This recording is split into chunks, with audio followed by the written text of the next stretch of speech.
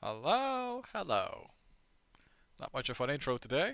We're just gonna go straight into it. I think I'm live. I should be live. I'm just gonna quickly. Yeah, I am live. Okay. Yeah, we're good. I'm professional. Not actually. I'm not. I'm amateur, but I'm amateur enough. Okay, I can tell. Right. It is a beautiful Monday evening, and my camera is fucking god. Why does it do this like this? Okay, hold on. Give me a sec. I'm just going to and oh yeah and up up up up and it's better. I don't know why it does that. Very good now. And we do this. Sweet, sweet, sweet. All right, into the game. Beautiful Monday evening. Didn't stream yesterday. I just didn't wanna.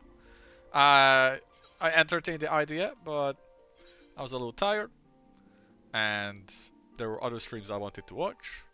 And I feel like we're in a good enough place where I don't feel the need to like have to fucking rush and play every single game day to meet the goal I'm looking for, which is finishing the base MSQ by Friday.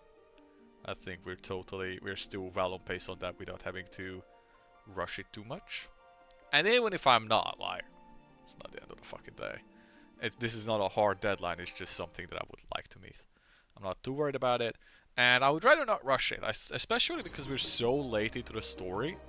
I felt like playing on a day where I'm just not feeling super into it, where I'm not fully locked in, is actually worse, because I'm just not gonna pay attention to the story as much or not be as invested in it. And when we're so late into things, that's not what you want to have. Now, today, before we get into the MSQ, we will do a quick dungeon. I decided we were gonna do a quick dungeon today. I'm just gonna quickly send one message out to my greatest fan ever. We are gonna do one quick dungeon as warrior. I already did some yesterday. I played some offline, just a little bit of Jute Roulette for level reasons. Does one of these give more XP than the other? No. But I want to do high level dungeons. High level dungeons are more fun.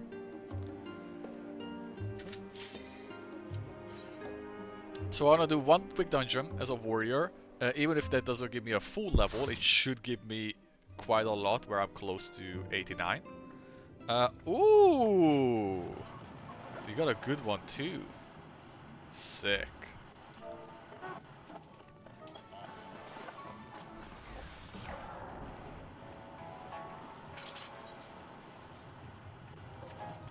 I have to admit, I complain about Jute Roulette a lot, but lately it's been actually quite gracious to me.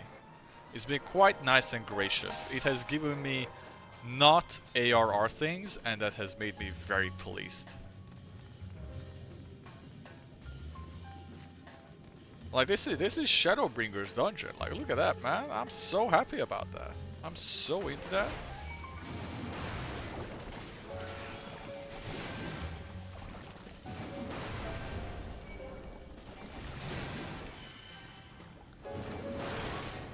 I just blew that one for the thing too.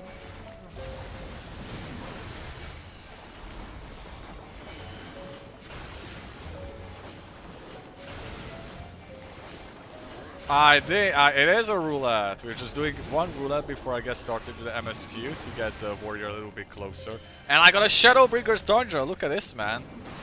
The Jute Roulette has been actually quite gracious to me in the past couple of days. I got an Eden fight yesterday. That was very nice and fun.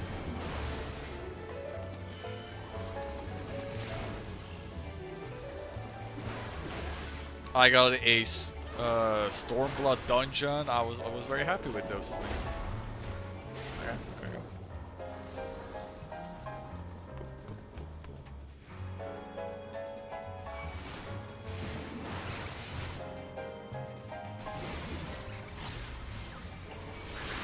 So yeah, we're gonna do this one dungeon and then we're jumping back into the main story. Is the plan.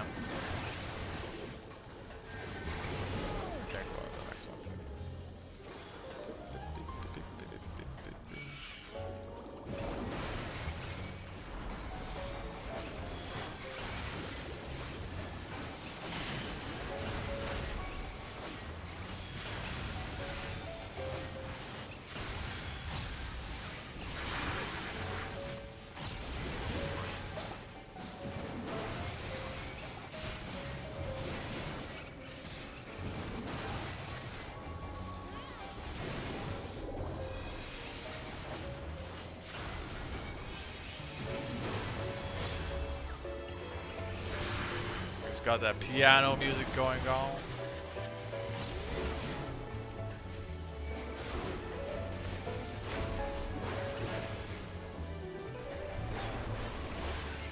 And we'll see how much progress we're gonna make in the story today. They had some style. You gotta give it to them.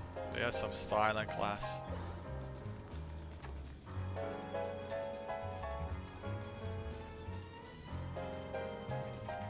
Sharkies.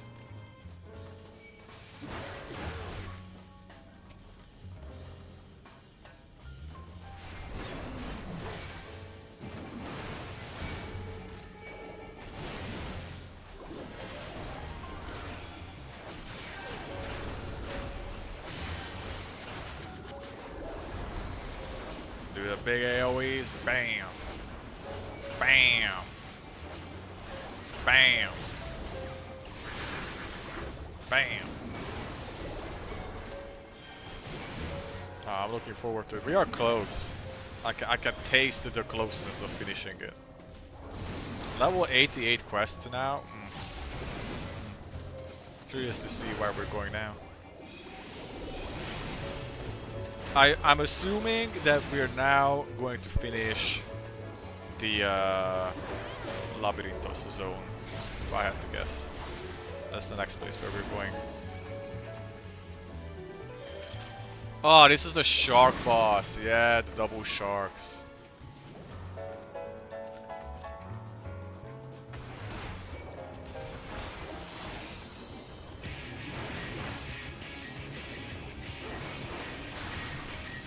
That sounds like a tank buster. That wasn't that much. Ah, why would you do this to me?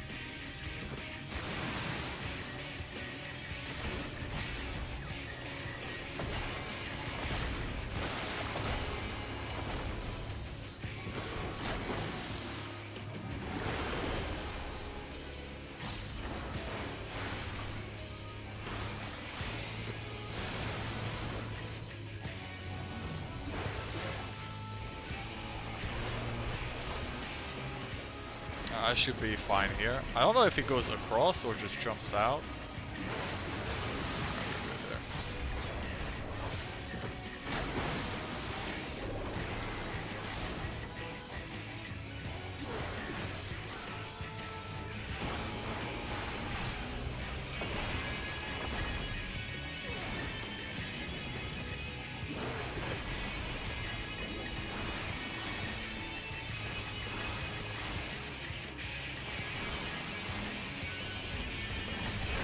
Shit, it was a cone. Fuck. I thought it was a line. Oops.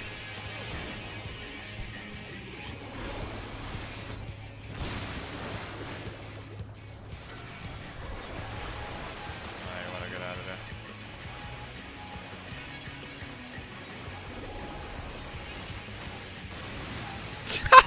Everybody got me by that dude. I moved. That wasn't on me.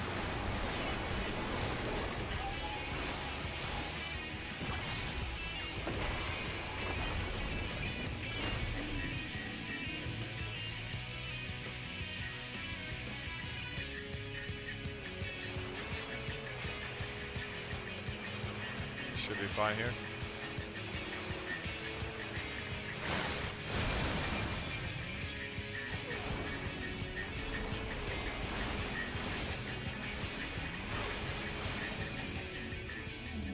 Nice. Yeah, it is.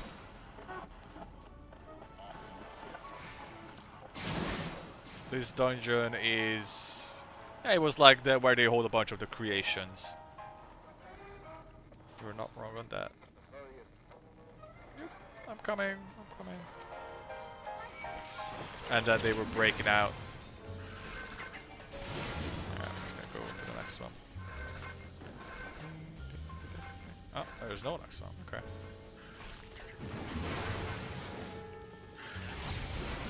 Thought there would be.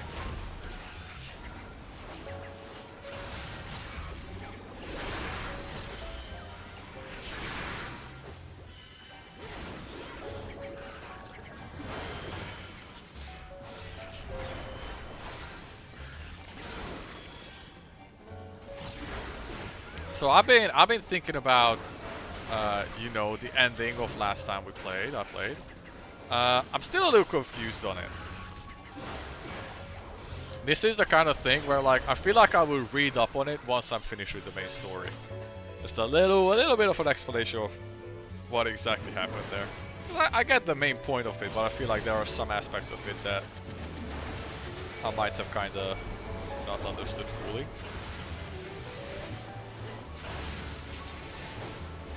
And like the order of things, was it actually happening, or was that more so just a representation? For example, what I spoke about, like when Venat did the big light beam. So there were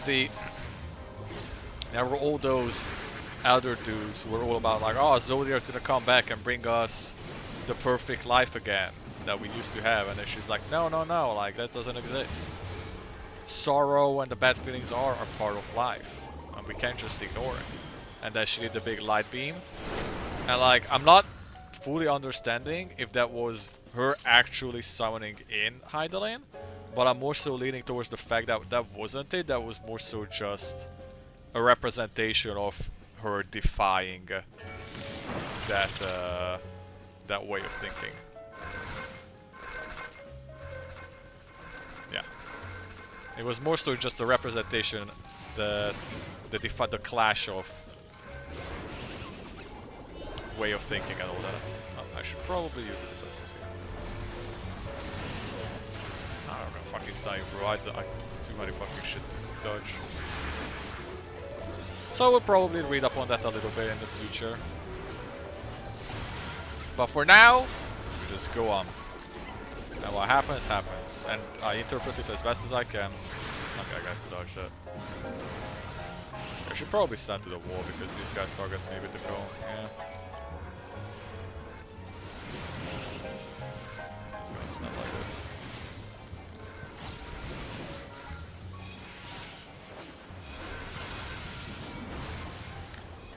Off topic, Steam Next Fest is happening, which is like demo days on Steam.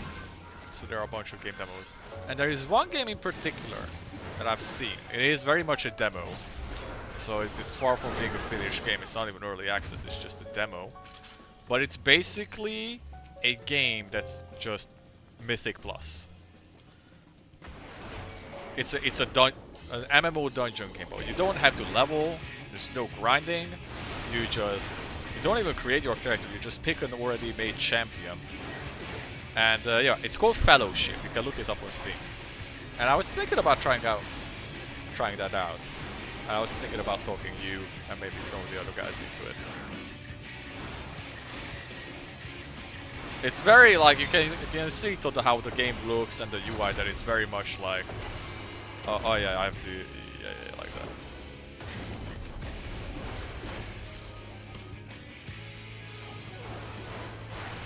Yeah, they put the add-ons in already. Like it has DPS meters, heal meter, and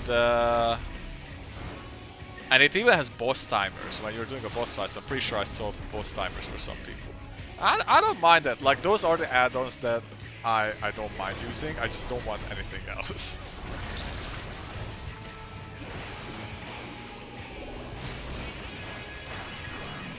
There definitely are a couple of things when I watched footage of it that I looked at and I was like, they need to change that. That's like something that I always struggled with a long time. But I'm definitely like, I'm interested in trying it. I'm down to support a game like that. Oh, I need to not. Sorry, I wasn't paying attention.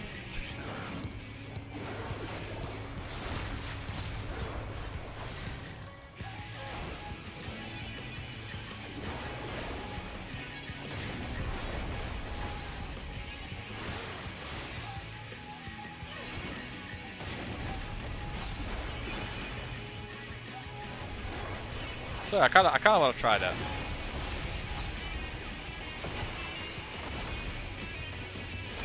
There's definitely some things that could be improved. The UI looks very much like a bit of a baby's first UI. It doesn't look horrible, but it also doesn't look great. It also had the age-old WoW thing where you do a dungeon that's all snow and blue, and then all of the telegraphing for attacks coming in are also blue, and I looked at that and I was like, that they need to change that. That's exactly what the shit that WoW's been doing for ages. I'm gonna go on the other side from you guys. Yes, it is very WoW coded. It is very WoW coded. You can't. It's literally. It even has like kill 100%, feel like the trash bar percentage before to finish the dungeon. It does have group finder in it. Like, I think you can go in pre-made, but you can also just like quick match and it will match you with people. Which I always thought is something that WoW should need and use, because I think it's dreadful. I understand that it brings some frustrations in difficult content, but also it is absolutely soul killing in WoW when a DPS literally spends their entire afternoon trying to find a single group to play a dungeon and they can't. So I always thought that WoW should need some kind of better way of matchmaking than just looking for a group. So anyways, that's one game I kind of want to try out in demo days. I think that'd be interesting. Try it with the boys.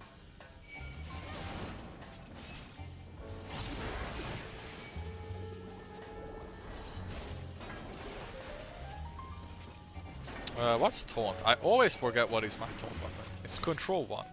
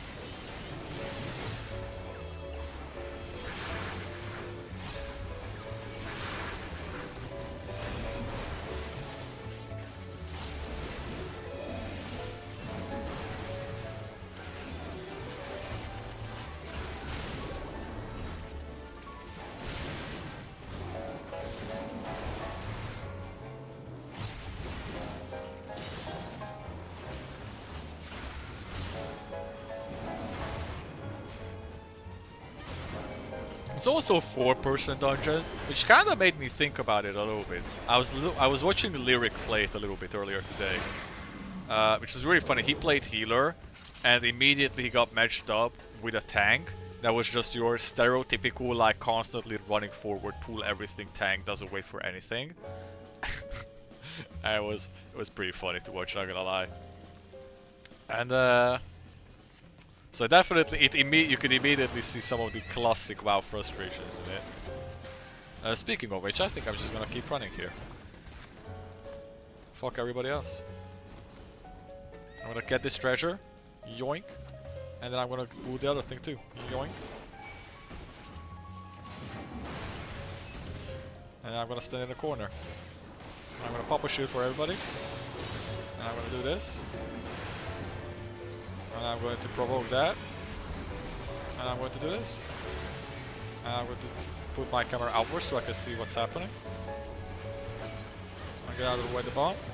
And I get out of the way the other bomb. And then I keep standing in a corner. And then I can do a heal for myself. And then I'm going to do a big AoE. And I'm going to run the other side for no reason. And I'm going to do a AoE debuff. And then I'm going to keep swinging my axe.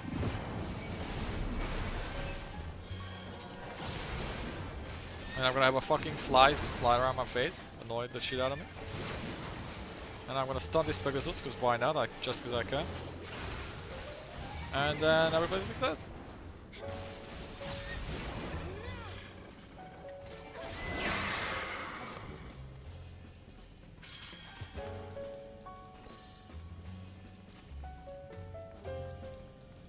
So it made me think that, like, I think 4-person dungeons are more preferable, at least from a healer standpoint. Oh, what is this? This is like it turns into some shit, doesn't it? Yeah. Quetzalcoatl. Oh, is this just another dude who turned into like... into a fighter form for a thing? I didn't even consider that before. Or this is just a creature that like... I don't know. I should have had the cutscene for that. Ow! Yeah, I think 4-man dungeons are more preferable from a healer standpoint. Yes, exactly. Like, having to take care of 2 kids is a lot easier than having to take care of 3 kids. Might not seem like a big difference, but it's actually a huge difference. I probably wanna move out of the way, don't I? I don't remember what you do with the orbs.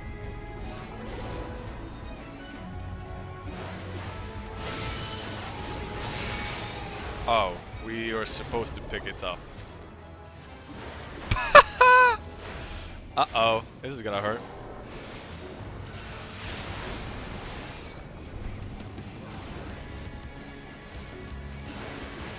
I need to do this, right? Yeah, that's what you do. Oh.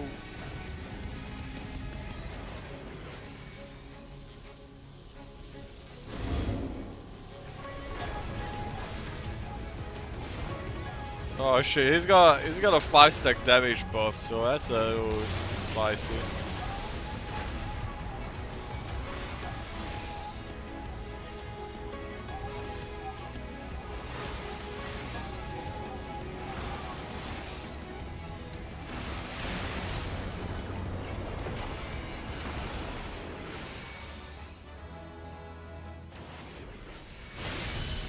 I'm fucking dealing going it.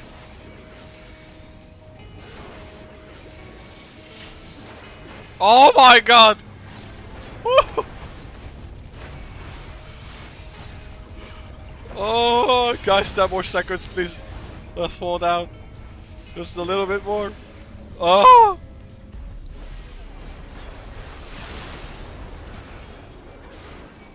Pick up all this shit.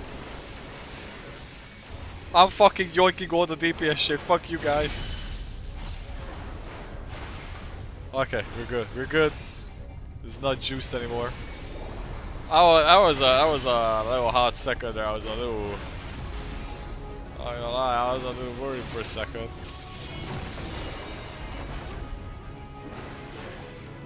Oh, I just popped my thing. Awesome. Fuck, I tried not getting knocked back, but I can just do that.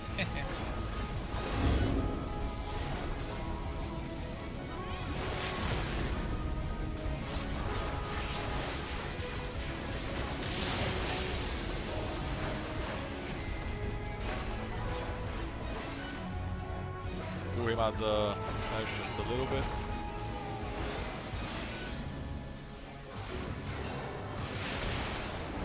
Shoot for everybody. I got some loot. Take this shit up. Actually, I'm just gonna kill it! Kill it! Kill it! Finish! Fucked enough XP. Nice. GG's.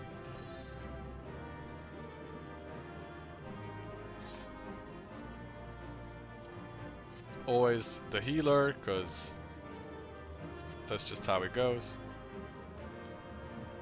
Not my way.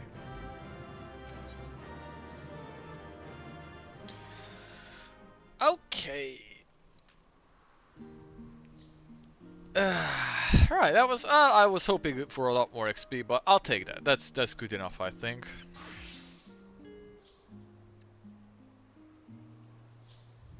Yep, exactly. Machinist and warrior. So we're going to keep doing the stuff as warrior for now. Shit, I had some stuff, but I.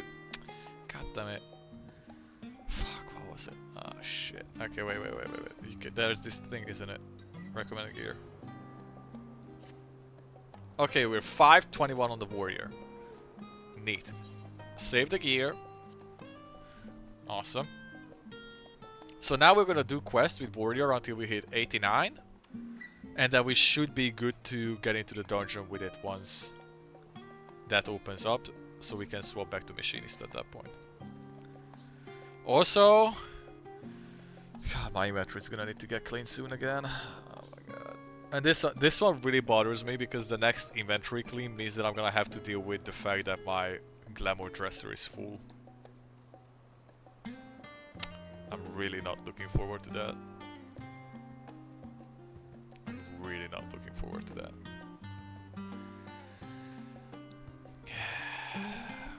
Alright. Let's just...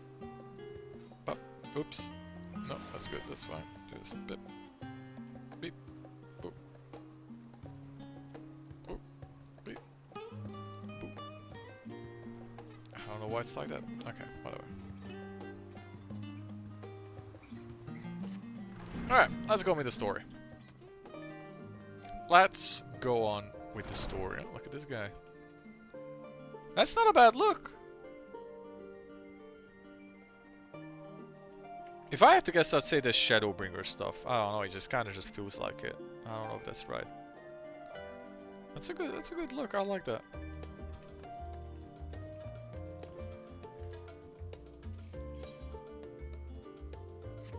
Yeah, I think so. Feels like it. How are we doing on tomes? We got some tomes.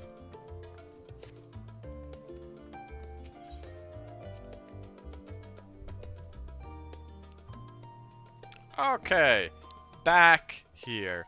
So, let's tell them about my little time traveling adventure as the heavens burn. Now, so I've been wondering, right? I said this before.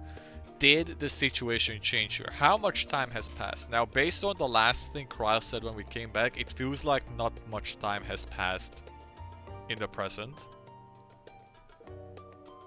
Which is not what I was expecting. I was low-key expecting that we would get back from our time traveling adventures and the world have gone like to complete full shit in that time span. But we'll see. Probably now. Alright. Though as you, Kryle, both have news to share, hers is perhaps the more urgent. Uh-oh. I might have spoken too soon. Uh-oh. So, have you learned all from the more of the final days? Yes. Then the journey was well worth the risk. Know that your newfound knowledge will be a great boon to us all. Unfortunately, during your time on the First, events here have taken a turn for the worse. The Scions are running themselves ragged trying to contain the spread of the blasphemies, but it's a losing battle. They're trying to ascertain why of it, and they say that Aphanaut have been traveling all over. Of all the regions they visited, Locus Amoenus is one of the worst affected. What was that place? I don't even remember, but we'll find out soon enough.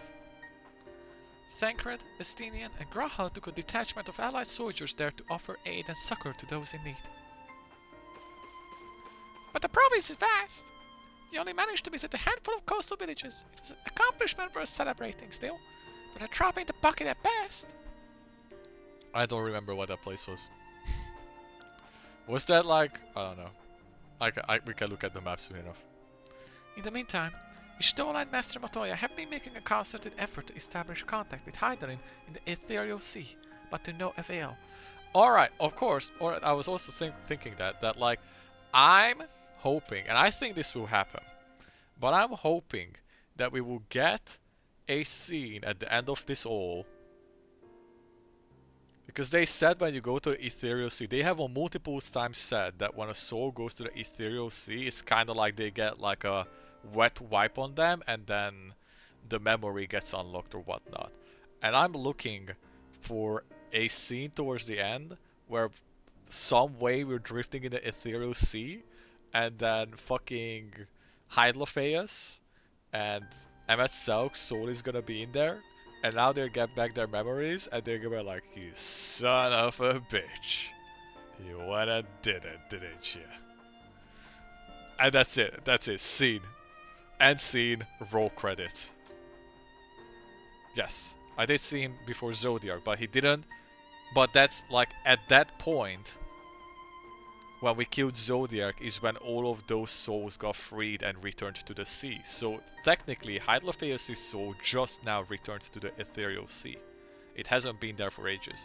And Emmet Selk also only recently died. And Heidelin said that she returned the soul to the ethereal seaweed herself, and I said before that I suspect that to be Emmet Sauk's soul. But then again, that's just a game theory. But that's it. That's what I'm looking for. I'm looking for a scene at the end where them, and then maybe Vanat can be there too, but you know, Vanat still remembers the shit. I'm just looking for a scene where Emmet Sauk and Hylis are like, you really went and fucking didn't you? You son of a bitch. Alright. As for Tataru and I, we've been keeping a close eye on the forum. From what we gather, they've been constructing a vessel to ferry people to the moon. An ambitious project that has likely been years, if not decades in the making. However, since we've seen no sign of it thus far, I suspect it's still incomplete. You will also recall the proposal issued by Master Forneshaw to the people of Razatan. Following their discussion, Vitrat declared his support for the plan and urged those who wish to evacuate to accept the forum's invitation. So far, so good. But that's where things get a little strange. Apparently, the forum caught wind of a lunar teleporter in the Tower of Babel and decided to use it to deliver people to the moon instead of their mysterious ship. Okay. Therefore, to secure safe passage to the Hanish refugees to the tower, Afinot, Anixi, Estinian, and Graha traveled to Garlemald not long ago. Trouble is, the capital was hardly the safest place to begin with, and now... What is going on there? Is it turning too? The final days have come to Garlemald. That ain't good. Shortly after our friends arrived, they were sent to rendezvous with Master Forneshaw. Then, panic broke out, and our communications were severed. From what fragments we were able to make out before the link show went completely silent, I can only assume the phenomenon has spread to capital. Is Master Forneshaw the kid? Emmanuel, or what's his name? I don't remember anymore. Dude, I know too many names. I'm losing track. The others need you, Morris. Please, you must help them.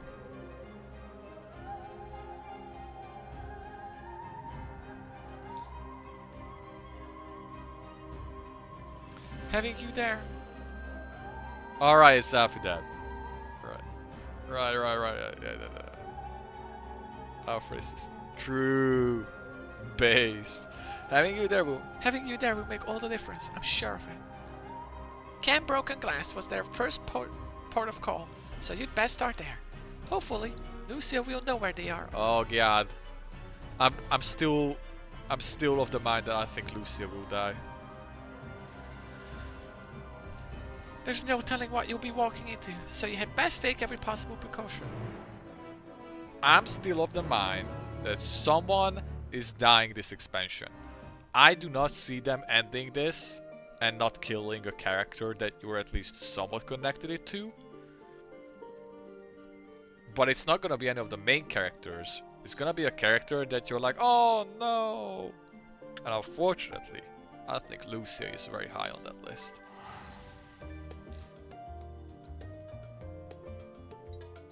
I don't think she will turn. Oh. Look at the weather. Now, at least now I can't have cloudy weather.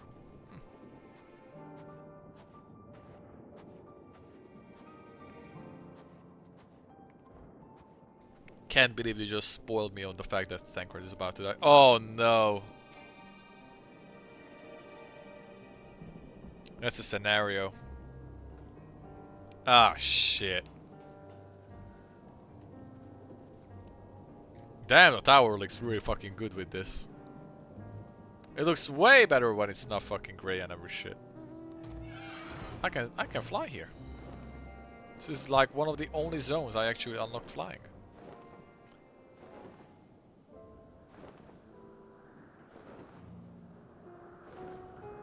In fact, I think this is the only zone I have flying unlocked. I didn't bother with any of the other ones. Yeah. Okay, here we go. We're doing it as warrior.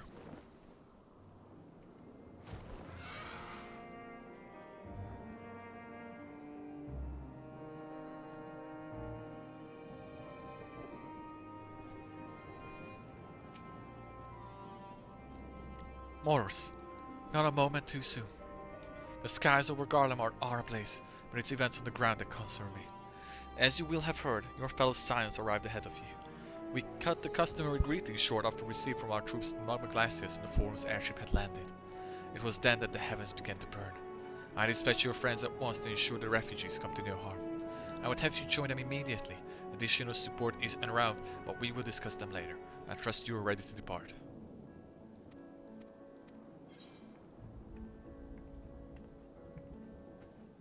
Yeah, warrior. We do it. We go.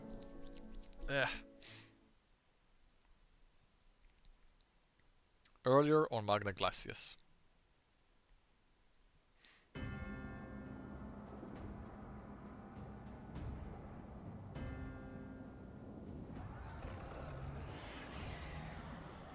Well, shit.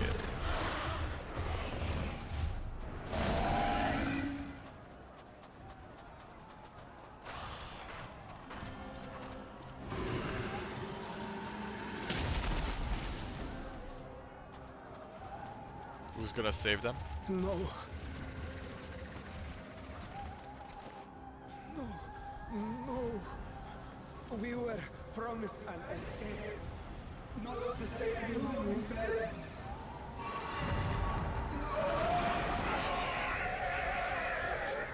Wow. I shall not meet my final days here in this blasted waste. Calm yourselves. Your panic is our greatest enemy. Oh, he's doing some leadership stuff. Come, we must build a line of defense.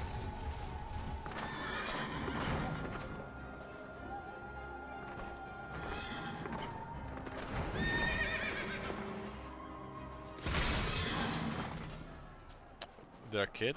Yep. How? Leave the fighting to us, Father. You must lead the people to safety.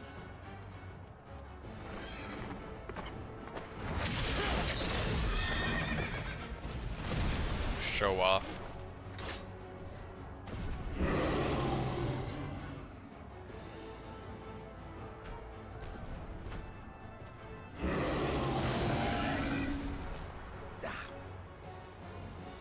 I can handle this pair. You shall tend to the refugees. Let us be about it.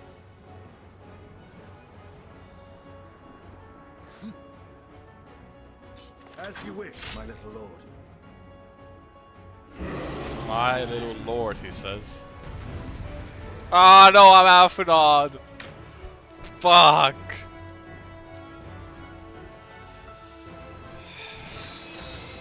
Oh, God. Don't. Command the beast's attention. See to the wounded. One. Help is at hand.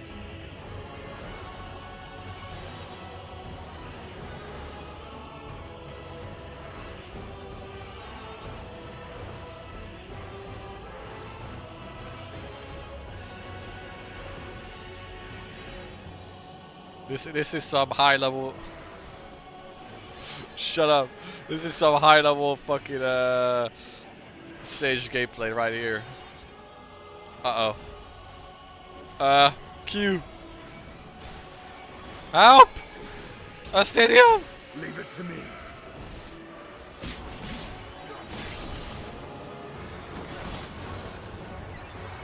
Okay, that's an AoE here. Q!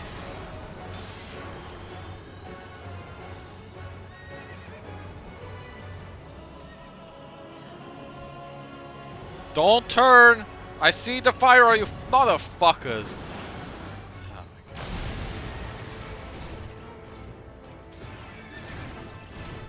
Alright, put the dot on them.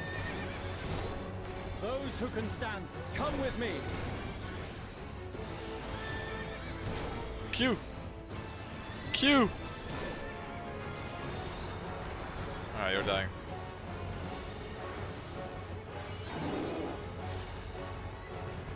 Call it, it's just refugees. I'm practically a Easy sage main now. Deep breaths.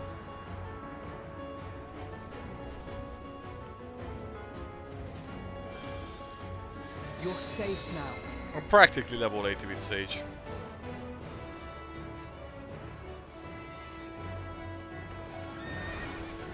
Level your diagnosis? What the fuck is this? Worry not for the refugees, but for yourself.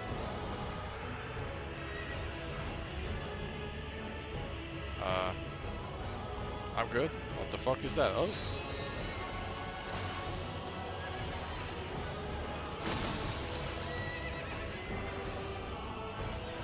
Here, have a shield.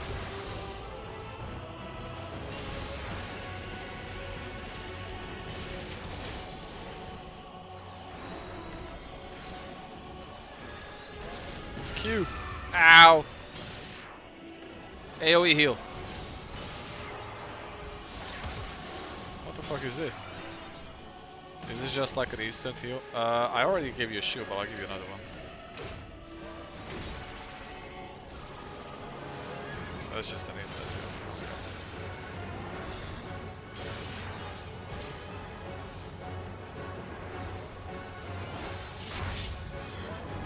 So 1 is normal heal, 2 is AoE, 3 is heal with a shield, and 4 is instant cast.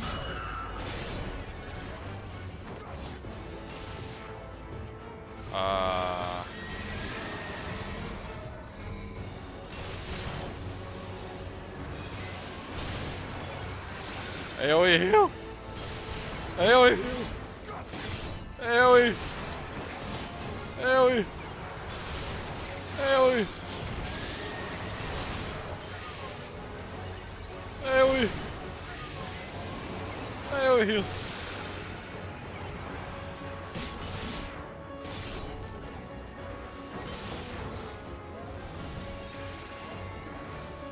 Look away! I like a third round too. Shield!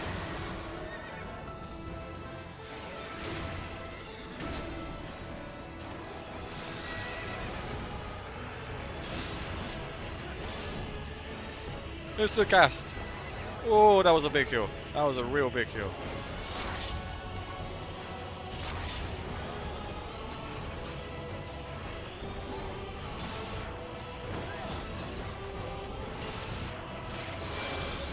I'm about to put the dot on him again. Bam! What the fuck is my R? Oh, that's an AoE hit. Oh, you need a shield. Need a big heal. Need an AoE heal. Not an AoE heal. Can you fucking kill him, please? Limit break or something? Yeah. We're good? We're good. Oh, wow, boobies.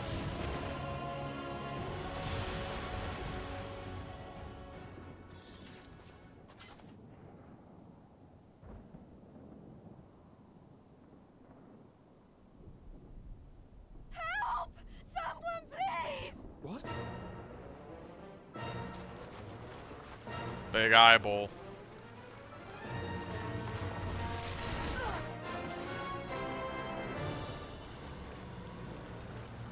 Oh, that's a lot of those fucks. No. Don't. I don't want to die. Don't panic. Forward! Let not a single fiend escape! Hey, it's your boy, Julius.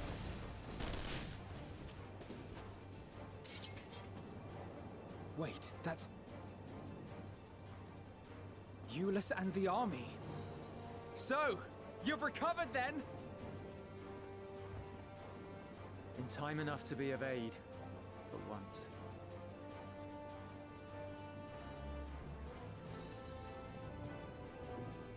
We can speak of it more later. For now, we must fight! To repay your salvation in kind, or with better! For Garlemald has her pride!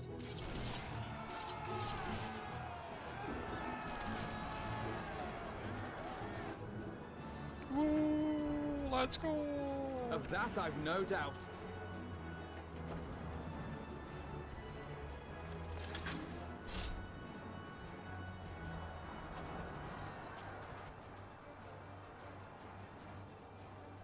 Good gods.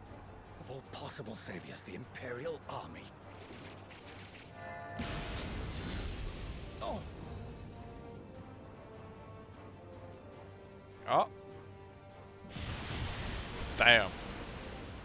I had hoped to take all of them down at once.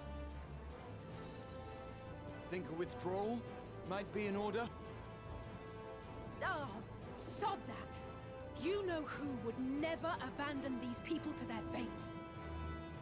To be devoured by their former friends. That'd be beyond cruel. These beasts must fall here and now. Well then, I'd say it's high time we threw caution to the winds. So long as you spare me the heroic sacrifices. Yeah, let's not do that. Now, let's go! Oh my god, I'm at say now. That's a little better. Son of a bitch. Oh my god. Oh, what the fuck am I looking at?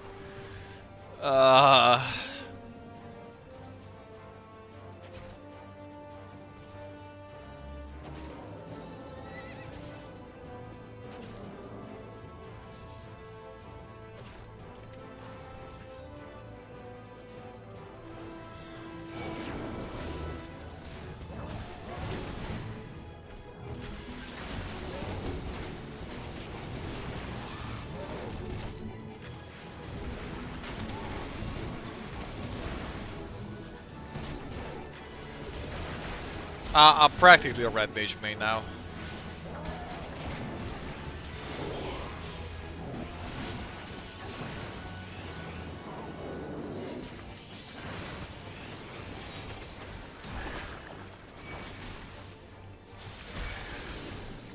Oh, this is my AoE. Whoop. Whoop. Okay, heal. AoE. I'm just gonna spam AoE.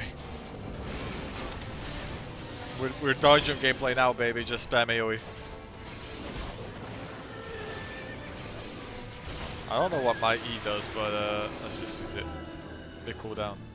Increase own magic damage dealt by fire and damage dealt by nearby foe. Okay. Oh, nice. So what's...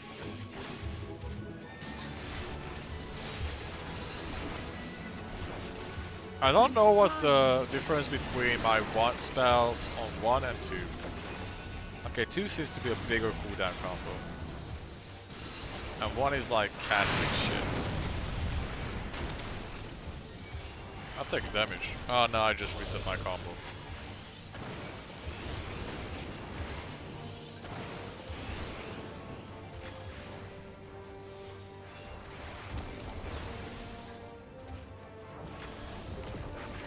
Oh. Oh, fuck. Ah, fuck.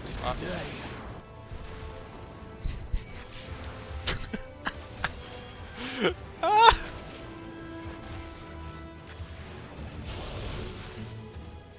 Can you not attack Graha instead, please?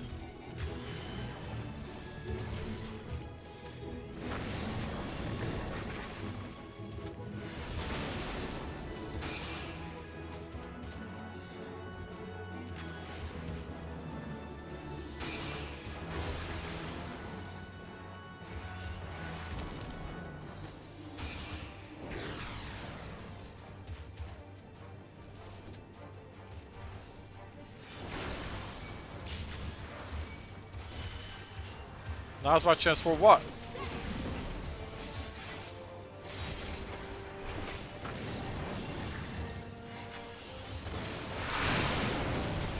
I guess I just do number 2 when it's up, and then besides that I just spam my 1.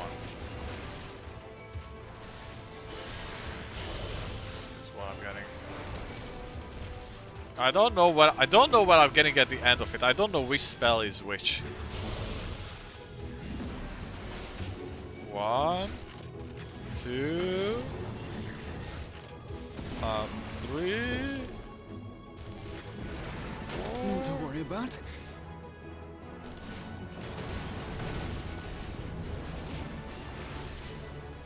The air crackles with energy. Find cover.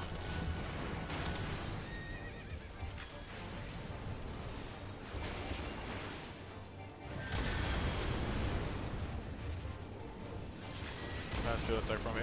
Okay.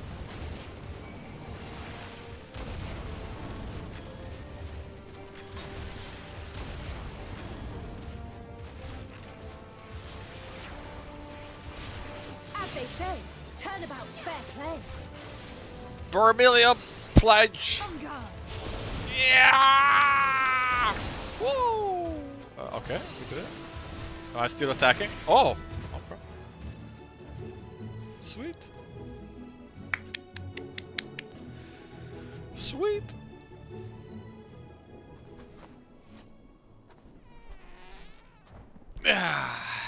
Big stretch. There's not the barest trace of ether. Maybe there really is no way to bring them back.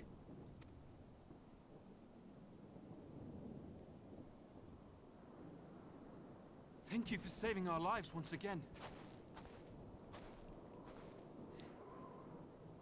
I remember you from Purusha. You helped us there too, didn't you? I definitely remember what place that is. Ah, you're from Palaka's stand. I'm glad you're still in one piece. Wait, that's from the India elephant place, isn't it?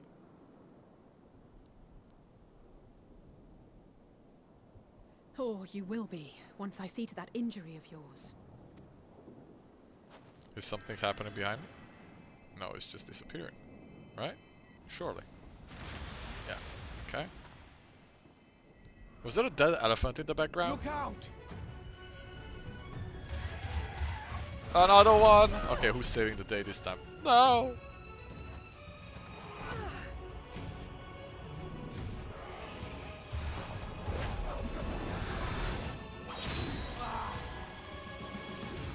Am I gonna play him now? Nice paladin stuff. Get out of here! Quickly!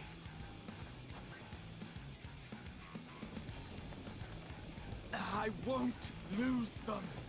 Not a one. This will be a brighter future. I won't let a madman's apocalypse ruin everything we've fought to achieve. It's not really a madman's apocalypse as it turned out. Oh, nice. I mean, if you could do that all this time. Get it together, Alizé. You're embarrassing yourself. And in front of father, no less. You might never measure up to our champion. Time for me to show up. But we ask too much of her as it is. You mustn't let our sword in the darkness fight alone.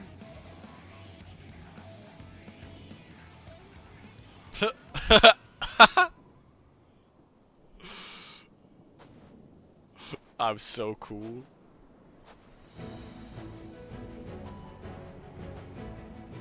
Oh hell yeah, good thing we chose Warrior for this. Warrior always looks the coolest.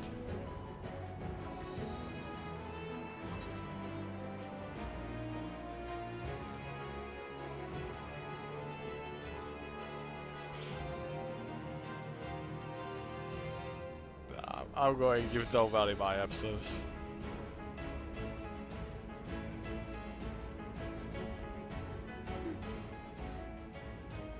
Don't cry on me. Myself, you know. Don't cry on me. Give her a head pat. We don't have the technology, but that's what I would like. Just a head pat. Good job. But then you're on Lalafell and you're like, I trust.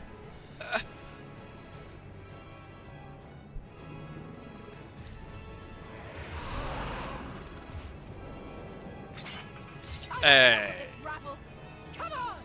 And now I play myself, and we literally like 3-shot this thing. It's just like a leveling mob. That'd be the best. Oh, a trio for the ages.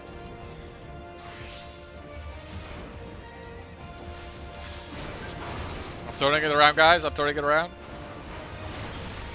It is dying as a leveling mob, bro.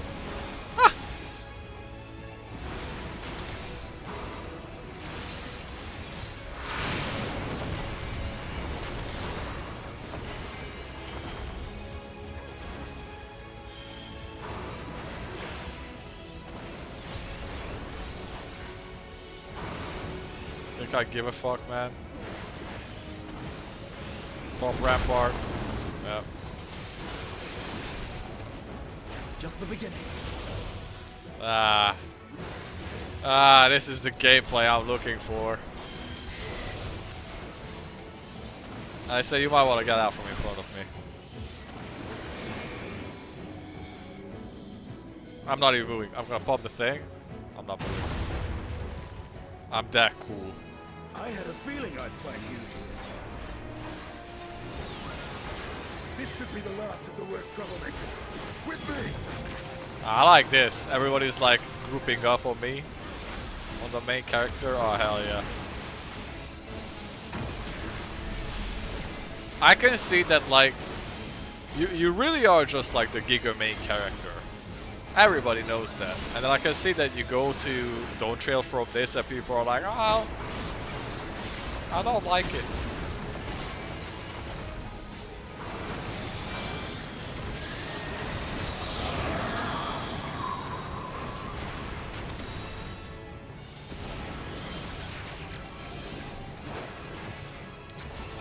I like how my plan was to just not bother moving out of it, and it ended up being perfectly good for me. Astina, I need you to move. I don't give a fuck. I'm a warrior. I don't know if you've noticed.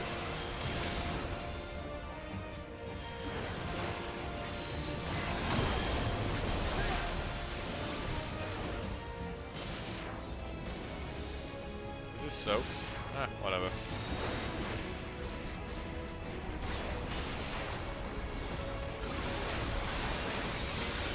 This is pretty funny.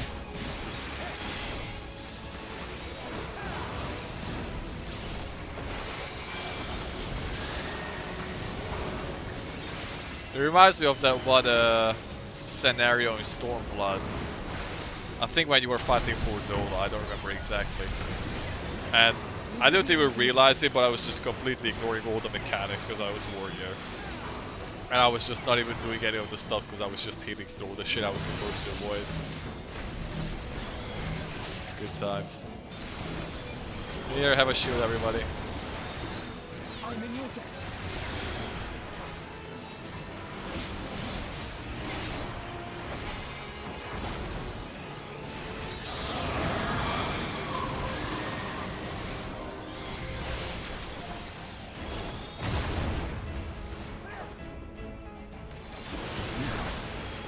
Where were we? Doesn't matter. It does not matter. I'll just crit your ass back.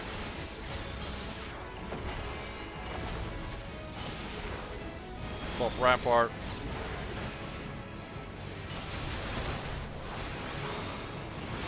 And you're fucking dead.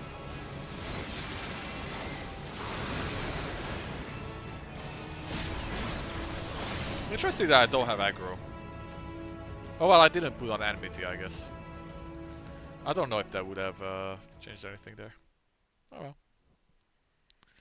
Cool stuff. Alright, time to tell them that I did a bit of time traveling. And also that our big arch nemesis is a little cute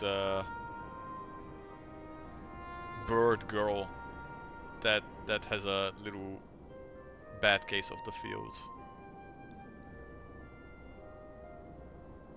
You must board without delay. The ship will depart ere long.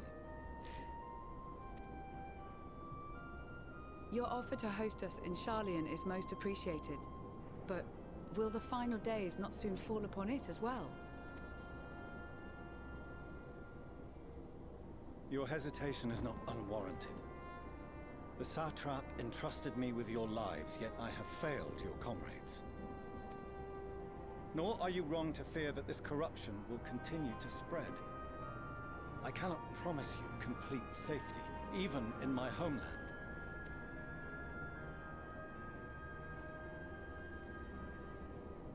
What I can promise is that I will do all in my power to protect you.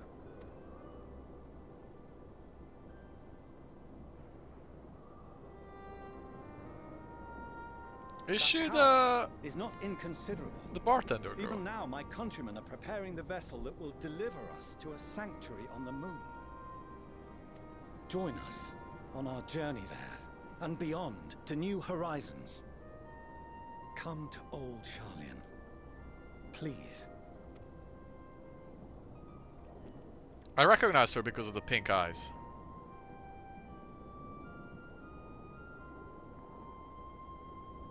We would be fools to refuse such a generous offer made in earnest. It's not her name, but I'm gonna assume that this is the bartender girl. She looked very similar, so I'm just gonna go with it. They all look the same. I'm like that. I'm like that. Alright, now we go to Seems there's a new Labyrinthos. destination.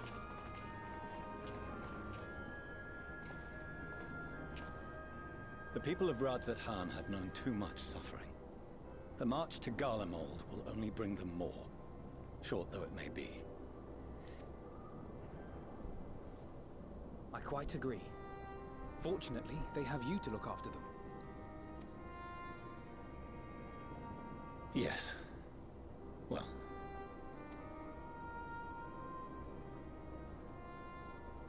Behind you!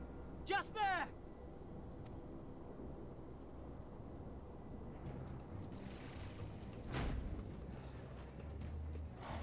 Run! More of them.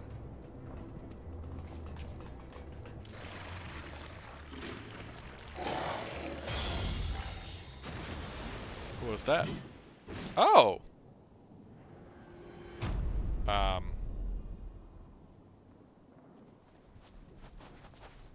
Xenos! Here! What's he gonna do? I don't think he's looking for a fight right now, but this is interesting. You'll be alright. Hurry to the airship.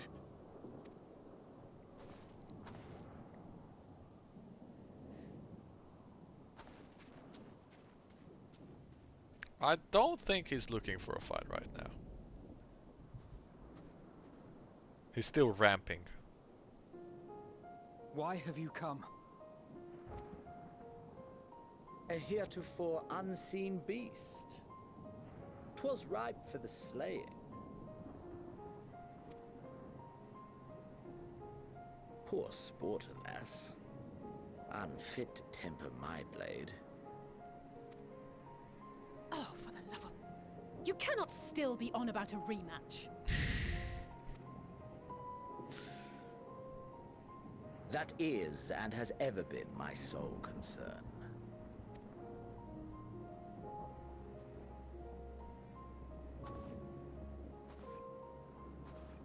You, on the other hand, are fixated on a different quarry. Yes.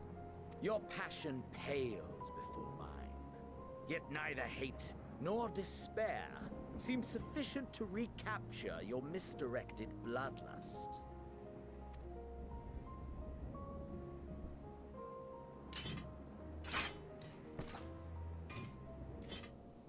So, I hone my blade, and I wait.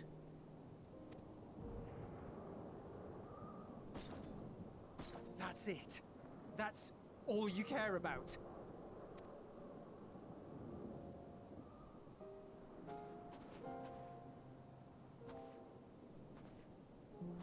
Garlemald is in ruins. Our homeland, the nation you rule, is as good as gone. Along with so many of its people. Nice lightning. Not just soldiers like us. Not only those who fought and killed for power and duty. innocent civilians. Murdered by their own flesh and blood. Lost and confused as they breathed their last. While we who survived with our lives and minds intact were left to freeze to death. The Eorzeans tell me all this was your doing! You slaughtered your countrymen! You did! For what? Well, for a rematch, of course. He ain't gonna give a fuck. For nothing in the end. So much wasted effort. This dude. You. You bastard! For your own sake, Ulus, you must control your anger. It will serve no one should it consume you and see you transformed. Right. That can happen.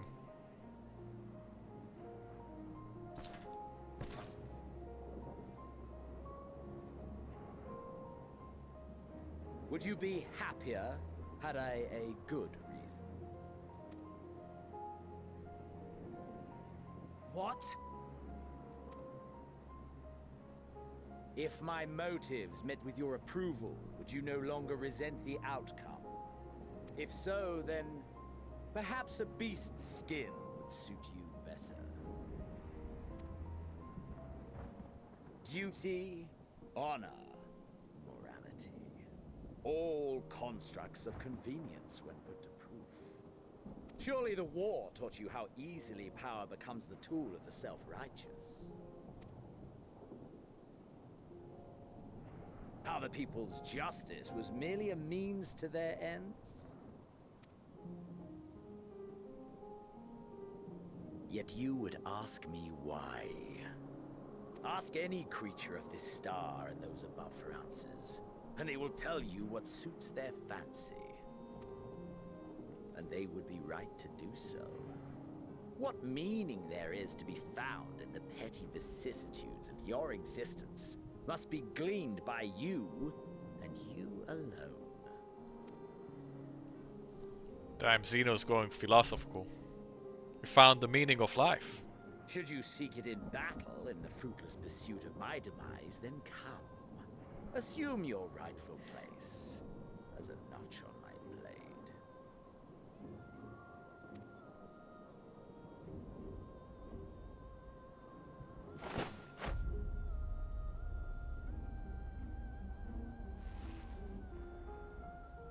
Give up, bro. You are a blight on the Garlean race, and there would be no more satisfying way to expunge it than by beating you to death.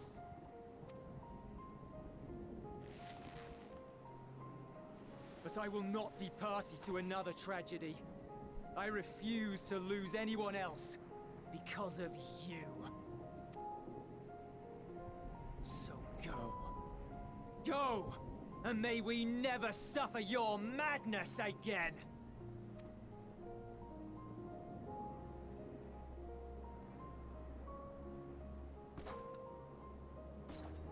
Xenos!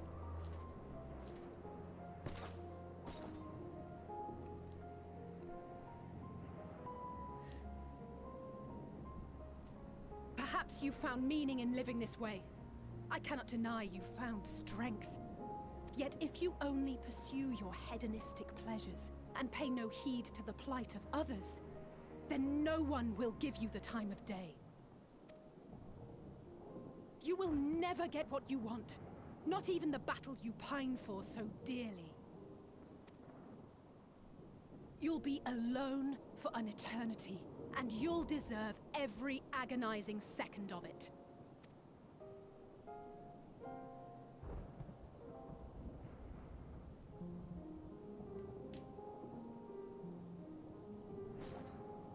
That one did some damage. He ain't showing it, but that one actually he listened to. Didn't have a comeback for it.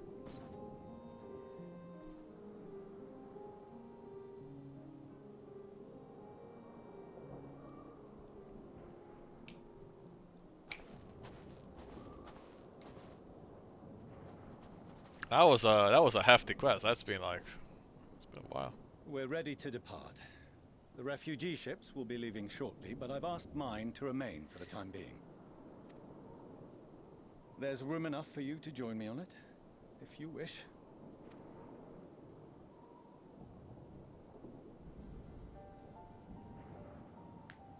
Do contain your surprise. I needn't agree with the Scion's methods or intentions to acknowledge that their deeds are deserving of gratitude. You beat him with your actions and not your words. Mommy was right. We appreciate the offer. But might I ask why you are delaying your departure? I presume it is not solely for our benefit. Mama Lavalier knows what she's talking about. I must visit Garlemald ere we return to Sharlayan.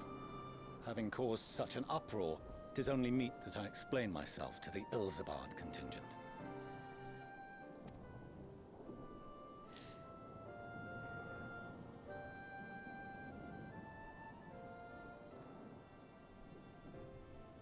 Allow us to accompany you then. We should be glad to facilitate, given our familiarity with all concerned. What the fuck? If you would like to join as well, Eulus, we can speak of recent events on the way.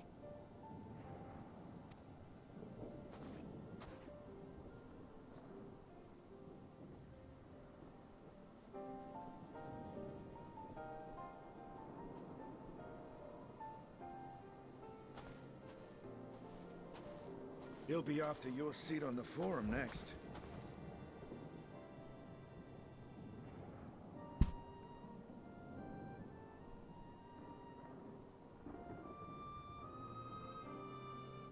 Estinia's smiling is uncanny.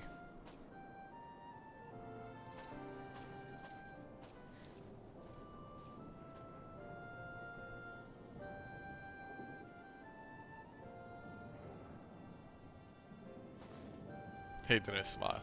He acknowledged. I was like, little smile, no smile. Little proud that moment, maybe.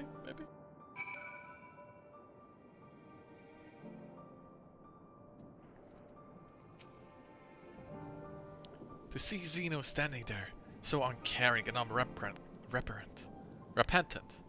Gods, I don't know what came over me. Just blurted out the first thing that came to mind. Looking back on it, I stand by those words.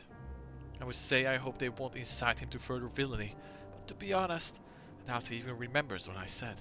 Oh, he does. Anyway, enough about all that. It's good to see you again. Boop.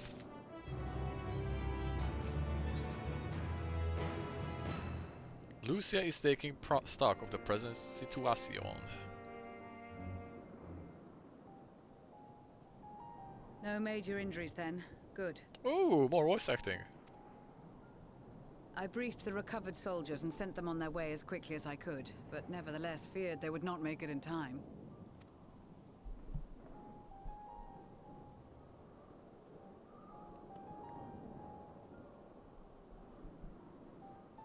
The additional support was invaluable.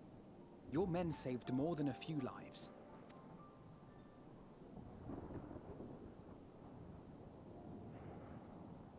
Though not all, I regret to say. That's how it goes. In the final days. I take it that I'm addressing Lucia Junius. I'm the forum's envoy, Fortuno Leveilleur. And you are owed an explanation for these most dire developments.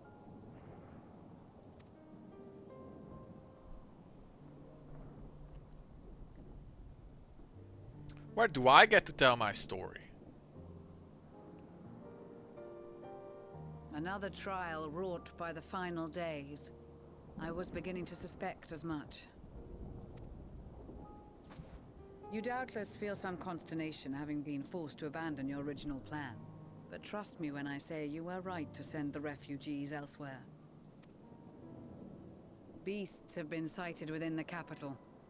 Perhaps it was a stroke of grim fortune that the population was decimated beforehand, as they've yet to appear in any great number, but in time.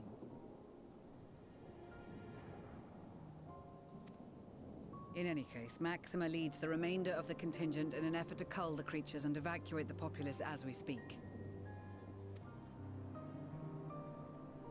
Once the airships have taken to the skies, I pray your men can be persuaded to join him. You'll permit us to retain our weapons? I wouldn't have sent you after the Scions were I expecting you to stab them in the back. And I, for one, would not consider past transgressions more relevant than future contributions.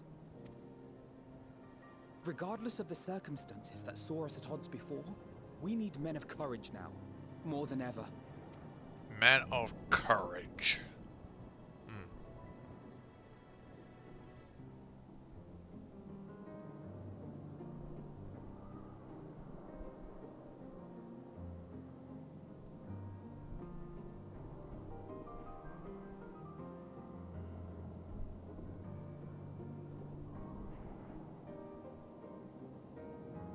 We swore to defend Garlemald, and so we shall.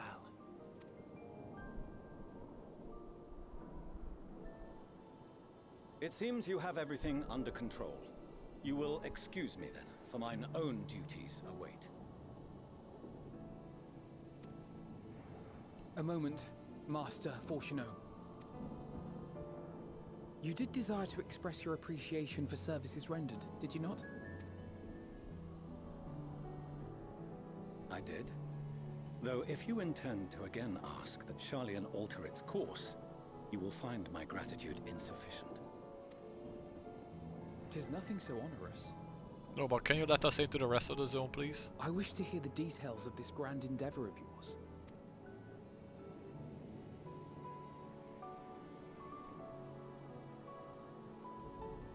Do you swear to listen and to learn, and not to embark upon some scheme to impede us?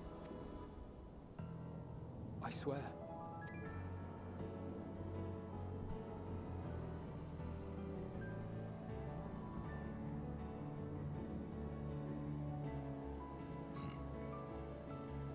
Any other, I would doubt. But you, I trust to keep your word. For not once have you broken it. Little shade thrown towards Alice. Any other, aka your sister, I would doubt. But you I trust, son. Very well. I will request that the Forum make you privy to our plans. You may await our summons at the Baldessian Annex, assuming the decision is in your favor. Does that suffice? It does. You have my thanks. Excellent. You can regale us with tales of your most recent sojourn to the First while we wait.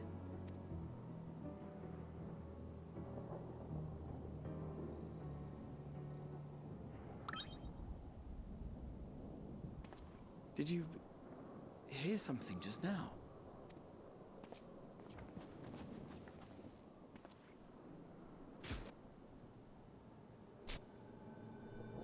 Oh my god. What the fuck?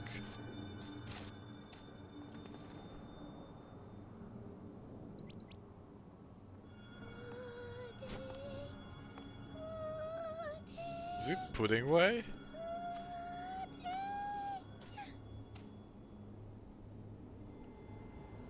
I think this is about to be a joke. Where, oh where is this star's blasted pudding? There you go.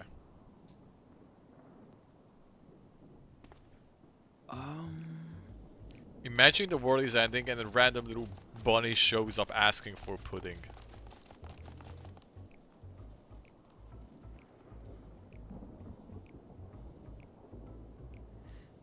Dawn may banish even the darkest night. And to this bitter clime bring warmth and comfort. The lightning, dude, the dramatic entrance. This fucking guy, man. 'Tis heartening to see such an assembly upon my return. I thought often of you whilst I looked down upon our star's brilliance from the moon above. Oh my god, why is my camera doing this today? I don't know what's going on with this camera, dude. Sometimes it's fine, sometimes it's not. Oh my god, anyways. He had to make a dramatic entrance. I mean, he really had to work for it, because otherwise it doesn't work with the little body people, so... You had to like make them line up and Yes, timed but it with what the are you doing lightning. here? And dressed like that? Aren't you cold? Are you the one talking? Verily, I fear for my health should I proceed to expound upon our purpose ere I procure more suitable garments. That's funny. That's funny. That's me. I'm a shivery tall boy as well. Then allow me to summarize. We're here because none of you lot are up there. Nor has anyone deigned to send word about any changes in the plans. What the fuck are my visitors? It's rude, is what it is. At least that's what I thought at first, but then folks got to wondering if you weren't in a spot of bother, so we decided to take matters into our own hands. Come down here and help, if our help be needed. So she says, but it's also something of a convenient excuse to visit Aetheris. Oriange made it sound absolutely marvelous. More so before the impending doom, but still. And it's not like there will ever be a better time. What with the aforementioned doom? To be honest, I wasn't particularly missing the rabbits, but hey. Marvelous, they say, yet not an ounce of pudding to be found. I must suffer Oriange's inferior works no more. Hey! Maybe consider the plight of present company before you go blathering on about pudding and doom? But she's not called pudding way for nothing. As I was saying, should you require any assistance with whatever, we are at your disposal. We were born from Hydaelyn's love for the lives of this star, so naturally we would much prefer to see them continue. Twiddling our thumbs up on the moon is hardly conducive to that, though, is it? Not when you've all got such precious thoughts and feelings and hopes for the future deserving of more active preservation. Speaking to Oriange made us realize that while we've carried out our duties to the letter, we've failed to fulfill them in spirit.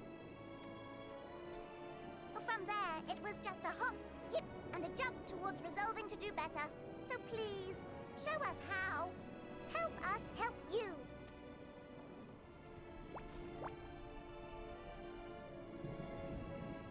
Forgive me, but are they... The people you're working together with. Thy distant collaborators, indeed. Yep. Hail, fellow. Well met.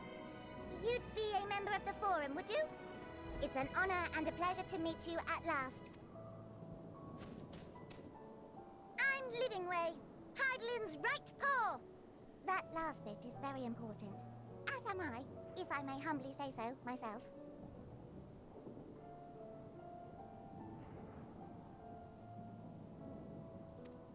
I bid you welcome to our star, Livingway. On behalf of the Forum, I thank you for traveling such a distance to meet us. As you have surmised, preparations for the Exodus have not proceeded as smoothly as we had hoped. I should be happy to personally escort you to our headquarters in Sharlayan, where you may advise us as you deem fit.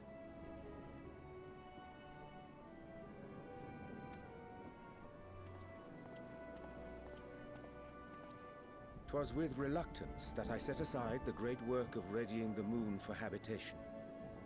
Be assured that I did so only after the Loperids made plain their earnest desire to come hither, and I myself felt a growing certainty that their contributions here would prove invaluable.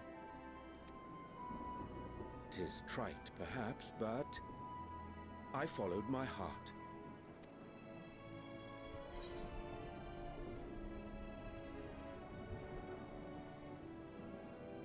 Good to have a thief back.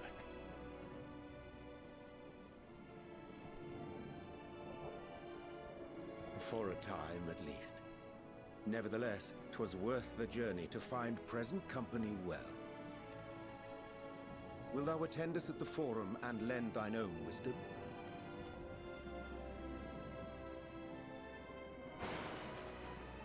If that's all quite settled, can we start moving before Urianger catches his death? Even I'm freezing out here. Oh, I dare say you'll warm up quickly once you're aboard the airship. Sat shoulder to shoulder with our fur-covered friends. Alright, can we go now? It's been like an hour and I've only done one quest so far. Oh my god, this was just accepting the quest. Holy. Oh! Alright, well, we're back. That's good. There's a Master Fornershot was a nonplus as we to learn the industry of Hydalin's lunar custodians. As he will soon discover, they have much and more to offer the Forum. Let us suggest we return to the Annex forthwith. We may yet have time to discuss dire recent adventures ere we are summoned to the Rostra. Time to tell them the time traveling stuff!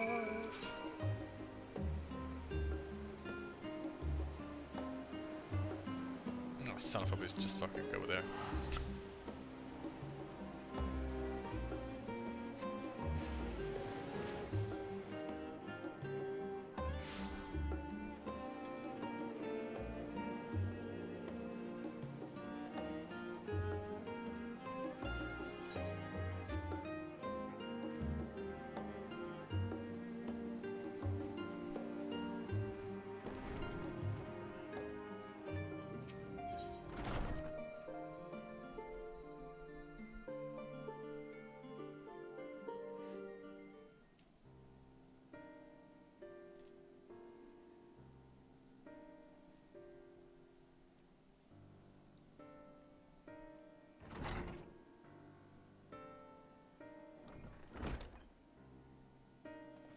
What up, team?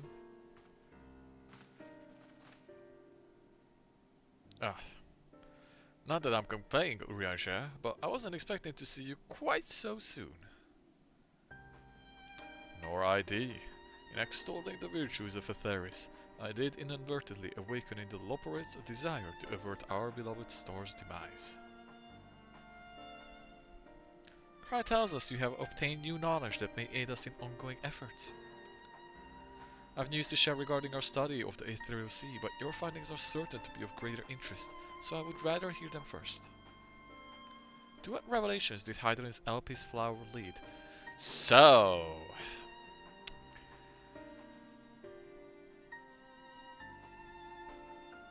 I went back in time, I met with Ametsak and I met with this other dude. They're totally...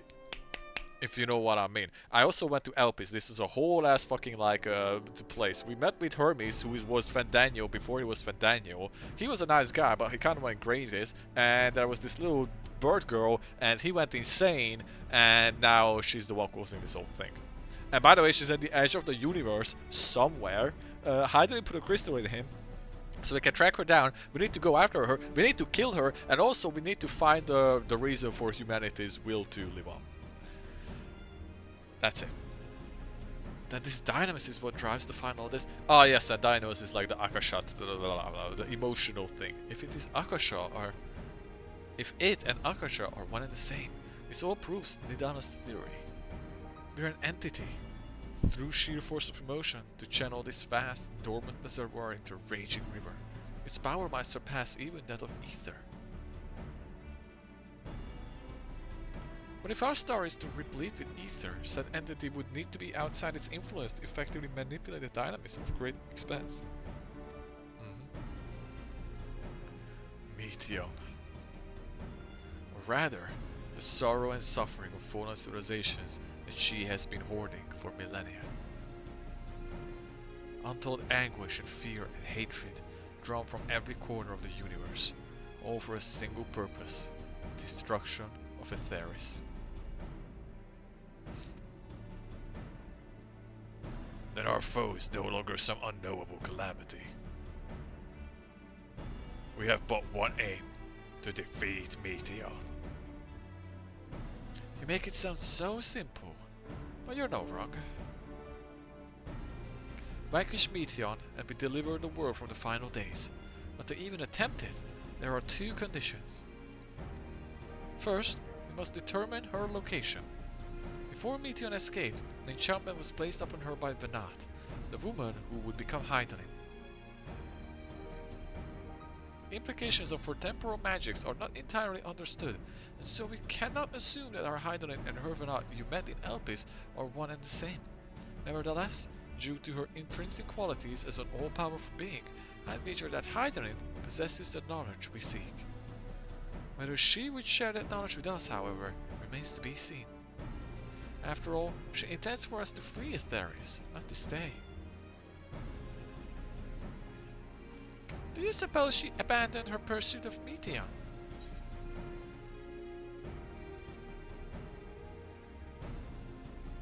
The Venat I know would never give up. I've met her at least for half a day. I know her really well. That's my impression too. Otherwise, she wouldn't have used me as a conduit of her will, or provided clues such as the Elvis flower. I believe she has been waiting for mankind's answer to Hermes' question.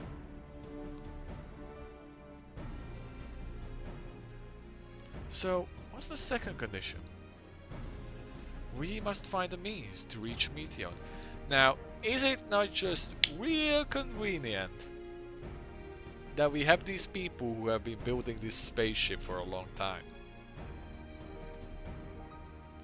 Naturally, our chosen method will depend entirely upon whoever she has made her nest. Wherever.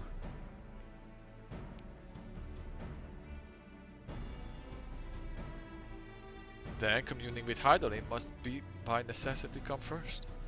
Also,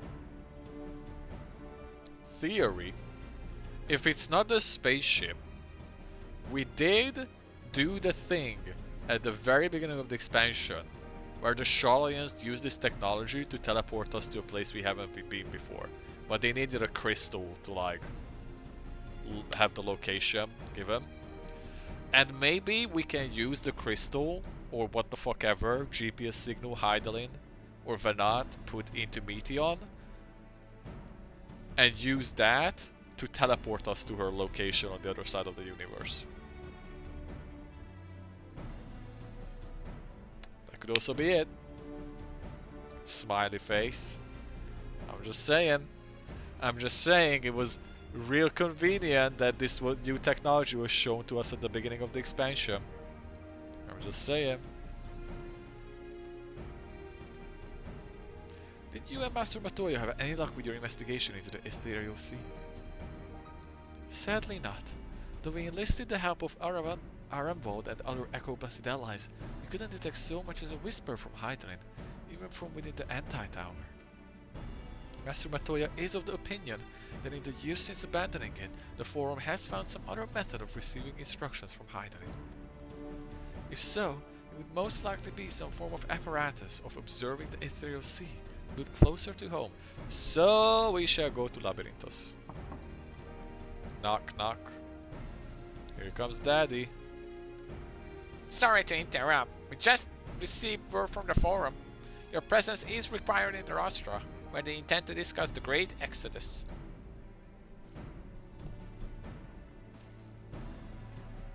Their father was able to persuade them.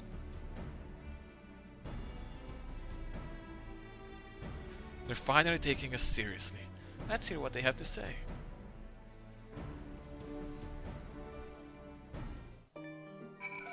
Let's go!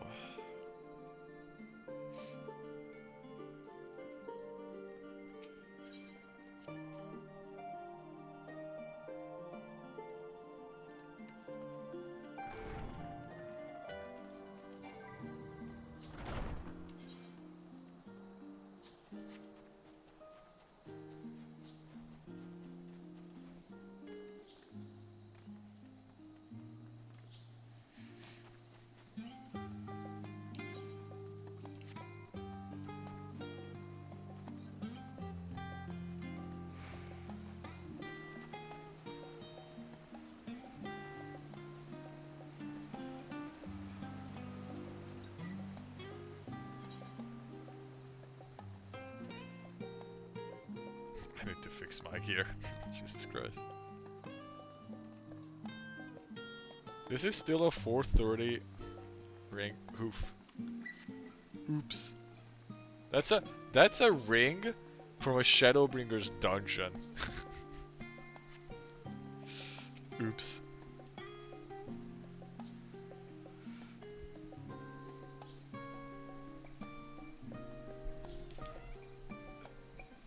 Ah, big stretch.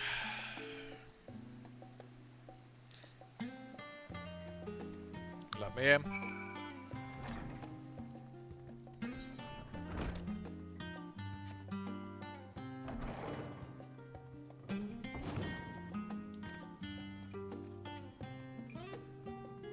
Oh.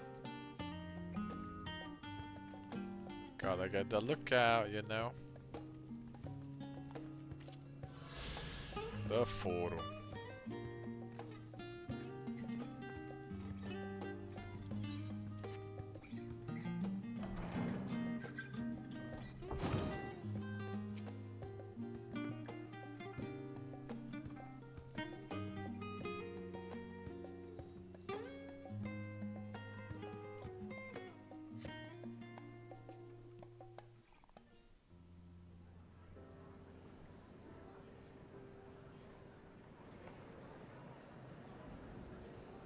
Hey, Grandpa.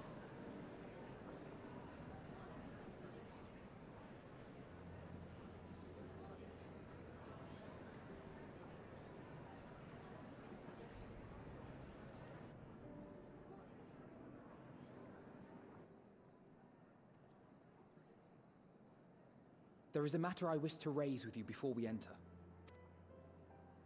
We are here to listen and to learn. But if the Forum's plans are more or less what I expect, then I should like to make a proposal that will serve our ends. By your leave, of course.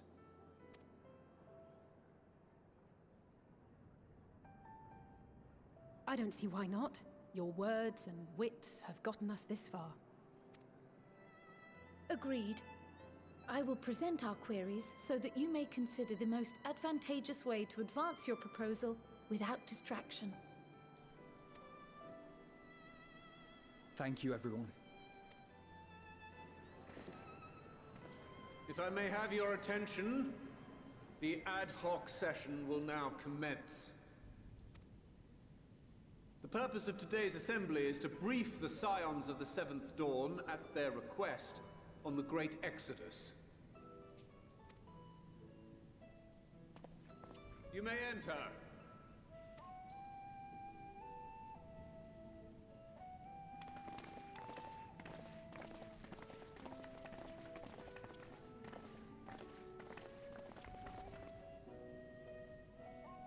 Back again.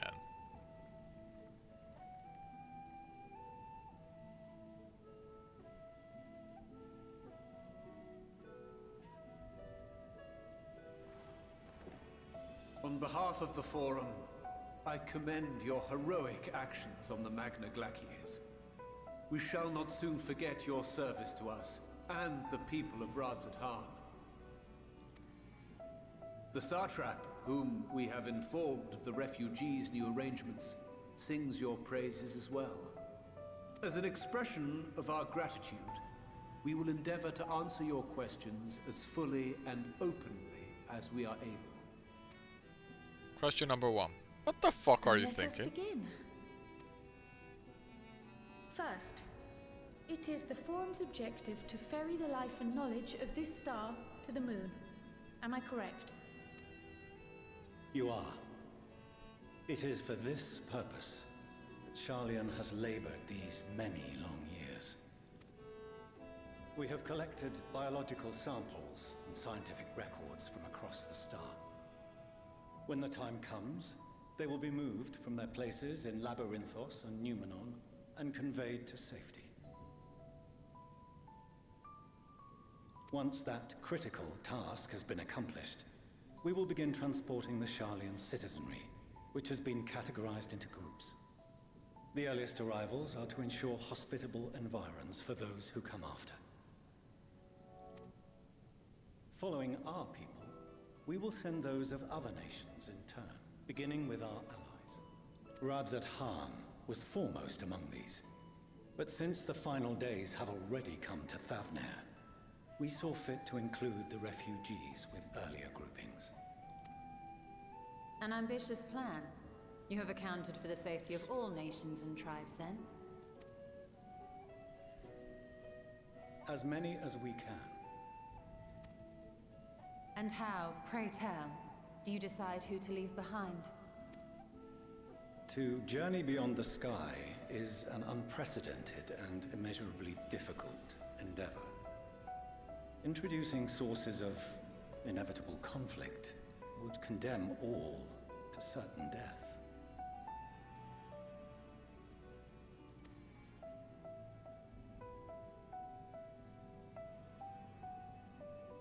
Questions as to the validity of that approach aside, are your plans proceeding apace?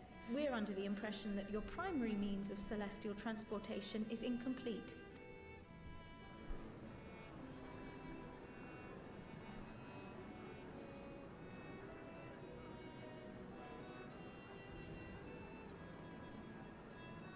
If only in that it does not meet our optimal parameters, that is correct. This Ark, as some have taken to calling it, is fully operational and could be launched even today. However, the final days have progressed more quickly than we anticipated. Sorry, Mabby. Should have waited an extra week. At present, the ship is incapable of attaining speeds sufficient to meet our evacuation targets.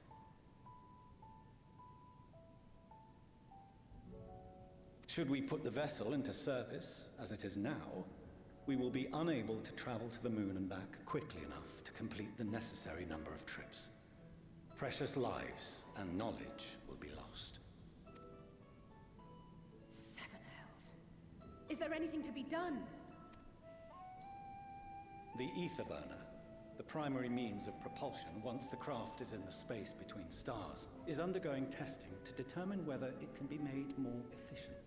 Though cargo is being loaded for the initial phase of the Exodus, we are prepared to continue our experimentation up to the day before launch, should it prove necessary.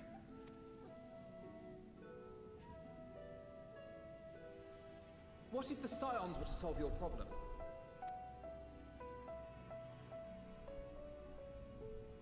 We shall help devise a means to improve the ether burner's efficiency, on 2 conditions.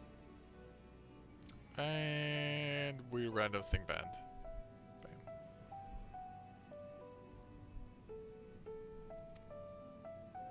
If we succeed, you must allow us to meet with Hydaelyn. I am really good at efficienting ether burner motor things. I hit them with my axe. 'Twas simple enough to deduce. You have a Concord, and so you would never have abandoned the anti-tower had you no other means of communication. One far more convenient, I suspect.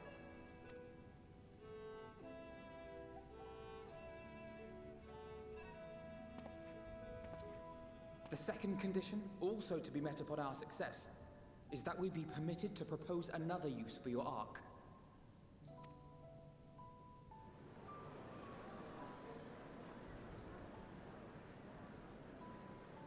We would be at liberty to refuse this proposal.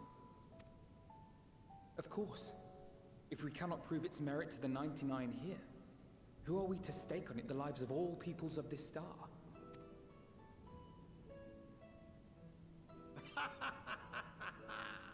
Delightful as always, Master Alfino. Grandpa is having a good time. Oh, we couldn't have asked for a finer plan. Allow us to solve this complex engineering problem of which we were entirely unaware until moments ago. What could possibly go wrong? The satire writes itself. I am listen, man. I do wonders with my axe. Yet, what field has not benefited from a change in perspective? when we are at wit's end. What we need is not the same dry theories recited ad nauseam, but fresh inspiration.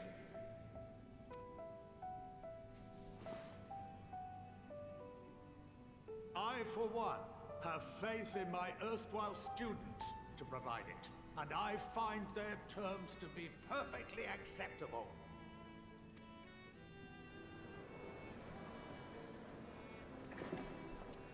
Order! Order! We have no time to waste on debate. I call a vote. I mean, both of our conditions were set on the term that we succeed with making the burner more efficient, so like, what do they have to lose? All in favor of agreeing to the Scion's terms?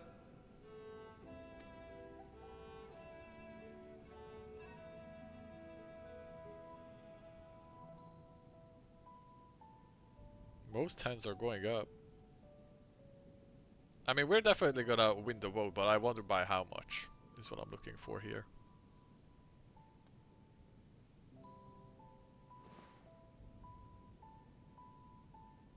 "71 in favor, 28 against. The ayes have it." Get fucked. Who goes against this? Fortuno, as the architect of this project, you are the best candidate to show them its current state. And bear in mind that regardless of your personal misgivings, this is the will of the Forum. He didn't put his fucking hand up. Also, he's the architect? Interesting. He's like, very well. Fuck. I have to spend more time with my kids. Fuck. I call this session to a close. Return to your tasks with urgency. The final days wait for none.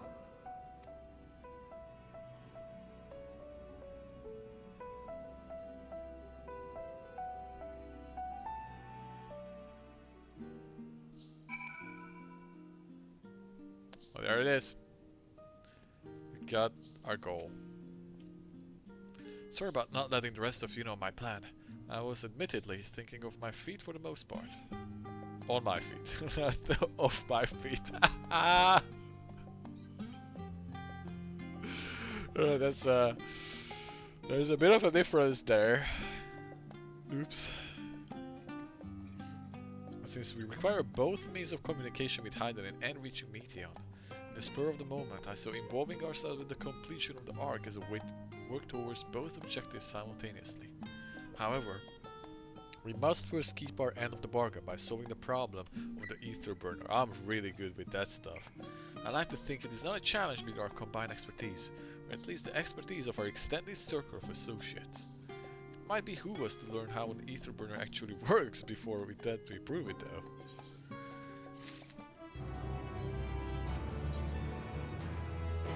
Going underground. Fortuno's ability to maintain a stiff upper lip is being sorely tested. As instructed, I shall take you to see the ether burner. Meet me outside the Archeum. I trust you can make your own way there. So the Ark is being built in Labyrinthus. Hardly surprising. Where else could they conceive such a massive undertaking? There we go. Bap. Boop. Time to meet with Arenville again, randomly run into him like, what are you guys doing here? Ah, you know, just saving the world, no biggie.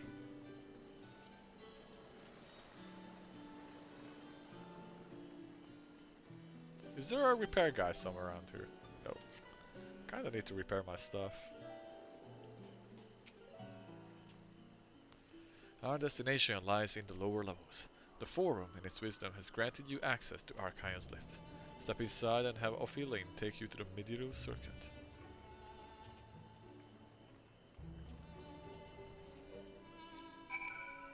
Alright, because this is not the... yeah, I know where we are. I know where I am. Okay. On we go.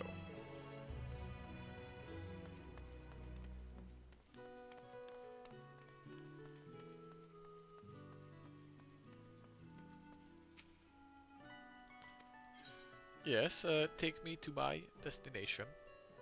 Now. Alright, are we in a new place? No, we're just downstairs, okay. Yeah, that makes sense. I have sent your associates ahead to Logisticon Alpha, on the other side of Mirial Economics. Actually, there is something I've been meaning to. No, never mind. It can wait.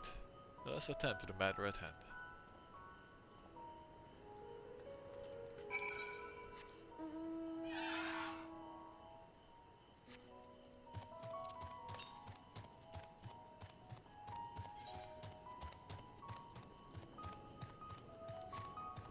Where am I going?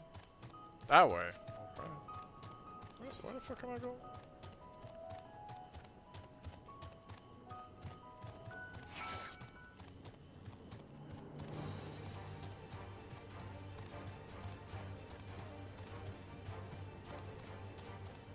A stray tomato? Oh no.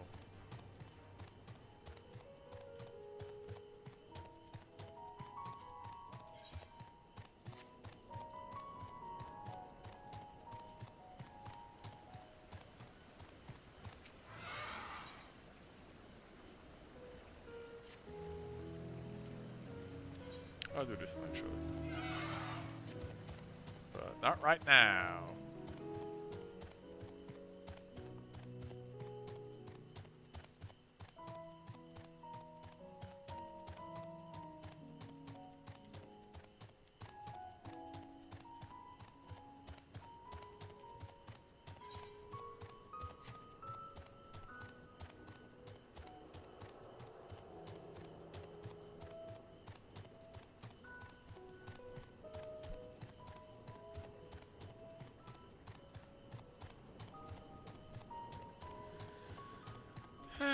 Is this it? Let me in. Thank you. Another lift.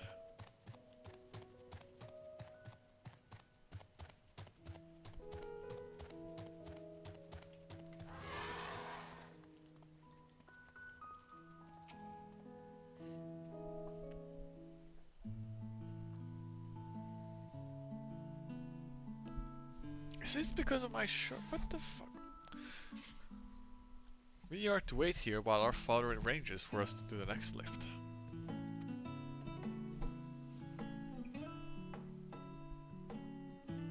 Here, being Logisticon Alpha, where the atmospheric conditions of Labyrinthus are regulated.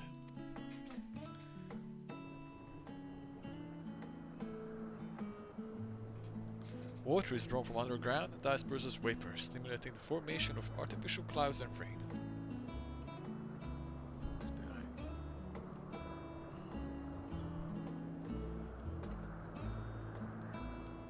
I fucked it up. By manipulating the temperature and air circulation, they are able to create the ideal environment for the growth and preservation of the biological samples kept here. Really interesting, guys. Good biology class. Hold on, how do you know so much about it? Why, father brought me here as a child. What? And left me behind? Actually, you're the one who left me behind when you went off somewhere with grandfather. The night before, I've been asking father how clouds are made, so he decided to show me. It was fascinating. I peppered him with questions the entire time. It is all too easy to take for granted the many interweaving aspects of the natural world, to grow inured to the wondrous. But having gained an understanding of the complex mechanisms employed by the Loprids in creating a similar environment, I have come to view such process in a new light. The subterranean gardens of Labyrinthus, the lunar prison forged to contain the ancient Zodiac, the habitats built for all mankind beneath the moon's surface, each unique yet undeniably similar. This is no mere coincidence.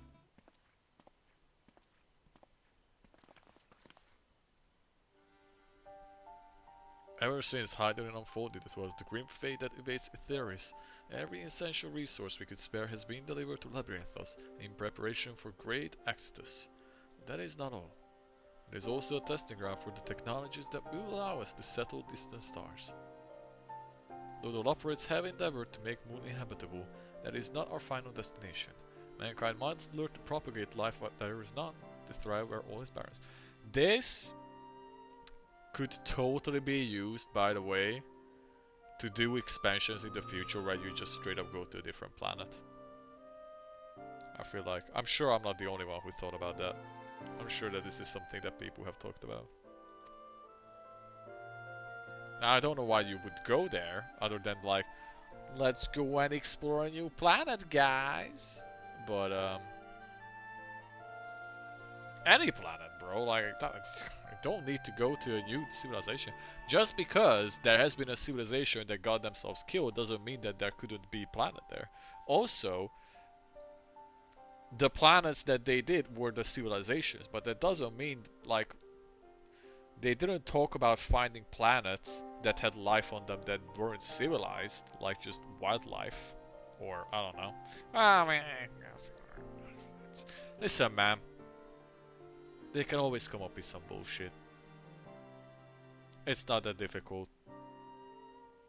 You can always come up with some bullshit reason that like makes it that you can go to a new planet. If they want. Alas, time is not on our side. I have arranged for you all to enter the central circuit. It is there that most of our preparations for the Great Exodus are carried out, the construction of the Ark among them. Though our plans have been made public, access remains highly restricted. You, however, will not be subject to said restrictions, and will have free reign to come and go as you please, such as the will of the Forum, after all. We will prove ourselves worthy of their trust. Your trust.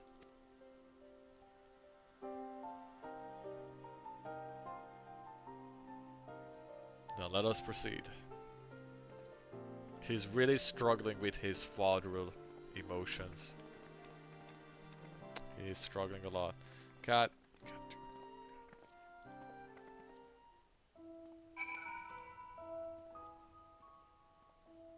me a sec.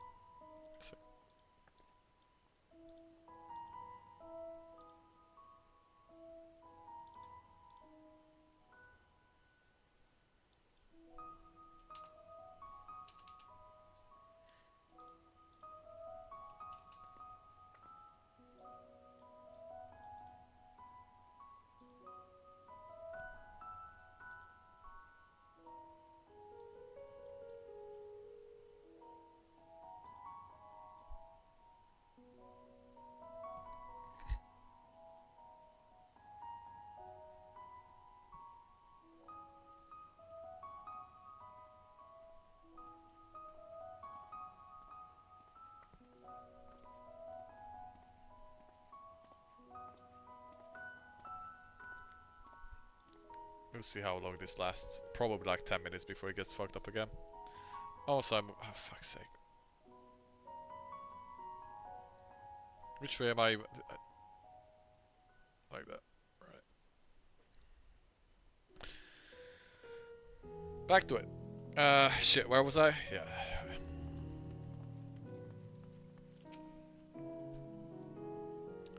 By decree of the Forum, science the seventh law permitted blah blah blah blah blah. Let me. New area. Wow, look at this place. Neat.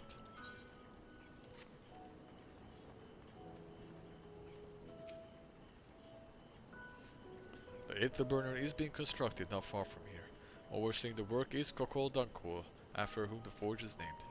Once the necessary instructions have been made, I shall leave you with him to discuss the particulars. This way.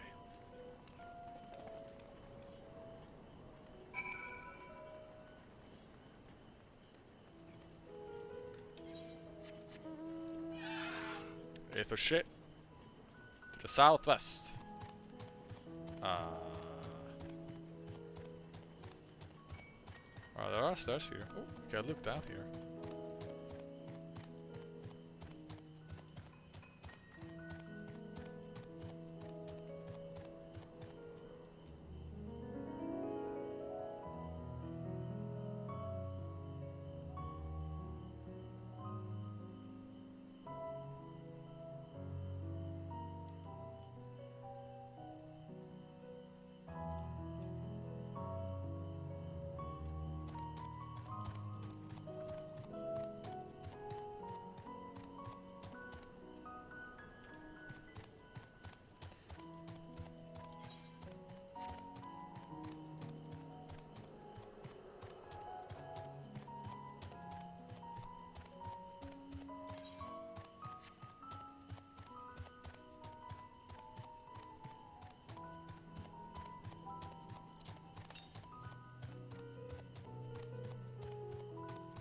Going to the southwest. This whole thing is just a big circle, isn't it? Yeah, yeah. It's literally called the Central Circuit. Okay.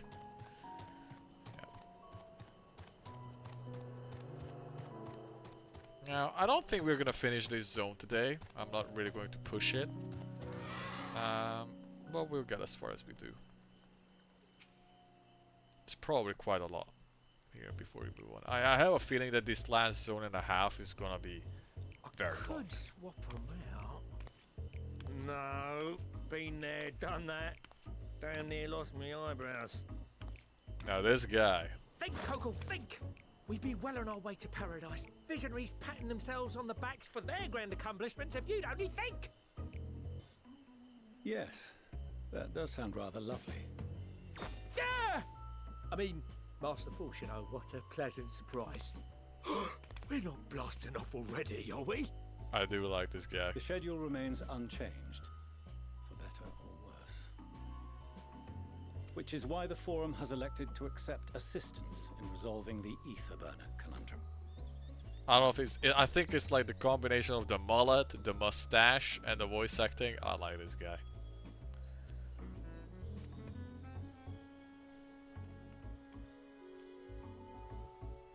Huh. Not seen you lot down here before. There are archons among their number, but engineering is not their expertise.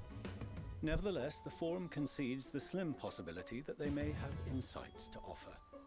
If not, you are at liberty to return them to the surface, by whatever means you see fit. I assure you that won't be necessary. Now, about your troubles with the ether burner. Aye, aye, I'll walk you through it. Suppose I could do with a change of pace. As the name ought to tell you, the ether burner burns ether, ambient or otherwise, and transforms it into motive force. Think of it like a giant bomb that never stops exploding. Even out in that black void where the ether's right sparse, it's strong enough to move our arc. And it probably won't kill you like an actual bomb. But it ain't perfect. According to my calculations, to travel to the moon and back fast enough for the Forum's liking, the conversion rate needs to be 6% more efficient. Damn. A measly 6%, you say? But if I could have squeezed even another 0.6 out of it, don't you think I'd have built it that way in the first place? Hast thou consulted with the Loperids? Yes, they too are conducting their own research, for lack of a ready answer. The moon's propulsion systems are considerable, naturally, yet they are commensurately massive. It is no easy feat to convert their technology into an efficient means of propulsion for a teeny tiny toy boat, as they say, and as I most certainly do not. Yes, exactly! Damn it all, I asked for refined adamantite and they send me uppity rabbits with inscrutable, ancient, incompatible technology! You're trying to drive me mad! Do you speak of Allegan refined adamantite, perchance? You know of it? Only in the most general terms, I'm afraid. 'Twas an alloy of Allegan make, but the secrets of its production were closely guarded. As I recall, the record stated it was vital to Dalamud's construction and launch. Aye, that's the stuff. No material more conductive far as I know. Slotting some ends like blowing up a dam and watching the river of ether come rushing through. Ain't a living soul that knows how to make it though. We were fortunate enough to salvage some for the ether burner, just a wee bit, mind, from a chunk of Dalamud that came hurtling into the Northern Empty during the calamity. What about the part that's on the moon? With more? Well, that extra 6% efficiency will be child's play. It's a crying shame that we've no other sources. Surely the many shards of Dalamud scattered throughout Eorzea would suffice. Why not get the refined adamantite from them? Oh, we tried, believe you me. But only a few specialised pieces would have had any in them to begin with. Drive calls from Ragnarok class internment hulks. Those are the prize bits we really need. According to the Gleaners, getting to them means delving deep into the shards. And the defences are still very operational and very eager to blow them up. That's easy. It's rough going in there, even for the cream. Not sure they'd make it out alive. Weren't we near that part of the Ragnarok when we went to destroy Bahamut? I was about to say, we were there in fucking ARR, dude. That was like 40 levels ago.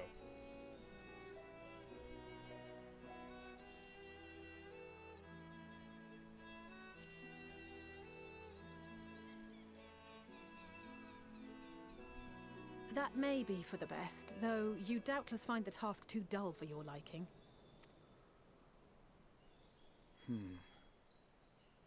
There are multiple internment hulks in Eorzea alone, so handling this ourselves may not be the most efficient option. Rather, if we could salvage adamantite from the shards simultaneously... Thancred, is the link shell we established before you went to Garlemald still active? Of course. The floor is yours.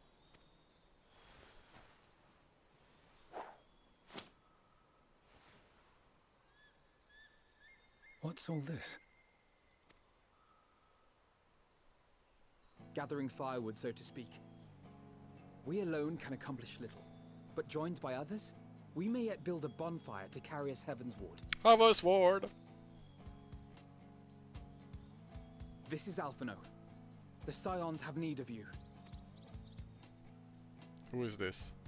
Gaius? Understood. I will contact the Lord Commander and dispatch our finest at once. Almost.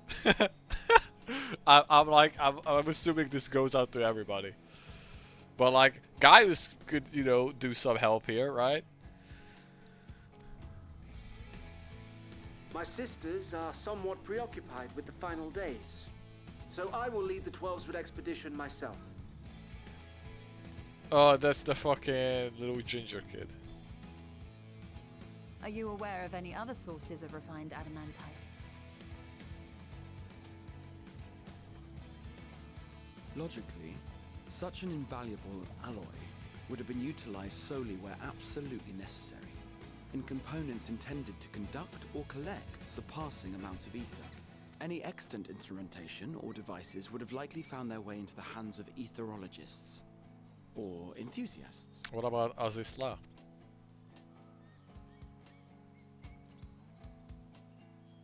Magical artifacts of Allagan design? The Eastern Alliance will send word to one and all. I have no idea who this is. Don't even try tell me. I'm just gonna go with it. Are there other ways we may offer aid? No shards of the Lesser Moon scar our soil. Alright, that was gonna be my... in this cause is no less for it. That was gonna be my guess, but at this point it's all flowing together. It's like Pink Lady. I know Pink Lady. I know Pink Lady. Sirena? Who? Now if you say Mole, I know those dudes. For obvious reasons.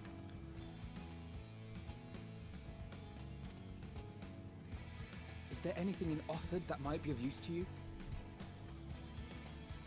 What did you say? Oh, you got friends in far places, lad. No, we have friends, everybody. If Everywhere. you're offering, I wouldn't say no to one of those Far Eastern sacred relics. Some of them can hold enough ether to summon a whole damn primal. Combine a source like that with the ether burner, and 3, 2, 1, kaboom! I don't know if that's good. I gather you heard his explosive enthusiasm. Might you secure us a suitable relic? It shall be done. I know little of machines, but I promise we will do our utmost to gather the materials you need to finish your starship. This whole scene is just gonna be us going through the entire list of like Ishgard. Yep.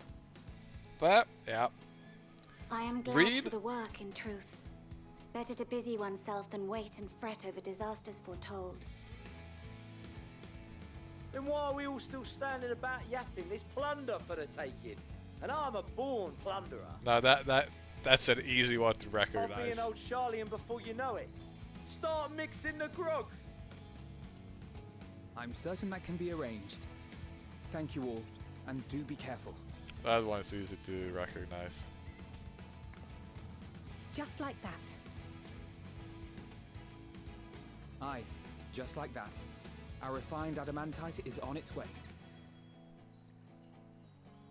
Now let us consider our next steps, shall we? There's yet much to be done.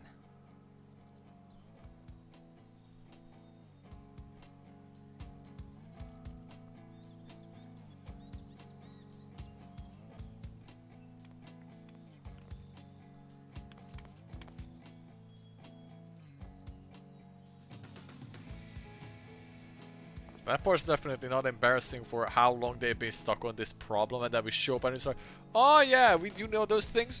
Boop, boop, boop, boop, boop. Yeah, can you bring it from there? Boop, boop, boop, boop, boop. Yo, can you bring it somewhere? Alright, we're done. Anything else? You know,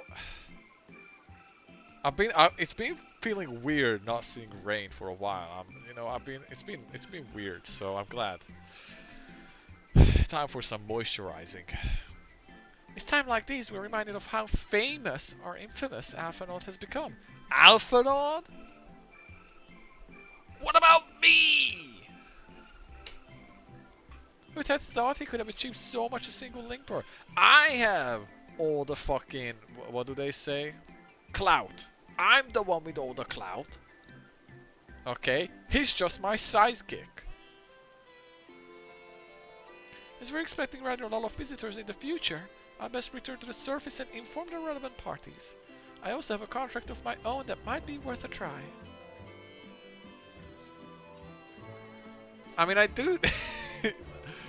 I do need him, but he needs me more. He needs me more. All of these dudes need me. Oh, and who might that be? That's for me to know and you to find out. And on that note, I leave the matters here in your capable hands. Best of luck! I think we've done like 3 quests in the 2 hours I've been playing. It is what it is. We're definitely slowing down. The quests are becoming long. A lot of cutscenes and talking, but it's not surprising. What up, Sultana? I was about to say that she's grown and I realized she's just standing on a step above everybody else. Our course of action is clear. We must harvest refined adamantite from the shards of Dalamud and procure arcane relics of Allagan make. Summon the best and brightest of our immortal flames and form an expeditionary party at once. Call upon the Sultan Sworn and Brass Blades for support as you must. Papashan, send word to the guilds. We will require the expertise of master artisans if we are to have any hope of identifying and recovering these elusive materials. There, guys. We have need of your stone torches. God, remember when like one of the main stories of the game was fucking Uda politics? That was a long time ago. They are to assist the immortal flames in scouring the ruins and to help secure the surrounding areas. I trust I can count on your support. As commander of the Stone Torches, my son Zimberk will personally see it done. Dude, this guy's in like level 30 leveling gear. I would have you lead the raiding party. Assemble your finest, and with Chizona's blade clear the way. Lord Lolorito, I pray you take charge of the search for Allagan relics. Surely you know of some being traded on open or clandestine markets, or sleeping in collectors' vaults. I was about to say that like their names, so there is like an inkling that the game like suspects that I might know them, but I have no idea who any of these dudes are. Like, I recognize this ugly ass mug, but that's it. I know Pippin. I know these 3, right? Everybody outside that? This is like the Ulda music. I have not heard this in so long. Of course, I ask not that you do this out of the kindness of your heart. By all means, profit on the transactions. I wish you the joy of it. The final days descend upon our world. If circumstances are truly as dire as they say, Uldar's best efforts may be for naught. I like how he didn't even have any voice lines at this point. He's such a low stakes, bitch ass side character. And yet, when we Eorzeans rose from the ashes to rebuild our broken realm, did we not learn one simple truth? I think this is like some dungeon music That which or seems yeah, all the but raid music. impossible to overcome alone may yet be possible if we stand together. It was the Scions who united us then, and it is the Scions who call upon us now. Uldar will answer that call. We will summon our courage and join the fight for our world's future. Nanamo is a super side You know character. your duties. I, Nanamo Ulnamo, 17th in the line of Ul, bid you good luck and Godspeed. She's a super side character, but she has gone through some good ass character development. She has grown like some of the most out of all the characters. Are we going through all of the places? Oh, okay, yeah, I'm just gonna like sit back, get some popcorn.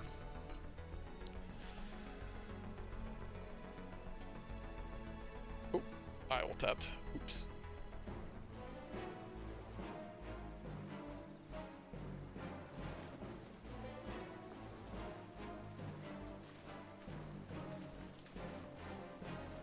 Archer people. Oh my god, it's this kiddo. Jesus Christ.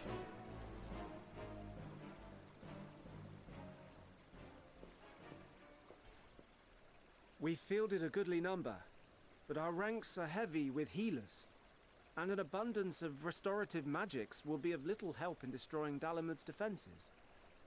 Still, it has ever been thus with Gridania. We must steel ourselves for a protracted engagement. Hey, that's my girl. She's like, Case, might I suggest taking us along? like, you need somebody to fucking punch some faces? I'm here. Commander Hext, what are you doing here? None of the shards in Girabania are big enough to hold an internment hulk. I'm such a simp that as soon as Lise enters a cutscene, I'm just immediately in a visibly better mood. And I'm not ashamed of it. So we said to ourselves, why not lend our neighbors a hand? We thought you might be short on people with a talent for breaking things. Lise is actually one of my favorite side characters in the entire game. I can't hide it. And it's not even because she's such a great character, I just like her. It's that simple. She's pretty and I like that she punches. While it pains me to admit it, you are right. Our deficiency so plain to see. And I also like her voice actor. She's got a nice voice.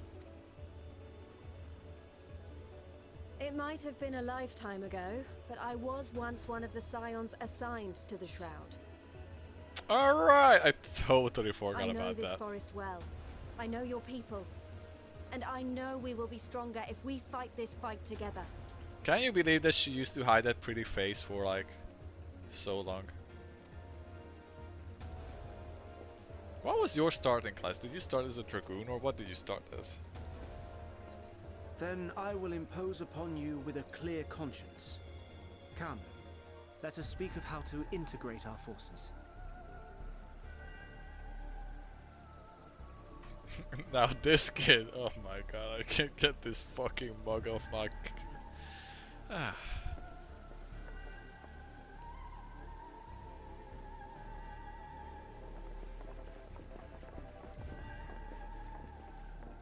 Look at the sky and think about Papalimo. I won't let it all be for nothing. I promise you, Papalimo. I knew it that immediately. Papa Limo, I do not give a fuck about you. You literally didn't do anything the game besides your sacrifice, but hey. Still, remember you. And what about Corthus? Oh, it's this this fucking muppet.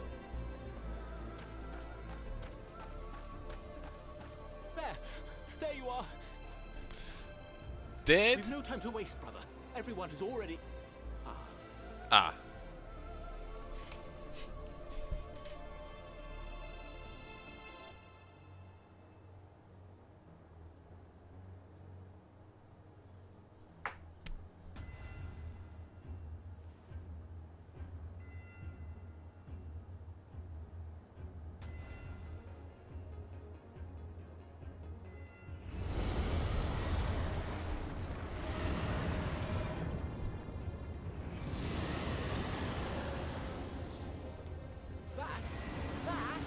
A roar! A dragon's roar! Oh my god, is it finally about to happen? What I said back in Heaven's Ward? That they just show up riding dragons? Oh my god, I said it. I said it back in Heaven's Ward that at some point Ishgardians were gonna show up riding dragons. And it was gonna be cool as fuck. I'm still waiting for that to happen. Oh, the pirates. Oh, it's this fucking dude. And so, in summation, the Eastern Alliance, as well as the Honorable Lord Lolorito himself, reached out to me for assistance in procuring these treasures of the divine, and I, in turn, do beseech the Confederacy for aid. Hancock.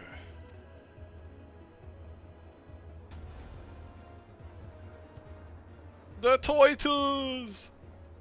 Hmm? Is that... Hancock? What a surprise this is. And a fortuitous one at that. I have a favor to ask, you see. Okay, is he gonna bring along the other fucking animals? Yeah, let's go! Wait, did we not kill the snake? I don't remember what we did with them. Did we kill it or did we just free it? Either way. I hope the fucking like tiger and the phoenix shows up. Oh my god. No job too small. Afanor resisting the urge to pat himself on the back. You...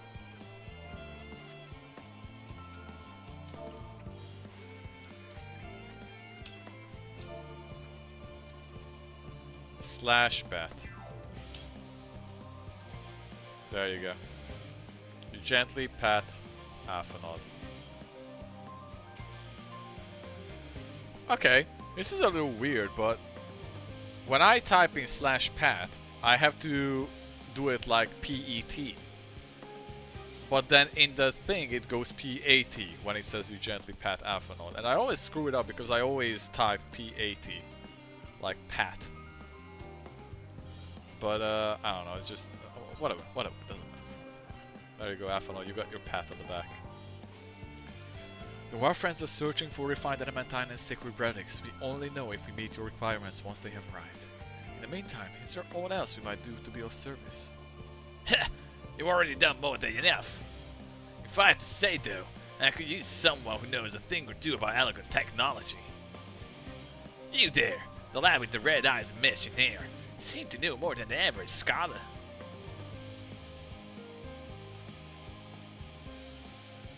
Ha!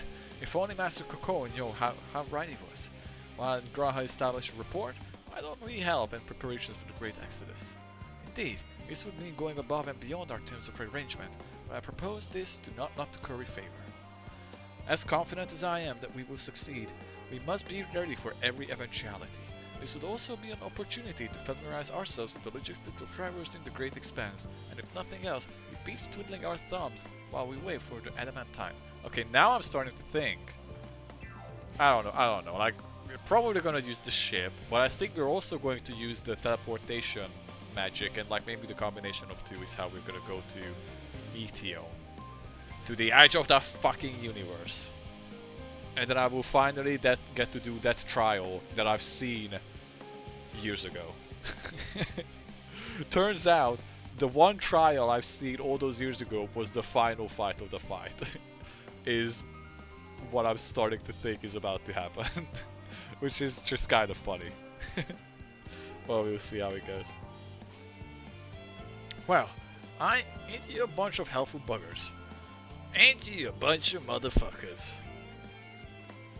It might be actually Poe's story. I just don't know how I ended up seeing Poe's story because it was... I thought that the expansion just shortly came out, but... It actually might be Poe's story, Prop 2. That's actually maybe even more likely. Oh, we'll see. If you wanted to lend a hand, I know what you were out to do. Charlotte Hamlet is lousy with researchers and scholarly types, busying themselves preparing for the Exodus. Blech, that lot need a lot of help and you can't get. Well then, off we go. Oh my god, I can repair my stuff. I do need repairs.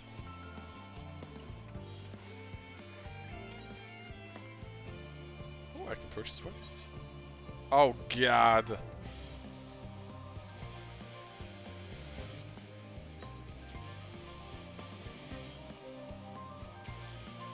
looks pretty sweet. Some steampunk shit, eh?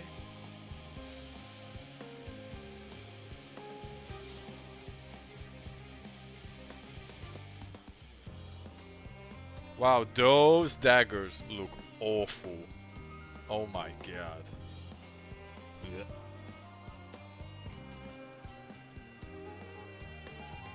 A steampunk gun usually looks pretty good. Oh yeah, that's the gun I use right now, just different colors. Okay. I'm fine with that. Sage, Astrologer, Scholar.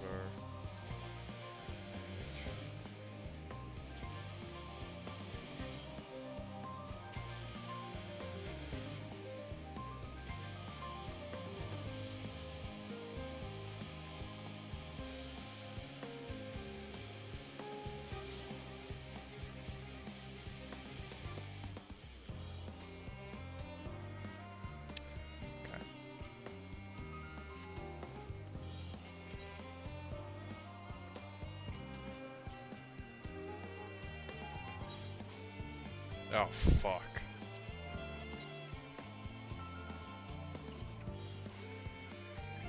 Ooh. That looks pretty good.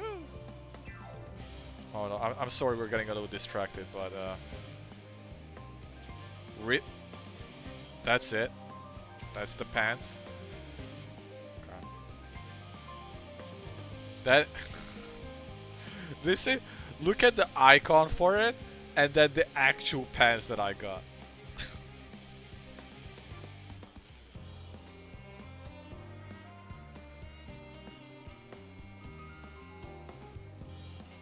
Is this supposed to be the warrior stuff?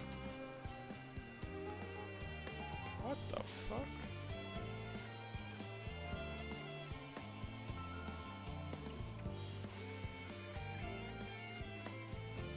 Okay, the bottom one is the machines.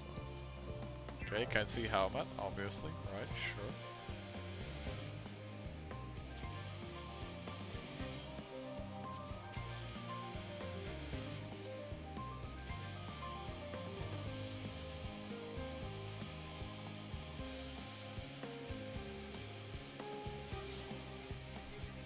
I feel like the pants that show legs are just not great with this character. I don't know if it's my fur color or the stripes or something, but I just don't like the pants that show skin like that, the stockings. Like now you put this thing on like a bunny girl. This would look sick, right? This would look sexy as hell. It's clearly like... I mean, you know it. But I don't know. But my character, I always feel like it's a little off with stuff like this. And I don't know if it's because the stripes just like make it that it doesn't really look that good. Like this just doesn't look that good with the striping, right? I think so. Or because it's just unnatural skin color with like it being so pale white. I feel like heavy armor looks way better on my character.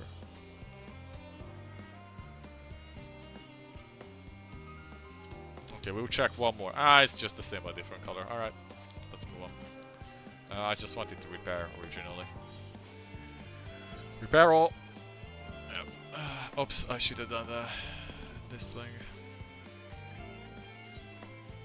I wish there was just a repair absolutely everything button, but this will do.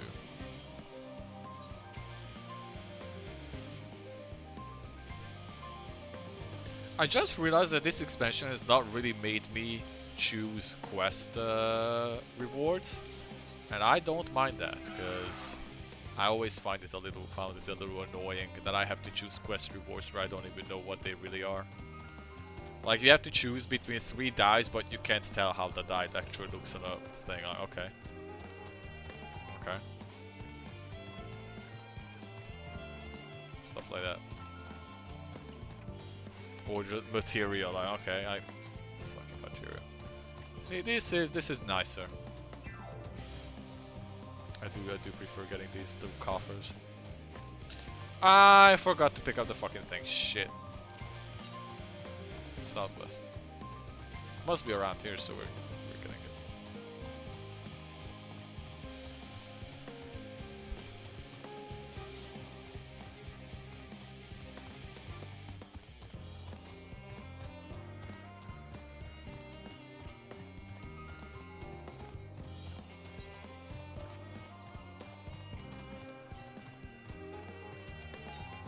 You know, I think it was last morning.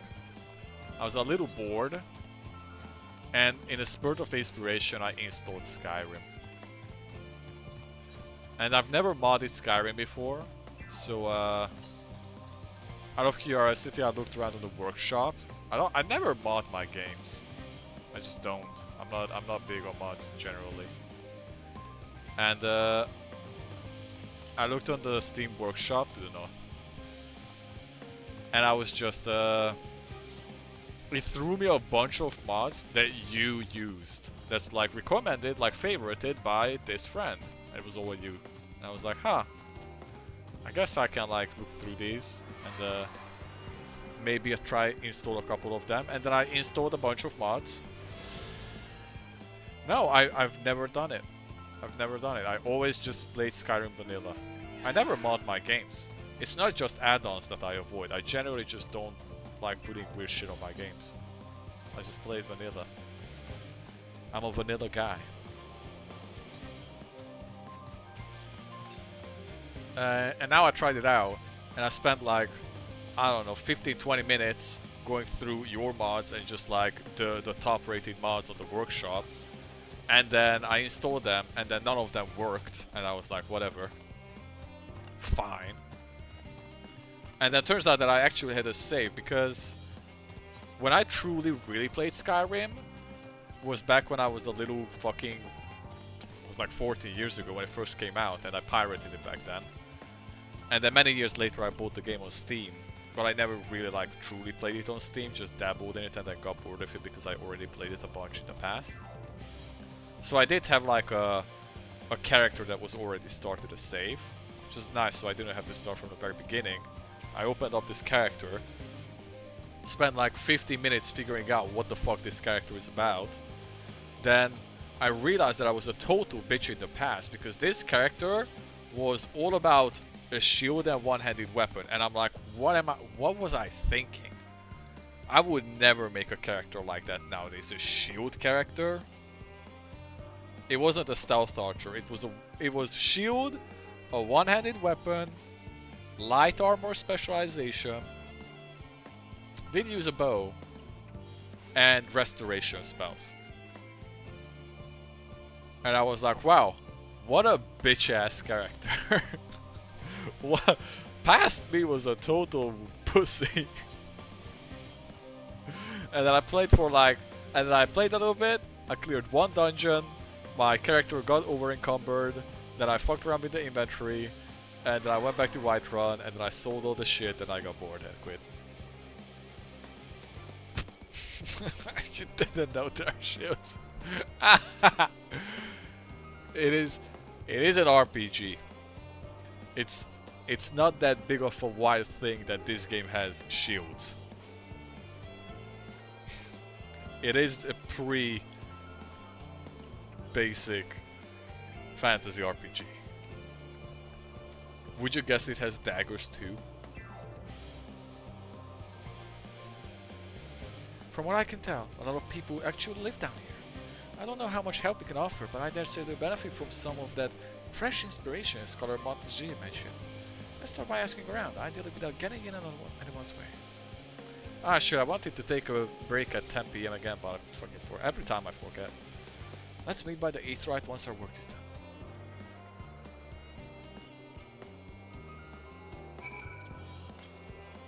So yeah, I think I just got a little inspiration to play Skyrim because Avowed came out and it's similar. It's not really a Skyrim game, but it is similar in that it's like a little RPG game like that. But Skyrim's combat just doesn't hold up, let's be honest. It just don't. I just got bored of it in like 10 minutes. But then again, maybe it's just my own character that bored me, because I was like, wow, a shield and a one-handed weapon. Real fucking original, buddy. with healing spells. So I was basically a paladin, now that I think about it. Helping with the Ark. Even with all the power Master Coco's managed to squeeze them there, there is no preparing. There's other days of a ride. Horrible creatures running proper to our side. If only being better to exit sooner. So we will spend years preparing for this moment, believe in the plan and all will be well.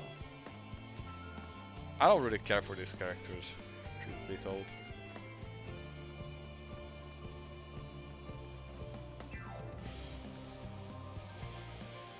Bonnie Cloud?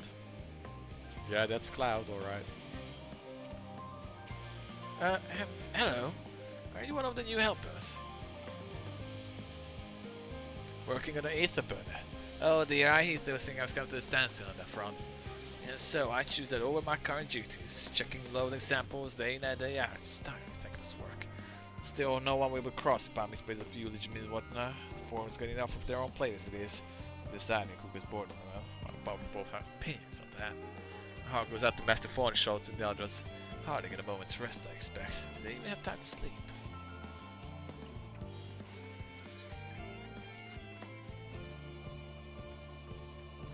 I did, when I had a spurt to play Skyrim again, the two things I was considering was either a big two-handed brute or a sneakster with dual-wielding daggers backstabbing. But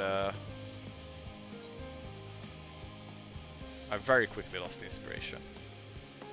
Ooh, this is a thing, I can touch this. I might try Avowed, but not now. Avowed is a when I have nothing else to do, I might try that game kind of thing. But the combat seems fun in that game. But right now I have plenty on my plate.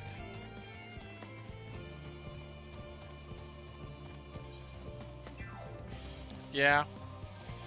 Yeah, that's true. It is like that.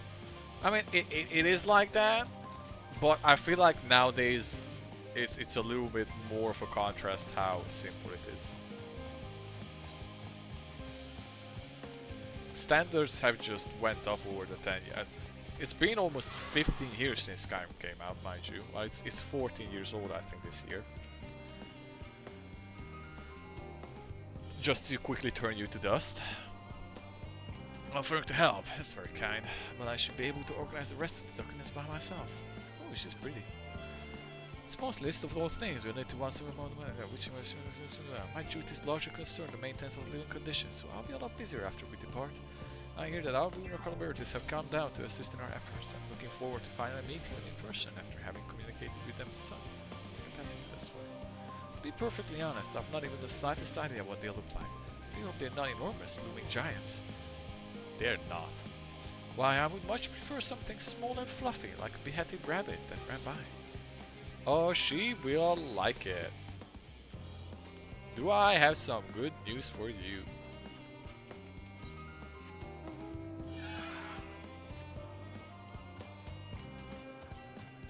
Well, I mean, which one? Which release came out 3 years ago?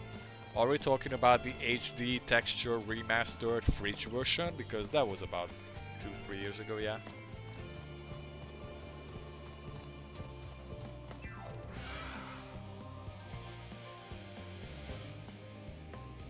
Fancy meeting you here, Morris. Our friends in the forum brought us to see their tiny boat, which was quite impressive considering they didn't use any creation magics. What we're really interested in is Etheris itself, that we find ourselves in a sort of funny underground miniaturized version of it.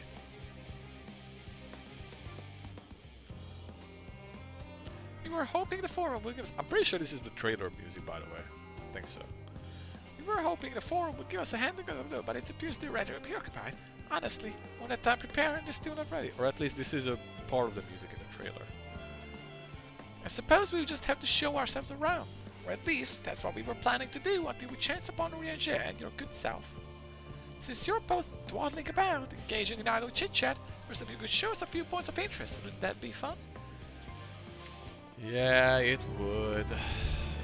I'm sure it would be fun. Try as he might, Orianger cannot free himself from the Loporrit. Tour of Labyrinthos. An unexpected yet prudent suggestion. Given the similarities betwixt this artificial environment and Bestway's burrow, it would be in the best interest to have Loporrits acquaint themselves with those conditions deemed optimal by the Schrodinger collaborators. I fear, however, the continued reliance upon my time-limited knowledge would risk narrowing rather than broadening their perspective. Mayhap thou art better suited to lead this venture? Oh, here we go, he's getting rid of them. What a marvelous idea! We might begin with that great big what's-it over yonder. Ah, yes, the what's-it. I shall leave its explanation to, Morris. And it's off. So yeah, like when Skyrim came, like...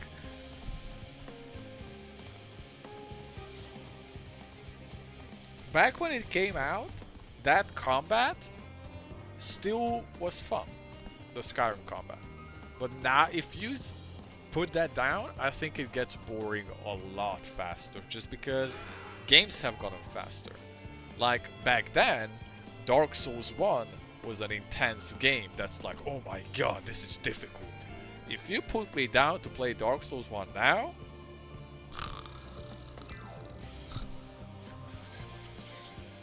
Because today, the standard is like God of War, Elden Ring, Sekiro, DMC. That's the standard nowadays. So a game where you just kind of like, you know, swing around doesn't feel as deep anymore. I think people will get of it. And yeah, that's not the focus point of it, but it is a part of it. It is a part of it. It shouldn't be underestimated. I'm really curious about Elder Scrolls 6. Because I want to like it. I am interested in it. I was not interested in Starfield. I'm not interested in the Fallout games or most of this stuff. But Elder Scrolls stuff does have a sweet spot in my heart. Yes, I know, but it wasn't that popular. Like, just generally, gaming has gotten a lot faster. And you know that too.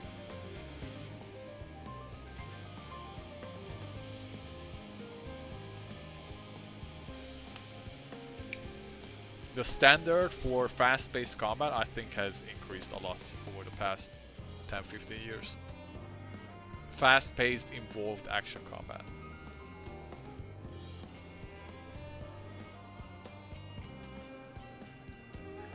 Goodness me, to build something so large without creation magic. Oops. Whatever. Perhaps you could direct our attention to its most important features. I would love a Sekiro 2. But I don't know if it's ever gonna happen. But I would love a Sekiro 2. It is actually one of my favorite FromSoft games. For me, it's like up there. I think it's my second favorite, maybe. Top 3 for sure.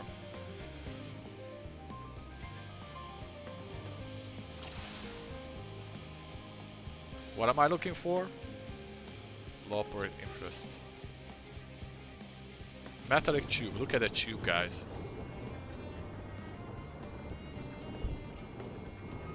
Is that water I hear from inside that great tube? What's your favorite, Bloodborne? Must be because of those cogs and gigantic wheel at the top. I see. They draw water to spark some sort of mechanism. Mushroom-like thing. I was just a guess. What is your favorite? Well, I'm just guessing that Bloodborne is your favorite. That looks like the trees in the greatest Antvil. Yes. I also think that whenever you talk about what is your favorite FromSoft Souls games, it is very heavily impacted in what order you played them, because the very first one will always have a very strong bias, just because it's the first one. Which is interesting, because for me it's actually not true. Dark Souls 1 was the first one I played, but it's definitely not my favorite. But I also played Dark Souls 1 in a way where I was already heavily spoiled on it. I watched like an entire playthrough on Dark Souls 1 before I actually played it. Hold on, that's a bit of a strange shape. It's a thin at the bottom, but big at the round at the top. Quite tall for something so unbalanced. Now it makes sense. That's where they store the water.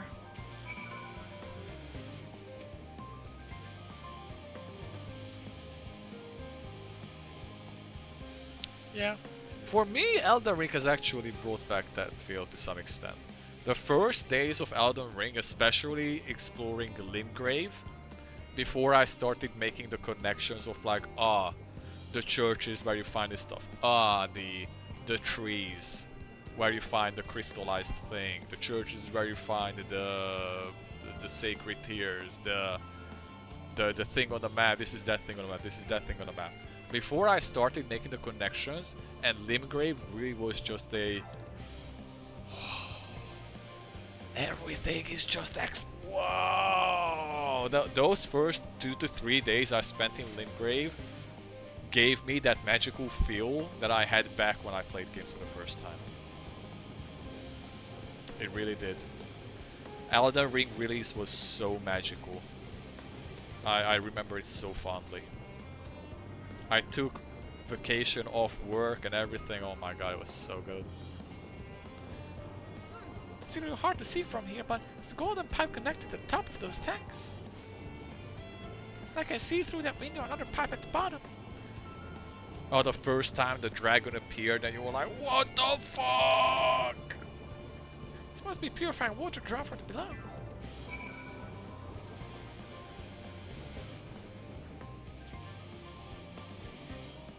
I mean, that's on the list, but like, there's so much stuff, and I just...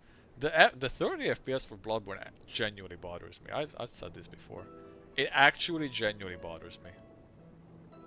I am not forcing myself to replay Bloodborne, partially because I'm still holding out hope that maybe we finally get something. Please. If there was a 60 FPS like remaster or patch or something, I would sit down and replay it pretty soon. It would bump it up on the priority list quite a lot.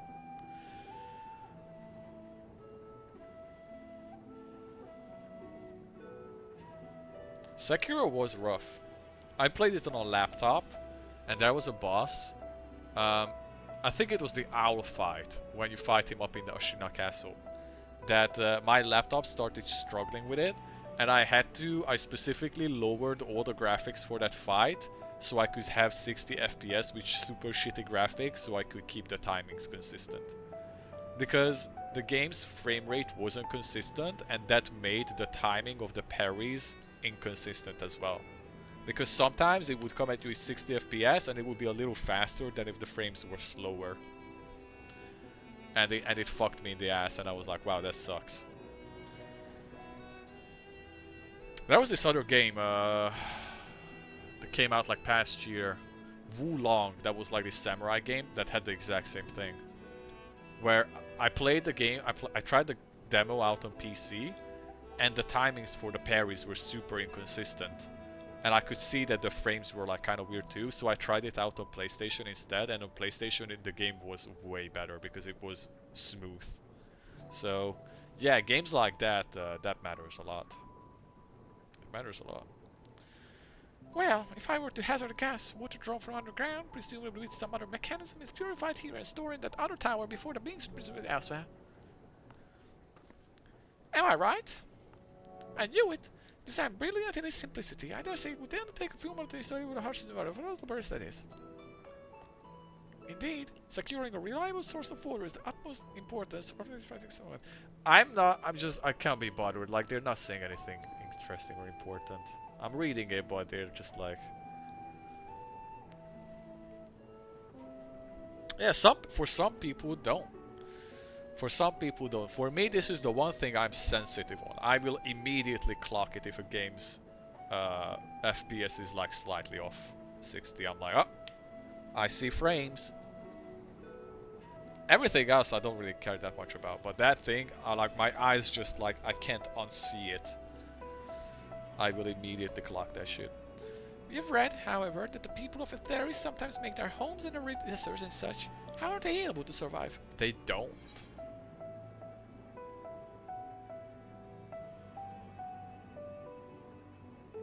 Waterfall sounds cooler than Oasis, so I'm gonna say that. So wherever you choose to live, you're never far from water. Yes. Oh dear, I worry we won't be able to procure the necessary amount.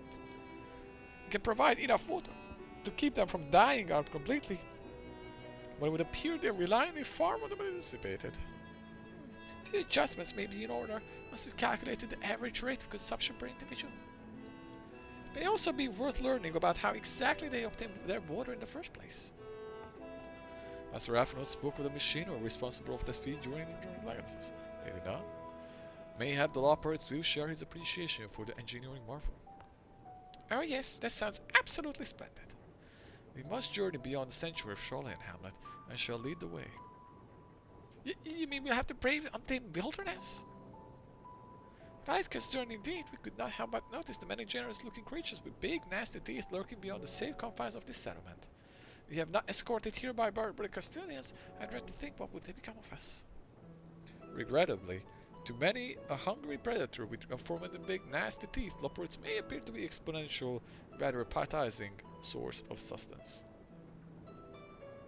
Oh dear, might I impose upon thee to assist in securing safe passage to Logisticon Alpha? For my part, I shall act as an escort to Living Way and Cooking Way. I trust a Singing Way and Growing Way to thy care.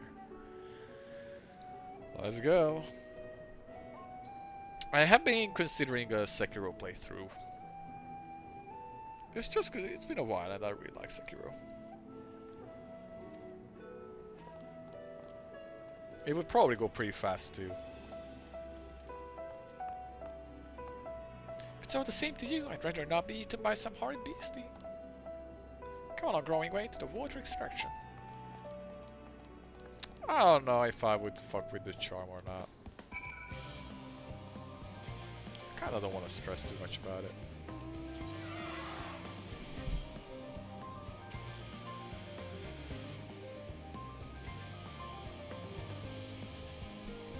Neighbors being real fucking loud. The neighbor teen seems like has some girl over. Good for him. They're being really fucking loud though.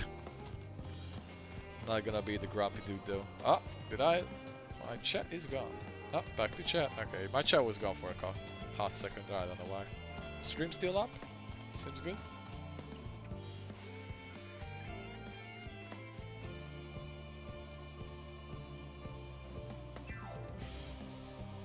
Yeah, they were so loud. Neighbor kiddo was so loud it fucked my chat.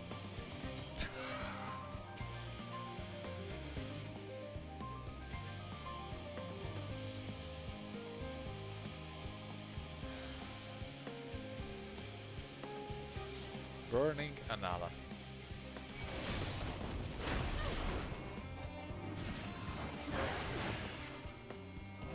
I feel like the music is bugged. I don't know. It's this music has been going on for ages. The same music has been looping for a very long time.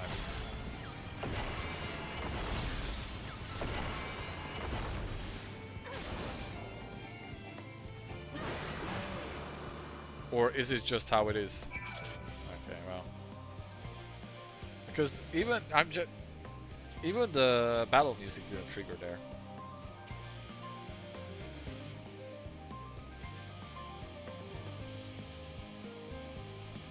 Yeah, take care, take care.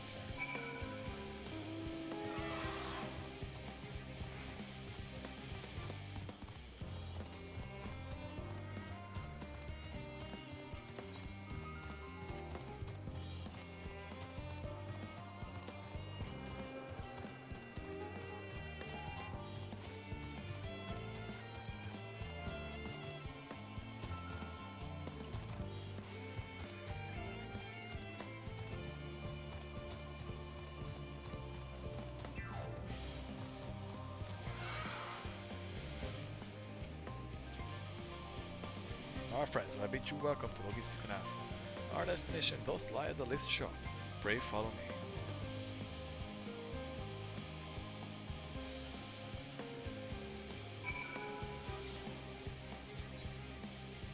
Are we going back up?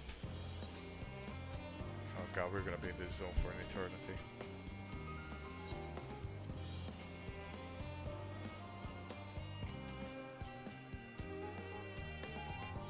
Ah, I was hoping the music would change. Marvelous, simply marvelous. So this is where the magic or science rather takes place. The perfect environment is sustained, artificially created. Though the knowledge we'll gain here will be essential when you start looking for new stars for your kind to inhabit. Apparently most of them don't even have aether or you breathe. You're really lucky that aether just so happens to provide everything you need to thrive, where they mankind turn out to wait because of the livable resources and wonder. Either way, it's nothing short of miraculous and I cannot wait to see more of it. Very cool. Agriculture shock. Cooking way is eager for change. Oh my god, it's about to be cooking for. Okay. This does look very wonderful, I'm sure, but I was rather hoping to learn more about your nourishment provision facilities. In other words, where is your food? I believe both the knowledge and consumables you seek may be found at Burial Ergonomics. As I imagine Singling Way and the others intend to study every considerable facet of this apparatus, will still be so kind as to escort our visiting culinarian. Yes, that sounds much more interesting. Hopefully I'll be able to first understand the second and Anyone has incredible vivid. If I be too verbose, this restaurant cannot compare to sampling them myself. Not to mention Italy will soon be no more, so I cannot learn what am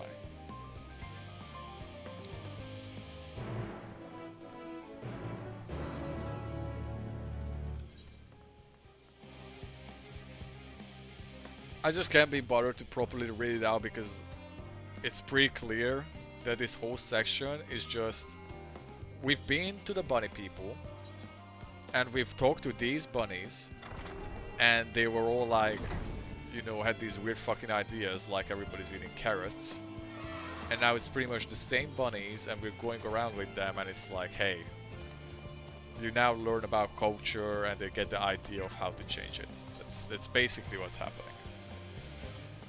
I don't really feel like I need to in-depthly read out the 3 speech bubbles that the fucking cooking bunny is saying to get that message. Is where I'm at.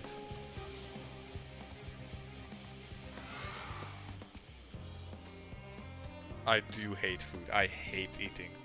I actually never eat because I hate food so much. This is the place, yes. The heady aroma was enough to guide me here, and I've studied several fruits which are in a compendium. I did not to try some, but I read that those themselves were crows without permission are often called put into pies. Perhaps you could ask whoever is in charge if they would be willing to part with a few samples? Alright, he wants me to get him food.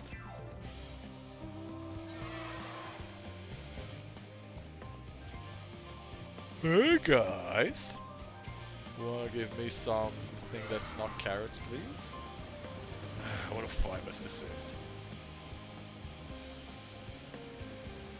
Ah, it's you. The one who climbed down the mine shaft. I'd show you around if I could, but I'm rushed off my feet preparing for the Exodus. And I'm not the only one. Nope. We've got all night to find a way to get down here.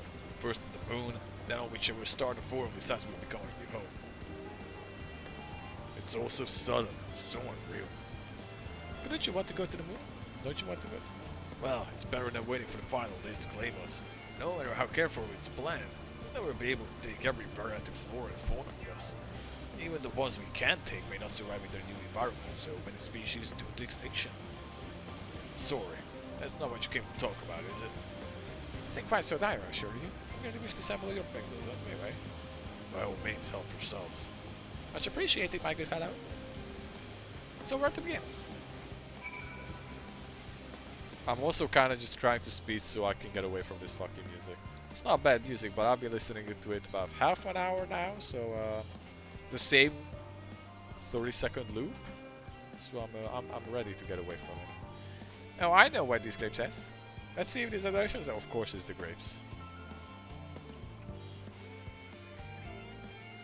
If it's only half an hour more, that's not that bad.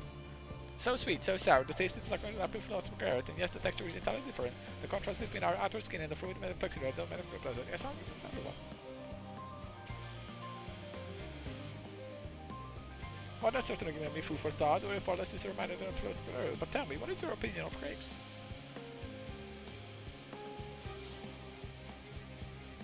I'd bathe an erupting volcano. Meh. Grapes are okay. Meh. An expression of indifference, I assume. In all fairness, our compendium did not need the used rather than fruit of regular consumption. Anyway, that's enough about grapes for the time being. On the texture next spring.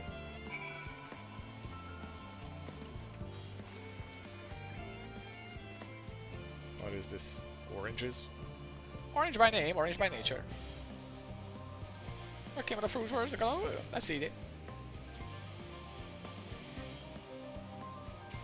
Yes, I do like oranges. Equal parts sweet and sour, as we grapes said. How much it goes to orange about the vocabulary? I simply cannot find words to describe it. Perhaps what I'm looking for is bitter. This is all very complicated, you know. So many flavors, so many choices, and each one with their own personal differences. Now, I see why you alter your noses up with nothing but carrots. My things is let's not say that. But speaking of carrots, I get some vegetable. Let's see what failed with that. You're not even gonna ask me about oranges, bro. I kinda love oranges. It's an Eastern European thing. Especially winter time. Oranges and mandarins by the tons. Ooh. That color, that texture, are these some sort of enormous carrots? Pumpkins. No, in the case, proper is less more constant the taste. Yeah, you know what mandarins are? Do you guys have mandarins? It's so hard and flavorless. I mean, yet it's chewing piece of food. That's how confirms it. These are nothing more but skeleton faders masquerading as godly carrots. Stop! Stop! Stop! Can't you see these are pumpkins? And no one with any sense would try eating them raw. You're supposed to cook them first. Do you not find it awful, brother?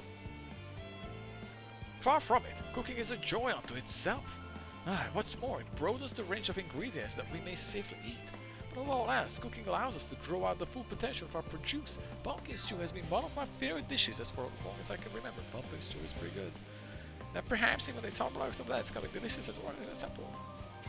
I wonder if there's anything even more delicious. How about the yellow fruit over yonder? Is he about to bite into a fucking lemon?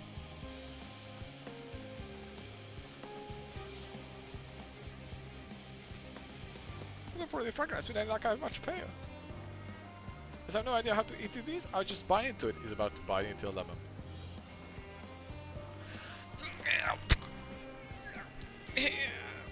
My tongue, is this poison? It's called lemon. And you make lemonade. You mean it's supposed to take like this? How can you so similar to an orange be so revolting? Might be time for my plant recovers from its ordeal. As such, I'd best aggressive for retardades.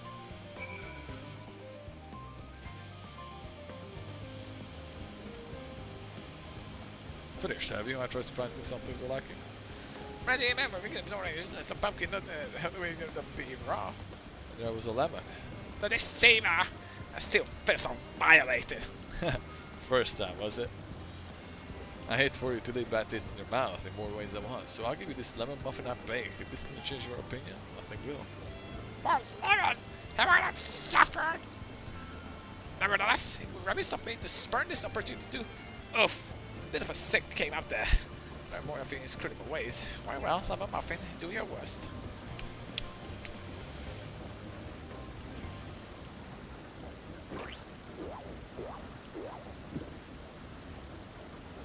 This is delicious! Oh, I still didn't. I know lemon. It complements the sweetness of the dough. The perfect complete happy. And never else because its wild bitterness could be utilized so elegantly. My good chap, this is simply breathtaking. See, we rarely use lemon in its natural state, but it has a starring role in all sorts of recipes. The same is true for many other ingredients. It comes down to making the most of the resources at our disposal. Sometimes there can't even be the difference between life and death. I know we won't be able to take every species with us. Know that the Forum agonized over what was worth preserving. What may be consigned to history. Our choices make them what we must to survive. Such strength of will! Now I know what hiding sees in your kind.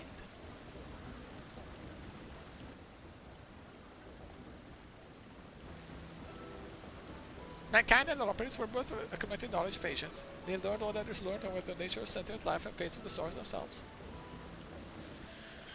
He's monologuing. It's different music though. We'll take this. Once a civilization has fulfilled the basic requirements for survival, it will inevitably seek to eliminate all forms of negativity and achieve perfection. And therein lies its folly, its downfall. For perfection is an unattainable ideal. It is the paradox of immaculate carrot. This is coming from a fucking cook? Yet civilizations since time immemorial have deemed the pursuit of perfection as progress. They pay no heed to the cost incurred in their futile quest, and all too often become the architects of their own demise, their dreams forever unfulfilled. What then is the alternative? The answer lies in knowing that our existence can never be perfect, to be content with what we had made most of it.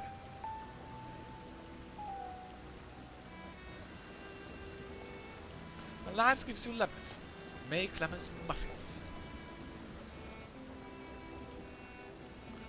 Pardon my yours, but what is someone else talking about? Who are you anyway? Cooking way at your service. I'm here to help prepare for the trip to the moon. And once you get there, you'll be able to make carrots. We're growing all different kinds. Don't worry, there will be room for your crops too. We'll work together to preserve as many of each three species as possible if you're up to the challenge. Of course, I look forward to it. Well, this has all been highly productive, probably. Let's go and see if we're machinery inspector.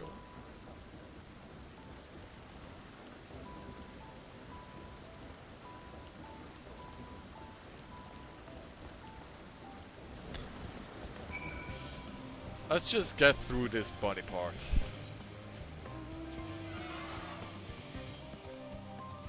Surely we're not far from finishing with the buns.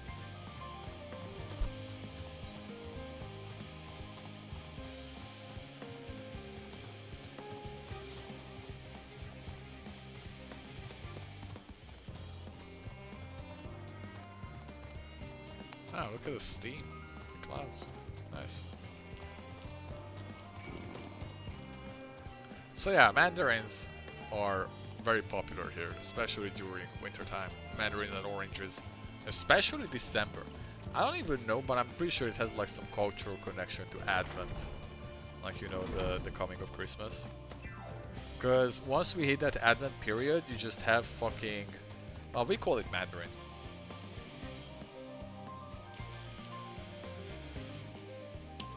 Mandarin is what we say.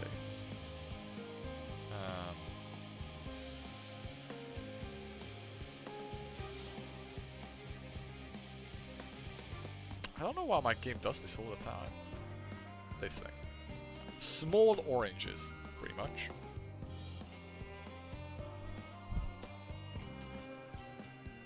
I don't know what clementine says.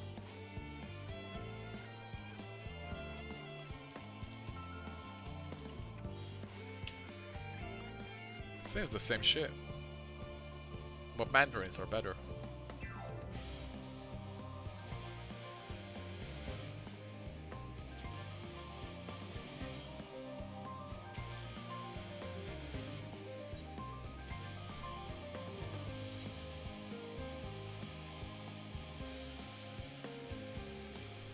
Why did this change? Yes. Okay, is this fucking good now? Is this going to stop this?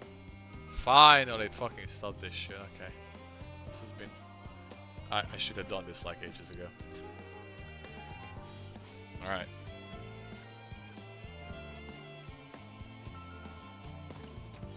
I don't know why. At some point it just changed my settings. A bunch of my settings and... God, it still haunts me. That was mostly in lightings, especially the part with the lemon muffin. Actually, I was wondering, do you know how the process for the cuisine?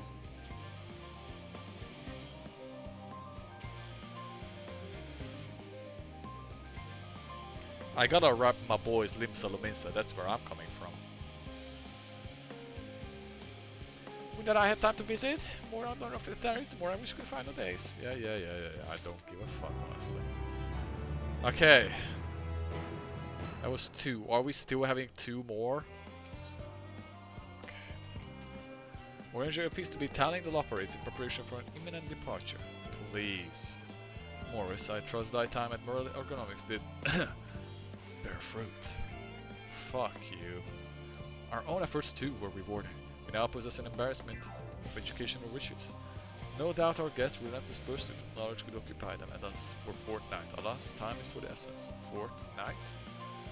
Let us return to Charlotte and Hamlet forthwith. I shall gladly attend each and every loperate there, should further questions with my power rise to answer.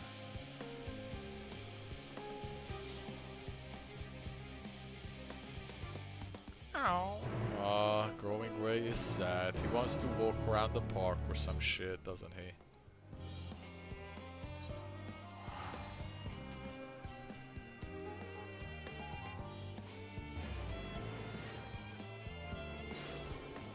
I don't hate the bunnies, but every time we reach a part of the story with the bunnies, it just completely loses me. Honestly. I'm so checked out right now.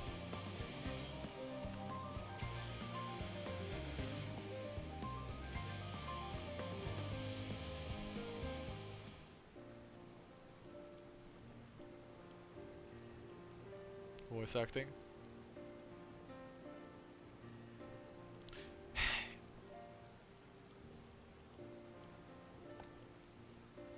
Yes, Morris, that was indeed me verbalizing a sigh to express my emotional state. Do you know what? Do you know why? Because I saw the reconstructed era of the data for Ethers and Logisticon Alpha, that's why. A forest so lovely and so leafy. Are all forests like that?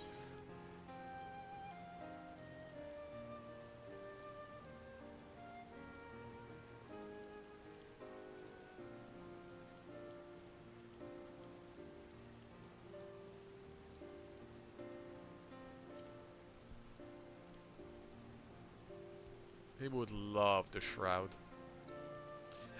Gasp! Gasp, I say! The stars so wonderful, it comes as no surprise that you're reluctant to leave it behind. I was a fool to think otherwise, to assume that the moon was something worth being proud of. How ridiculous we must seem to you, trying so hard yet achieving so little. Not at all. Thy works are no less worthy of their uniqueness. I thought I heard tiny voices. Thancred.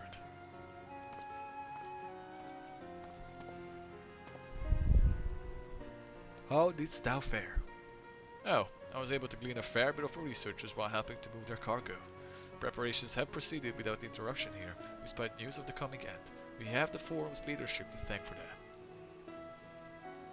That doesn't mean people aren't worried though. Quite the opposite.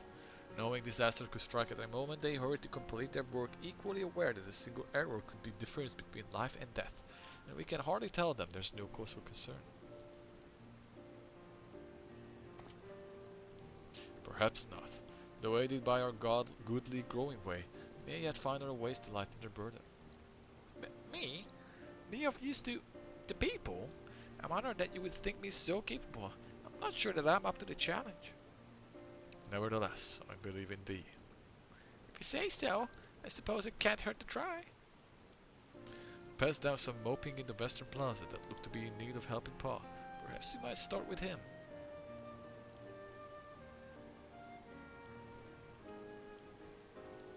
This as good as a place as any. Come. Come onto me. See ya, Thancred. Gotta walk the bunnies. I like the part where we talked about that we have to go to these dangerous elegant ruins. To collect these artifacts. And they were like, yeah, you shouldn't do that, Morris. You're way too important and that's way too boring for you. So instead, here I am, walking around with the fucking rabbits, touring them in this zone that I don't even really know myself.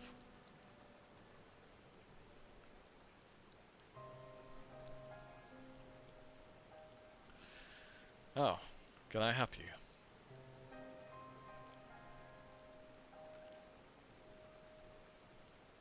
Tis you would help me.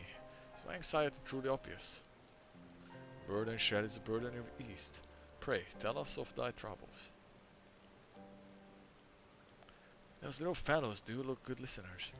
I'm an engineer, you see. What they say of the ship is the sum of decades of trial and ingenuity, that it's built with peerless, elegant technology. It's all true, but I know that's none of that's guarantee. We've never before launched a starfaring vessel, let alone flown into the great expanse. All the tests we've run have nothing but on the ground.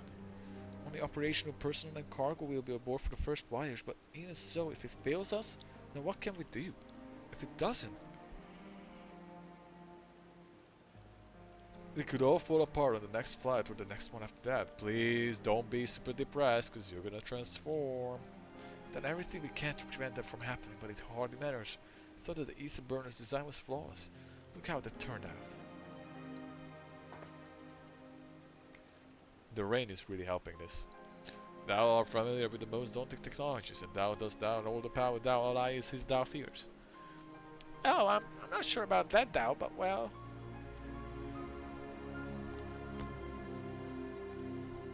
You could tell me if there are any aspects of the ship design that you're especially worried about?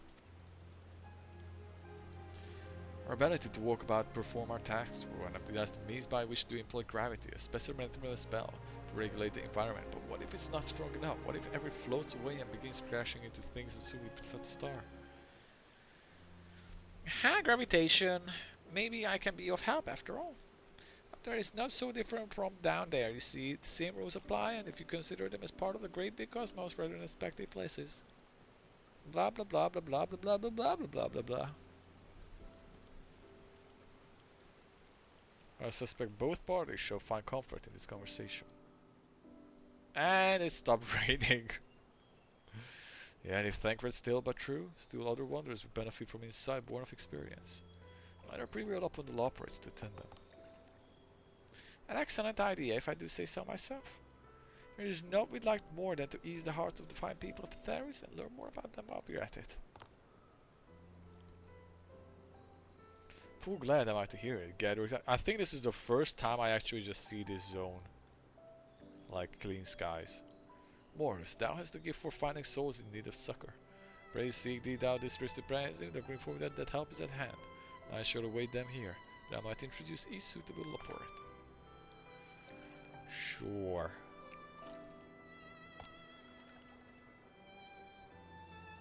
I hear them too.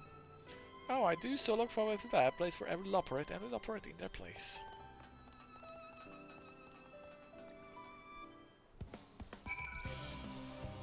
Cue the music.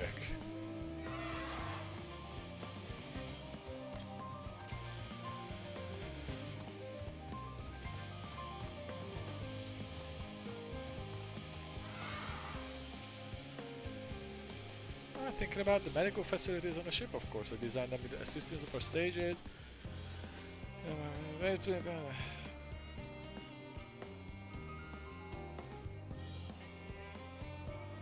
The crew from the moon? Yeah, I go to talk to them. I thought I would have to assign the different bunnies to the different people, but... Oh, it is now yet we'll go faster. Schedules are temperamental thing. Please one moment, other bollocks next. Only sleep can save her now, okay. That didn't even count?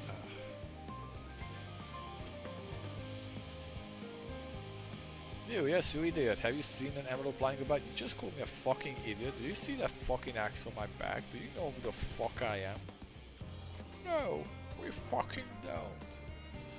This embassy refuses to give me an academic order without bloody parchment. Yeah.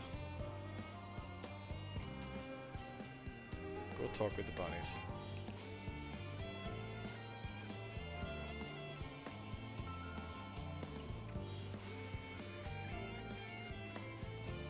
Bro.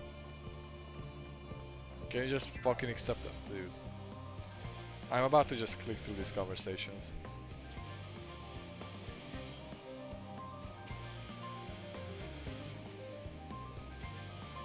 Proper fauna.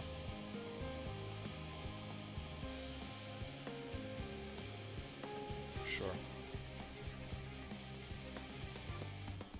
I'm just gonna start clicking through. None of them are saying anything worthwhile.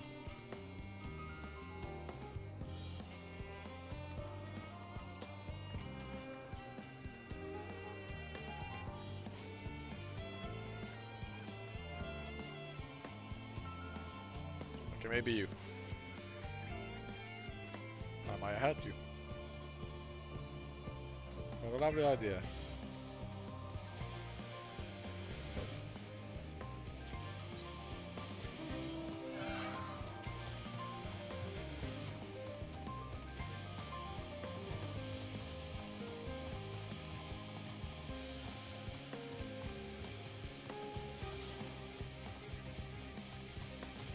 Why is this music just playing on loop, man?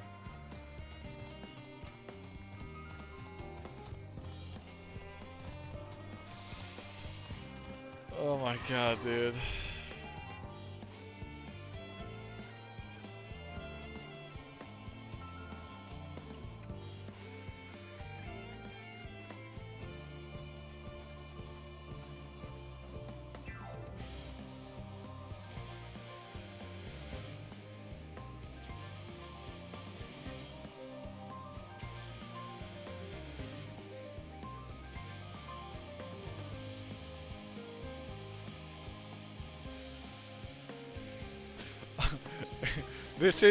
This music, this 30 seconds or 20 seconds will loop until I finish the MSQ, until the entire story. This is it. This is gonna be the music until the end of Endwalker.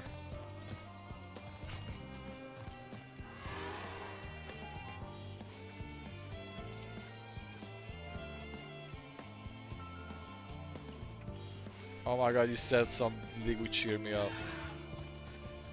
Some league would make my fucking internet crash out again.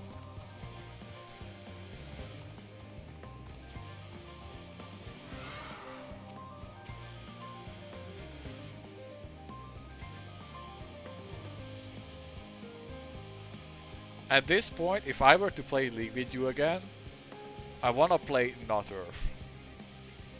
Next time we play. Like, it can be anything else. It could be ARAM. Swift play is actually kind of good too, or a normal game, just not Earth. I'm kind of over Earth. I can only take it so long.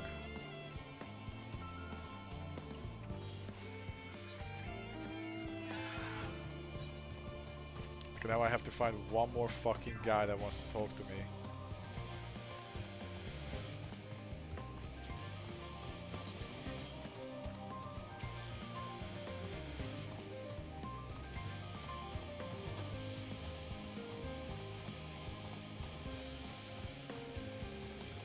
Hey, now you're not answering. Now you're like, I don't know about that.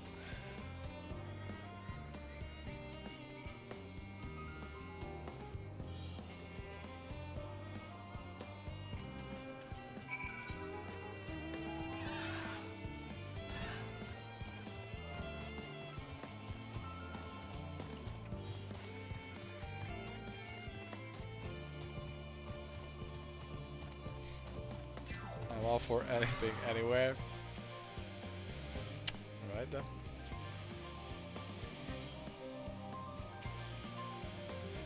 Honestly, if anything, I would rather try out the Fellowship game that I was talking about earlier. But we are gotta push until midnight. We gotta fucking do this.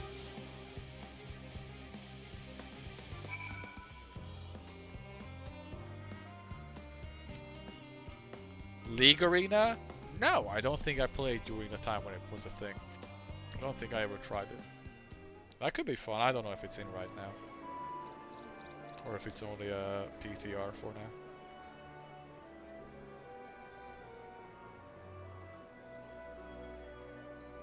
Yeah, I know it's coming back. It's getting like the Noxus theme thing. I saw that. Be fucking voice active. Alright. Oh, finally some rest. Why, I haven't spoken so much in, well, in forever. Yeah. Lively, isn't it? The town is abuzz. Everyone eager to meet with our friends from the moon.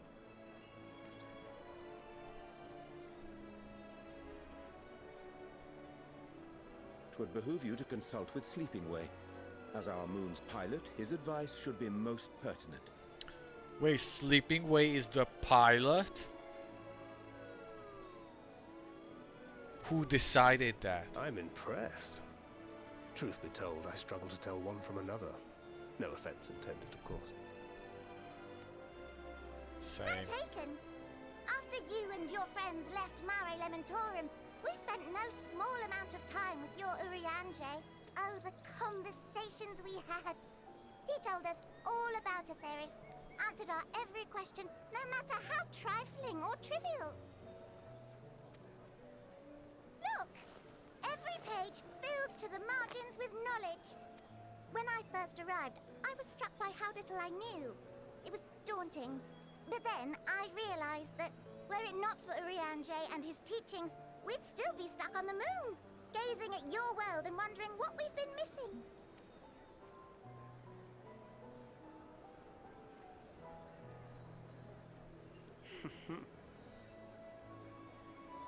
What would they think if they could see Urianger now? I dare say they'd be more than a bit surprised. And impressed, no doubt. Master Louisoix, Minfilia, Papalimo, and not to forget... Moonbreeder.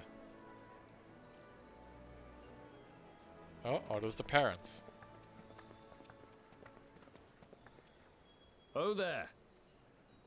Heard there was a visiting expert who we might bother with a few questions. I take it you'd be the one.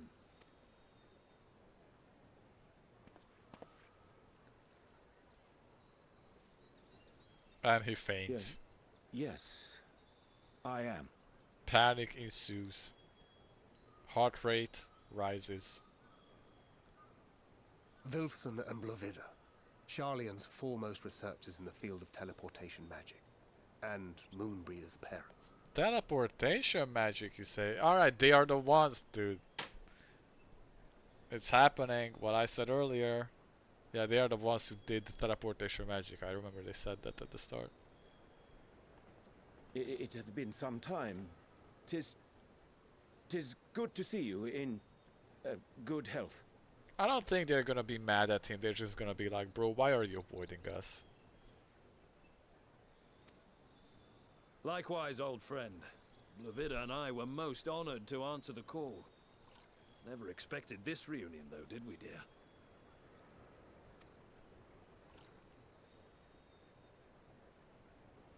I'll say, the nerve. Sending that letter, then running off to the gods know where. Yeah, there you go.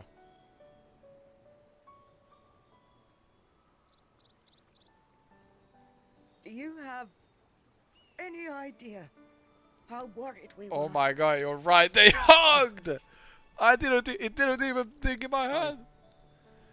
I'm sorry. 'Twas remiss of me not to deliver the news in person. They have the technology! No, more than that. 'Twas I who... Our daughter was disillusioned after Master Louisoix left her behind. The day the Scions called upon her was the happiest I'd seen her in years. Now this is interesting. She made her every choice of her own free will. No one could have ever forced her to do otherwise. Don't blame yourself for her death. Celebrate her life. You know that's what she'd want. If there is one thing we resent you for, it was that we could not be there to mourn her with you. There you go.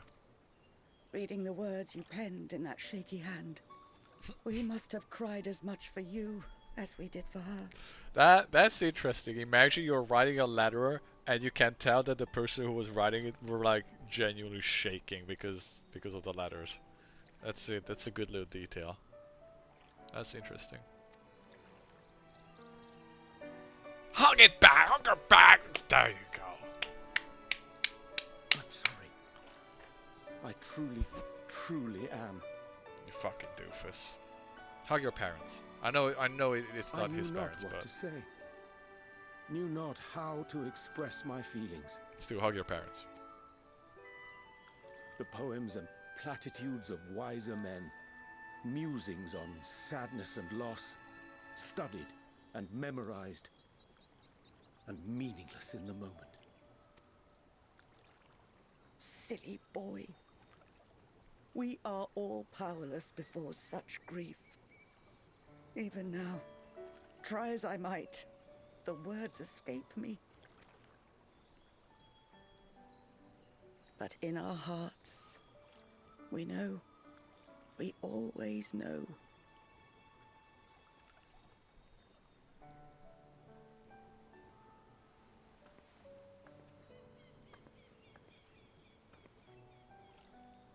I remember when you were young, how the lads teased you for choosing the company of books over others. Our moon didn't take kindly to that. Be nice to Urianger, she'd shout, and give them a walloping. No matter how many times we scolded her. So we offered a suggestion. Rather than starting fights, why don't you be the bridge between Urianger and the others? She had to mull it over for a while. Arms crossed, brow furrowed in intense thought. But from that day on, she never let you be alone. She'd drag you outside to play, pepper you with endless questions, read the same books you read, all to try and understand you that much better. I'm sure it was annoying and exhausting at the time, but she only ever had the best of intentions. And look at you now, at the center of the crowd. The reason there even is a crowd, having brought these people together. You've no idea how proud we are.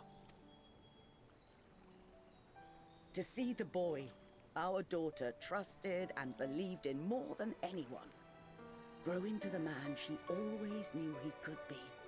I can see her in you too. Feel her. She walks with you wheresoever you go. So thank you, Urianger, for being who you are.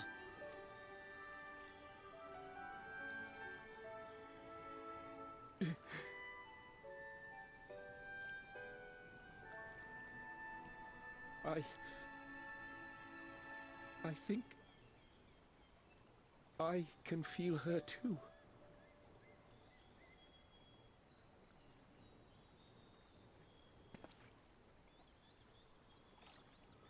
The truth of her life. Not sorrow, but hope and love.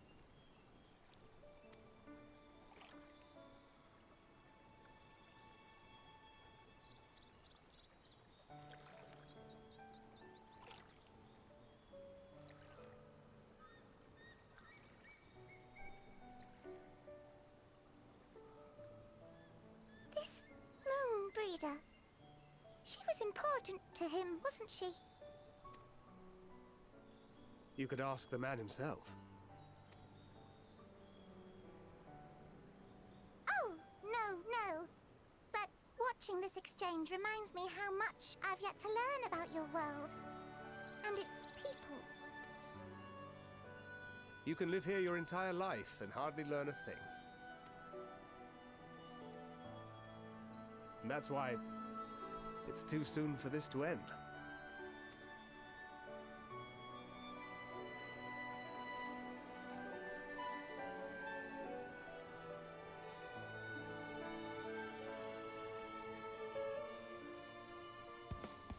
That was a very nice scene. Oh my god, the fucking music, man. That was a very nice... Oh, hold on, my TV is about to turn off. Give me a second.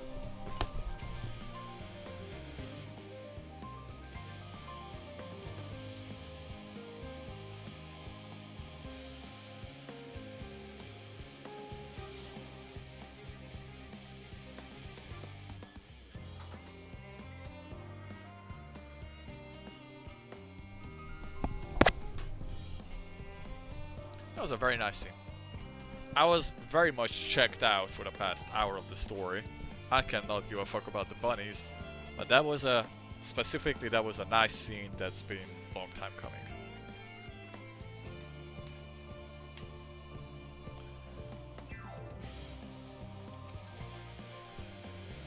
I liked it a lot. Oh, Morris, be assured that I am fine. I am. Full glad to see them too after so long. Gladder still that it was in your company. As difficult as it was to accept their kindness, I thought it would have been far harder had I faced them alone.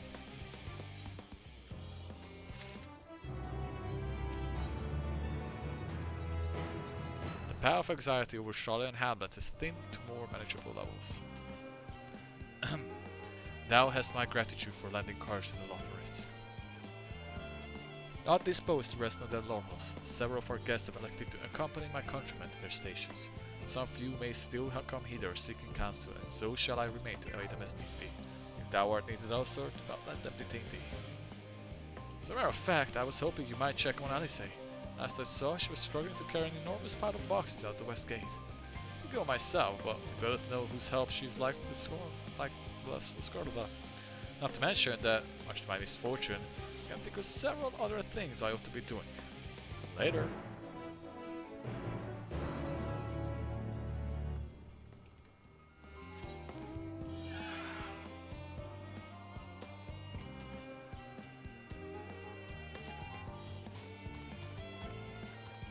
Can't say for sure, but I feel like we are see ya nerds. Yeah, exactly. It's basically peace out, bitches. Alright, far away. Is this the last thing here? Yes.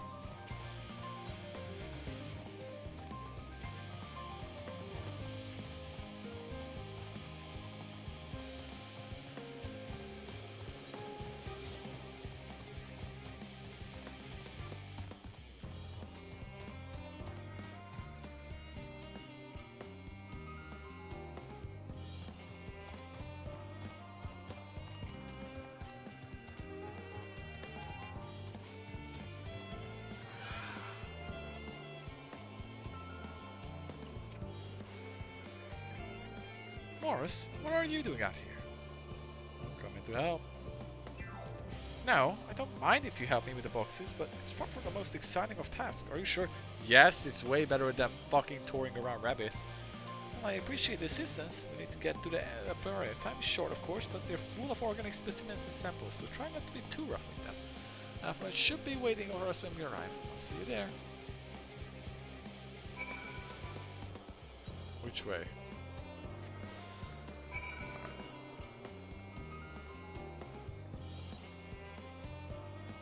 As long as we're not backtracking, it's fine.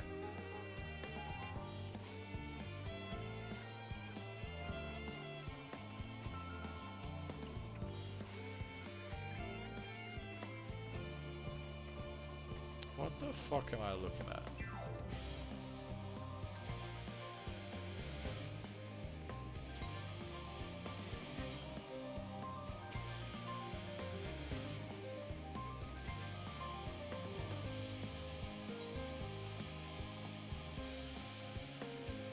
Hey there. We're doing good. We're making good progress. I think, question mark, that I'm kind of getting close to the end of this zone, but I don't think we're probably not gonna finish tonight. Not gonna go much longer. Oh, we're doing good. Just had the nice little scene with Uri and Jer finally meeting up with Moonbreeder's parents. That was a very nice little touching scene. Oh, you're helping with the crates. Wonderful. You can't put that there with the others.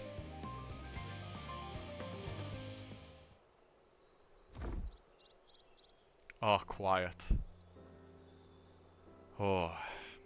You have my gratitude, but how did you come to be involved in this? You know, I just wanted to get away from the rabbits. Ha. And I suppose I have Thankra to thank as well. Ooh, crystal. Let me touch. If you're wondering why we were tasked with bringing these boxes to Apoira to begin with, so was I. It turns out that this is base's operations of sorts. Those with final say as to what is included in the ship's manifest can be found here. Oh. Father included, I suspect. What's in the box? That should be everything. You carried all of that at once. Are you trying to injure yourself? Oh, hush. They're lighter than they look, and not everyone has your delicate arms. I suppose we should let someone know that we finished. Theopoldin is in the country yard. We can't report to him. Why don't you come along? You should get credit for your assistance at least. Considering where we are, we might even learn something of interest. Let's go.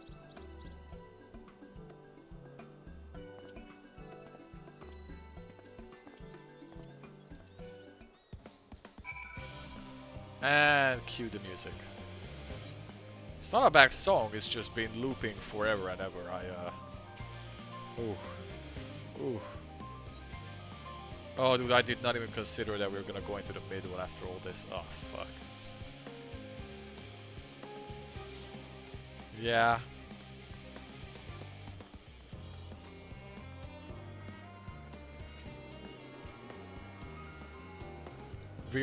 I assume we're somewhere at around 1 hour 40 minutes of the 2 hours, so we're getting close to the end. I don't want to turn the music off because in cutscenes it's nice to have the other music, but ooh, it's getting a little rough. Guts, it never ends, does it? Yeah, it never does, man. I've been listening to it forever. What can I do for you? We brought samples from Charlotte and Hamlet, Series 101? 110? The crates are by the entrance. Ah, thank you. I'd expected one of my colleagues, but you're dreadfully short-handed.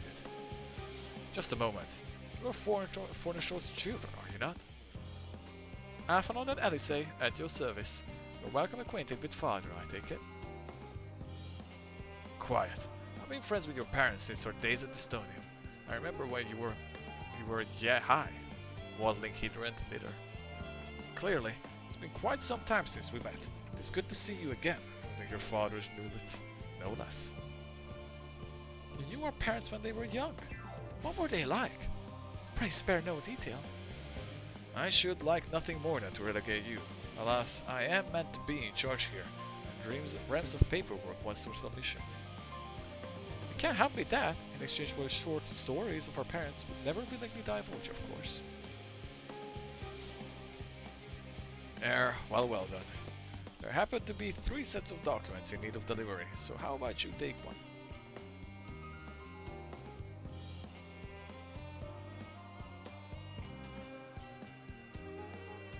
Wait right here.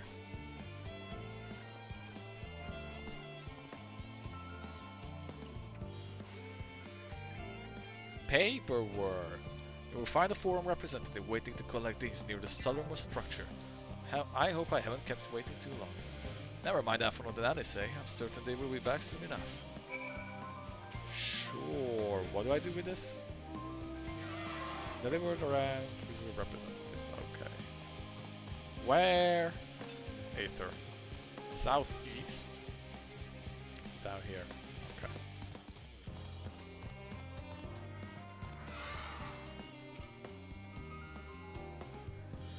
Are you not one of the Scion 7 Dawn? I thought you were meant to be working on the Aether burner. Here, take this. Theopoldin's paperwork. I was beginning to worry he misplaced it. I appreciate your help in seeing these documents to my hand at last. As for other tasks, pray I keep this between us, but I sincerely hope you Scions succeed. The Exodus is, without a doubt, the most monumental undertaking in the history of Forum. Yep, we're going. Another quest done. Every time I see that little green check mark, it feels good.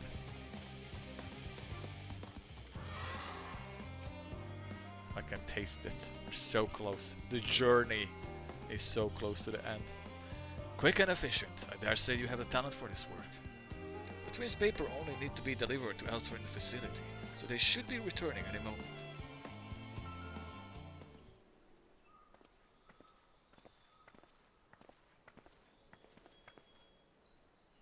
We will return, with not a scrap of paperwork remaining on our persons, you will note. You both have my thanks, and my apologies for sending you on an errand far below your ambitions. Why, even as a babe, you struggled out of your swaddling clothes, and... There is quite enough of that, thank you. It was compromising stories of our parents that we asked to hear, to reiterate. Of course, of course. I've known your fathers for so long, I must have something, Well, as you know, part of why the level of your name garners such respect is Charlatan is your family's storied history. You too can trace our ancestry directly to those who came abroad, Newcrop's hope, a lineage few can claim. I never thought much of it myself. It's not as though our forebears founded our nation. They were simply there when it happened. Nevertheless, it has traditionally been a point of pride. Thus why Newcrop's pronouncement, renounce the ways of war and pursue enlightenment through knowledge and reason, has ever been our family's creed. Until your grandfather's time, aye. Archon Louisoix looked at Newcrop's words, but his deeds. He asserted in defiance of his peers that choosing to save the great and the small from the rising tides was true mark of our founder's virtue. Perhaps it was his expertise, his knowledge of ancient prophecy and the fall of civilizations that led him conclude that the issue conflict at every turn was to consign mankind to his doom. There will ever be conflict, and calamity will follow. To ignore the plight of those one might conceivably save is not wisdom, it is indolence. You remember his words well, indeed. Archon Louisoix lived by the personal creed and used every means at his disposal to bring succor to those in need, Charlatan or no. No one loved or admired your grandfather more than his son. Yet Fortunato could not reconcile Louisoix's deeds with the philosophy of their forebears and his peers, a philosophy in which he believed so fervently, yet made a pariah of his father. Fortunato agonized over this contradiction for much of his life. God's father. The son may carry his father's blood, but his choices are his own to bear. Is it not always thus? Gods know Fortunato's a cranky old goat, so I'm sure you butt heads often enough. Yet even so, you must know that you are constantly in his thoughts, every moment of every day, and that is not an exaggeration in the slightest.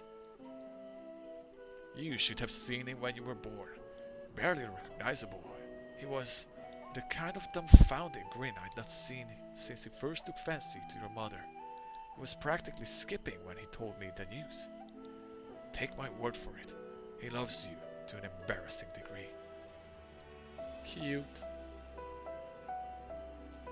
But he also frustratingly single-minded. Once he's decided that given action is for the best, he will stay the course no matter who or what opposes him. A profoundly annoying habit when you're on the one end of it, and I'm sure you will agree.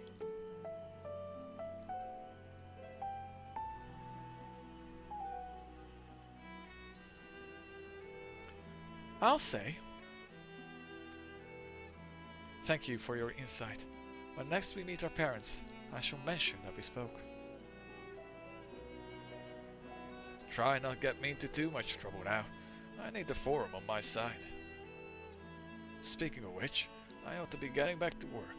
I have to make sure those specimens you brought me make it to the proper places, or the cranky old goat will have my hide. We can speak again later. Nice. Who would have thought the father loves his children after all? Graha, surely Coco hasn't driven you out of the forge already? For better or worse, no.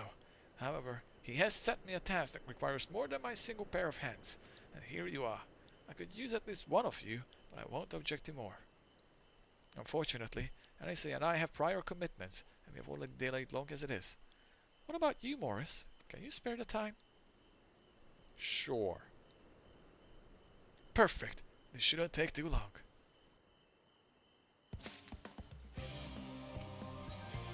An unspecified task awaits. In the event that our, and I quote, promised heap of adamantine falls right out of the bloody sky and into my lap, Master Coco wishes to be ready to put the proverbial hammer to anvil at a moment's notice. To fabricate these parts, however, he needs the flames in Coco's forge to burn hotter, he sent me to increase the amount of ether being funneled into his furnace. The flow of pyro-respected ether in Labyrinth is regulated by an elemental reactor south of there, to which I have borrowed the key. The adjustments will require 2 people to carry out safely, but I can explain the process when we arrive. This is where we part then. We'll see you in Charlotte and Hamlet once the Elementine arrives, if not before. Good luck out there. This way then.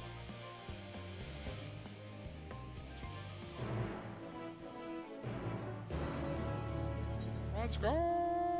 And back around we go, or I'm almost done with the circle.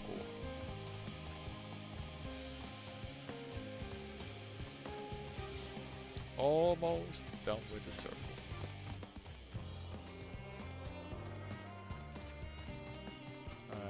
Boop. We're close to it. I think I should get the Aether current now before I forget it again. We're so close. Ah, but Grau is right here. Okay, well, we're gonna do this and then I'm definitely going to forget it. As I always do. The reactor is housed within this facility. I will want to go inside and adjust the fire ether output. When I do, a rather large amount of water-respected ether will issue from the vent at the top. I expect this to attract at least a few elementals, which we would both rather not be drawn into the reactor, trust me. Can I ask you to put down any drawn in here? Alright, so kill elementals. I got it, dude. Wait here if you would.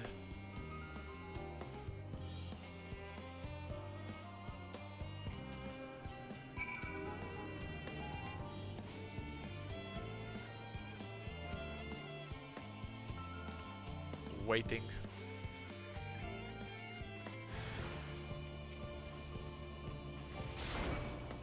Ah, some action.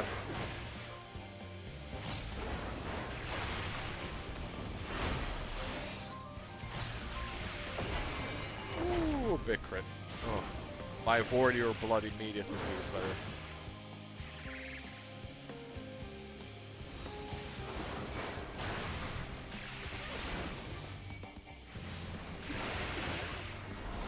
Big crits, crit, crit, and crit. Ah, this is what I needed.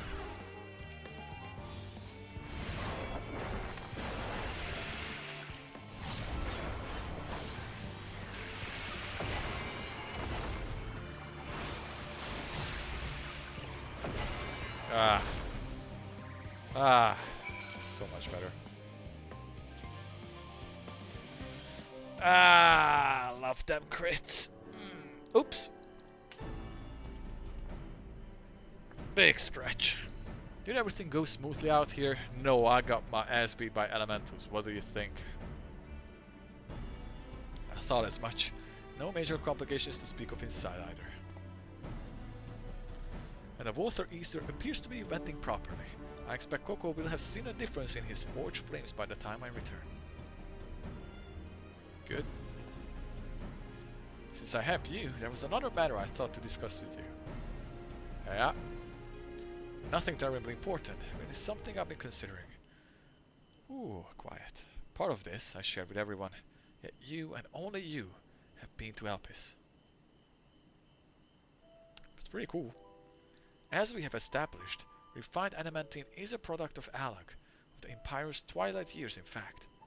It was a material which saw much use as part of Allagan's efforts to extend beyond the bounds of this world, Dalamud, of course, being the most prominent. Of those who would push further, expand Allag's empire to encompass the heavens and the stars above, perhaps the greatest was its infamous technologist, Amon.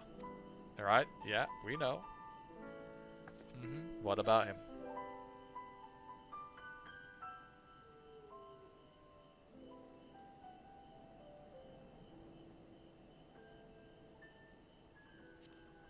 Did he want to travel the Sea of Stars?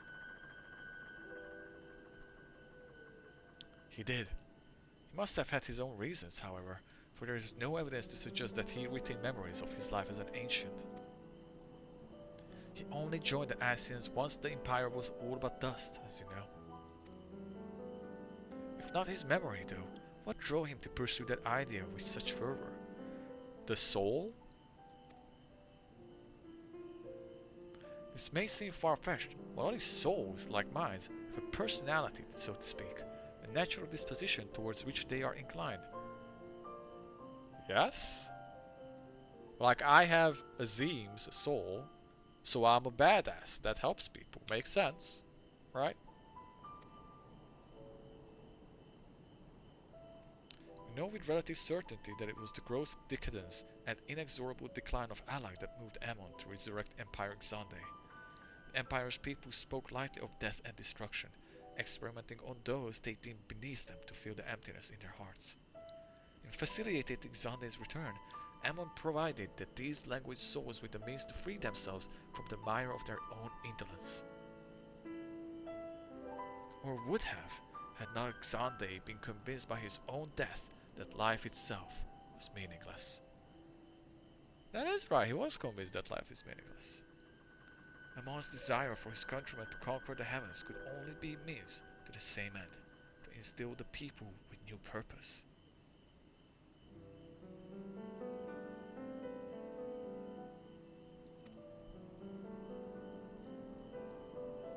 Like Hermes before him, Ammon was appalled by how those around him lived, but could never bring himself to believe that those lives were devoid of meaning. And both of them sought that meaning, that hope in the distant stars. Such is my theory, anyway. Ultimately, it is the consequence of their actions which matter. Their motives are of no moment. And yet, to reach those stars on wings of adamantine, to travel to the ends of creation and beyond, the promise of hope everlasting, that much I do understand. But enough of my musings for now. Why don't we see how Cockhold is getting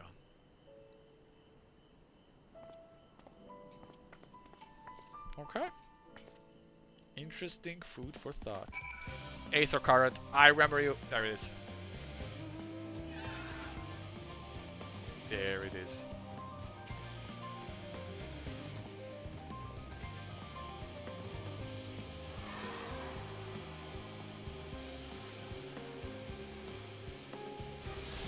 Nice. And full circle.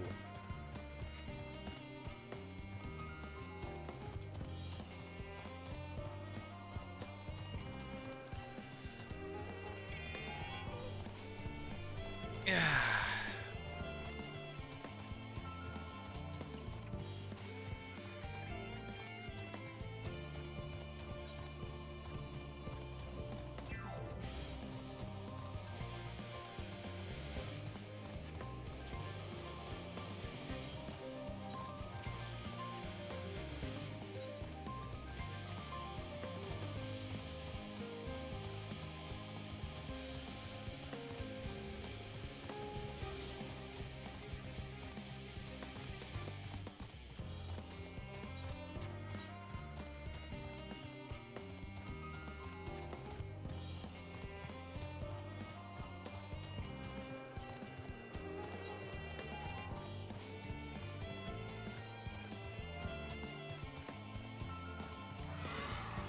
What up, Coco? Danko?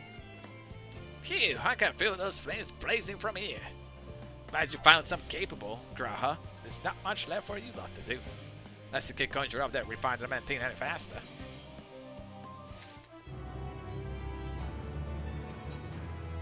Oh my god. We love to see that. I was about to ask how much longer this thing is. Coco Danko is, as usual, worked up over the Aether burner. I do trust you to deliver your promise, I do. Only... Hey, wait then! I want that adamantine now! We, share your impatience, I assure you. Is there truly nothing else we can assist with in the meantime? I wish! This city about bits unbearable. Pit the forum frowns on recreational explosions. Well, so long as they can't prove it was pretty debilitating, get you gone. No mistake to make. In that case, I suppose I should go and return the key to the reactor. I'll have one more look to make sure that nothing has gone wrong. unintentionally or otherwise. I'm certain there are better uses of your time, however. I will join you in Charlie and Hamlet Ana. Where am I going? Oh, back there. Okay. I mean, I suppose this is gonna be a long quest, but this should be the end of the zone, I think.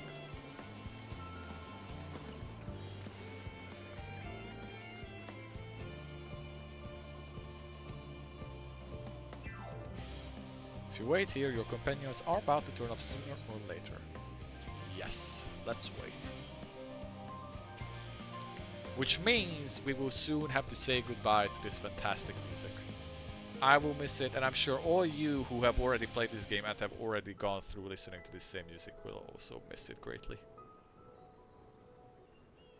All set, I take it? Ah, quiet and voice acting. Chef's kiss. We finished what we could. Delivered supplies, tracked down escaped animals. Trivial tasks as they may be.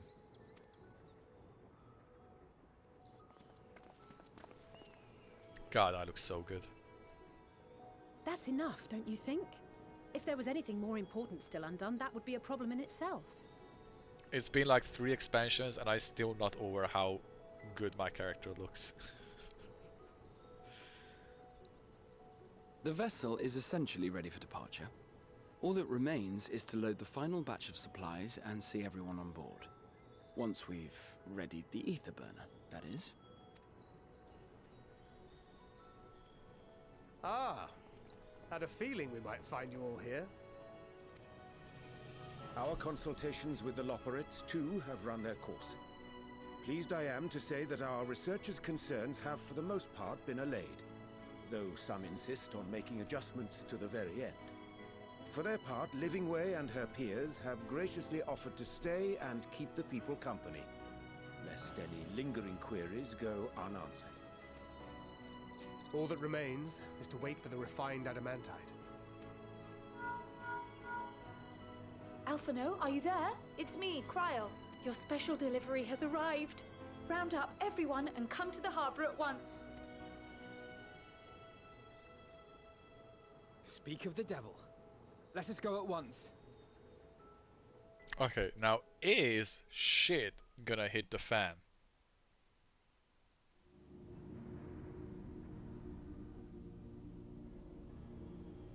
Is someone about to transform? Forgive the intrusion, Master Fortuner. I bring urgent news. A great commotion has broken out in Scholar's Harbor.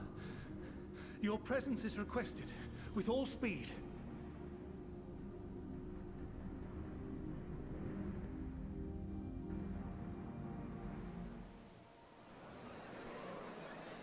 Now, where might this delivery be?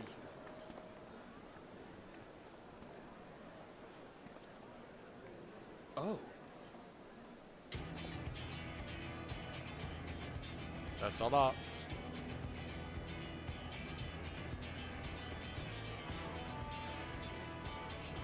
That's a lot of shit. Oh, the fucking flying ship and everything. I'm sure it's very important, but we cannot accept these without the proper permits. Get out of the way, you nerd. Surely, these can't all be.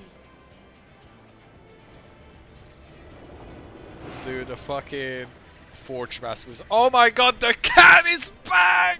I haven't seen it in a year! Bleeding out of nowhere! They're bringing them by sea and by air. All these folks in these crates. Yeah, this guy's about to cream himself. Dude, I've been wearing the fucking scarf from those Sky Pirates since Heaven swore that they're finally back. Holy shit. I thought Square Enix has forgotten about them. I legit thought that they would never ever appear again. And more on the way. Got your adamantite right here. A bigger haul than any of these sorry bastards brought, and that's no lie. Yes, because you were charged with seeing the shipments from Gridania and Uldar here, along with your own. Give credit where credit is due. Sounds like the sorry whinging of a sore loser. An hypocrite to boot. Ain't no way a scrawny whelp like you took a dozen steps inside a Dalaman shard. I'll have you know I went all the way to the entrance. Furthermore, 'twas my contacts that enabled us to enlist the cooperation of the Sky Pirates. Oh, this fucking muppet. Left you outside so you wouldn't get anyone killed, did they? Well then, credit where credit's due, you did a right fine job sitting on your ass. Take that back. Make me. I will not stoop to your level.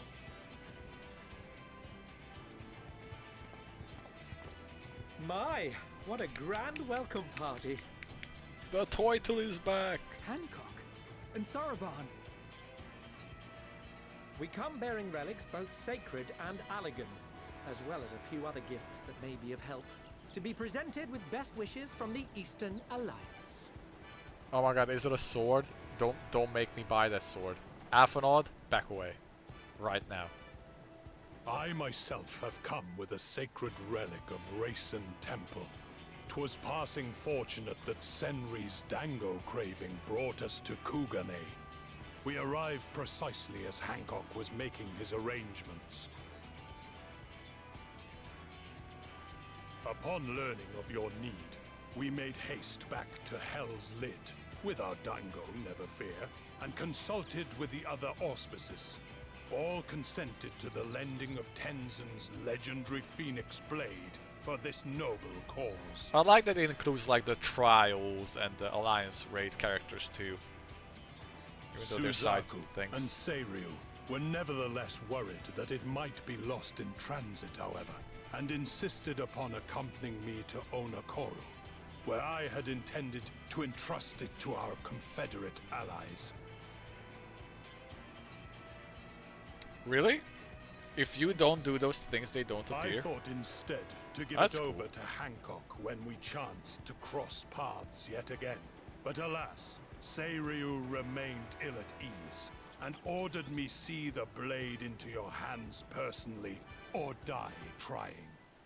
But Reed is not here. She's always left out.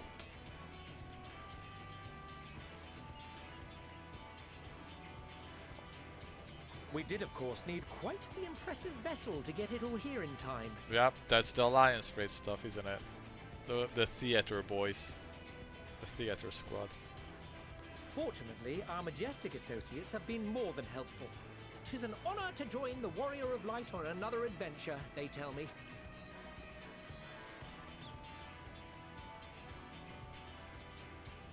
That is all wonderful to hear, but what of the extraordinary cost? I shudder to think of the ransom we must pay for such a bounty. Yeah, don't tell Tataru. Fret not for your coin purse, young Alphino. Lord Lolorito looks ever towards the profits of the future, and thus the East Aldenard Trading Company went to some lengths to reduce the financial liability. Okay. Okay. And since the Scions funded the entire venture, not a gill need be rendered up in compensation. Everything is already yours. We funded the venture? When? Tataru! Don't let the name fool you. This coin keeper knows a thing or two about spending. The glue that holds us together. When it comes to capital investiture, a sprinkling of gil here and there will not do. You need enough savings to make waves when it really counts, which is why frugality is paramount. We also had the benefit of a generous patron. Generous being rather an understatement. Who's that? She has supported us from the shadows. Oh, since Mama. the very founding of the Scions. We even had coffers to fill. Mama level yeah. She's been giving us money since the beginning of time. Millions. Oh yeah, that's funny. I remain, of course, an entirely neutral party. I simply thought our family's coffers were needlessly full. Mama's been fucking sending money out since ARR. It's like, well, my kid's gone. I'm not on fucking my watch. We can hardly take them with us on your teeny tiny toy boat, now can we? And would be a shame to leave all that hard-earned wealth unspent.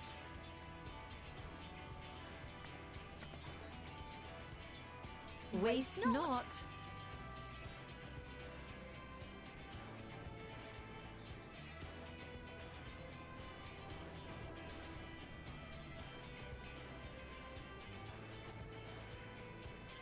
However did you manage so much in so short a time, then? We expected word to reach only a fraction of our allies. Did I not tell you I have my ways? Yo. Erenville, you were involved too. I received a letter from Cryo after we parted ways in Labyrinthos.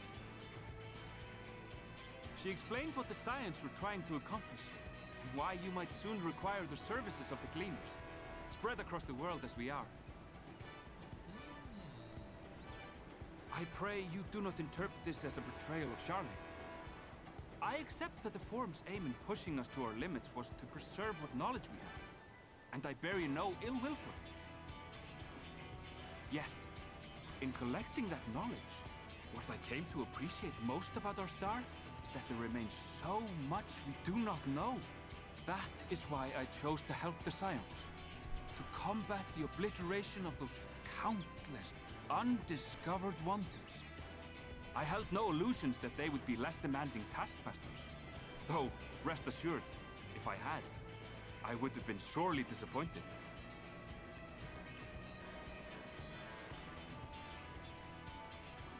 To make a long story short, the whole of the guildship cooperated to ensure your call was heard far and wide.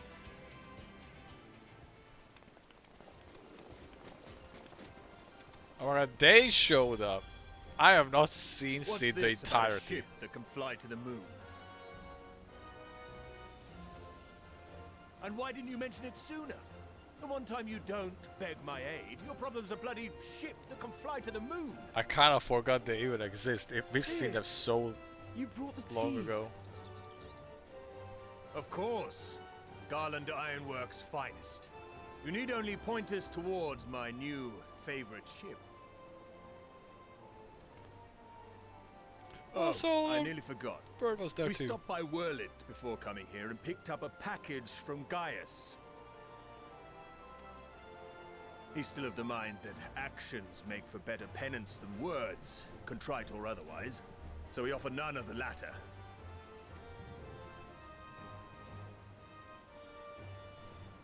What he sent is an Allegan relic Valens used in his weapons experiments. Has a fair bit of refined adamantite in it too. Dude, the fucking Forge As Master. you like us Oh. not suspect, we've also brought adamantite for Mordona's Dalamud shard.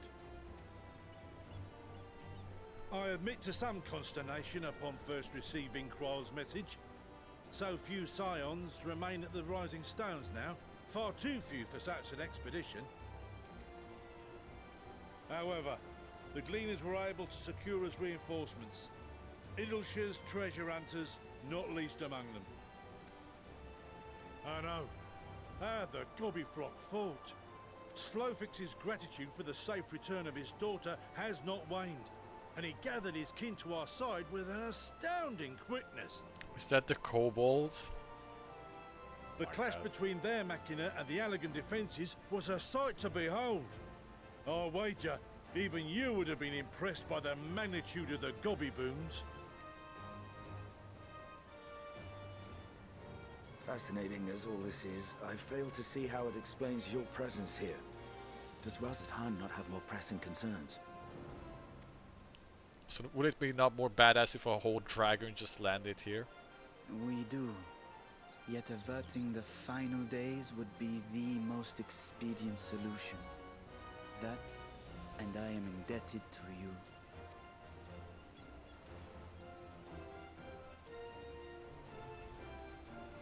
Though they chose to take their leave of Thavner, those you saved in Galimund remain my people. My gratitude is beyond words. 'Tis appropriate that I aid you in kind. If in the doing we bring salvation to others of this star, so much the better.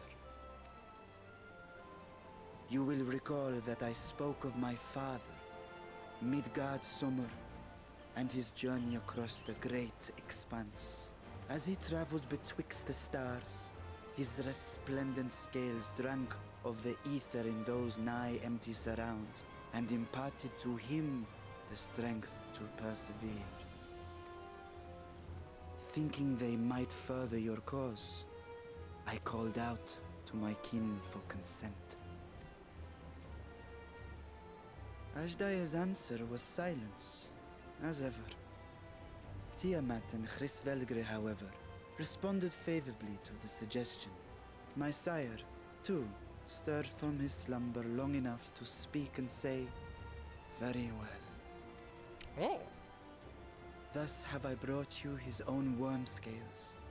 Fit them to your purpose, and seek a worthier fate for us all.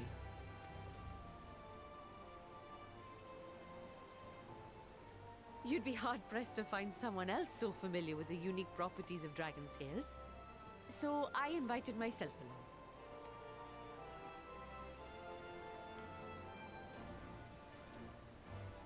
Bugger me, this is so unbelievable. I've gone right back round to believing it again. Forget a 6% gain in efficiency. With all these goodies, we could get 7, no, 10, no, 14 bleeding percent. 14%! Think of how far we could go! What we could do with that much power! What we could blow up! If Kokol is duly convinced, then it must be true. In which case, the Scion's end of the bargain has been fulfilled. Would you not agree? Oh, now we go speak with Hyden. Right.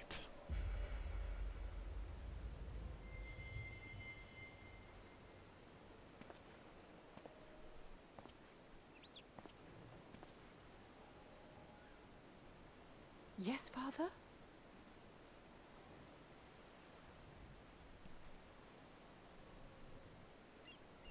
I know not what you seek of Hydaelyn, nor for what purpose you would take command of our ship.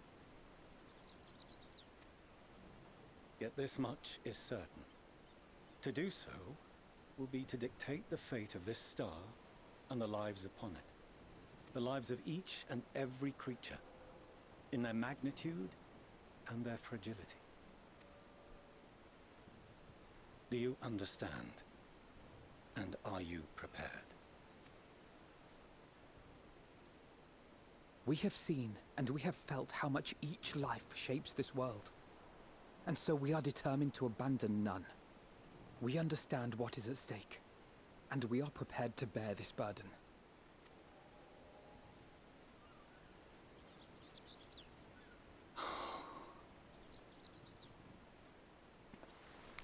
His face changed. Then I will bear it with you. He finally broke the act. I beg you, share your struggles with me. As family.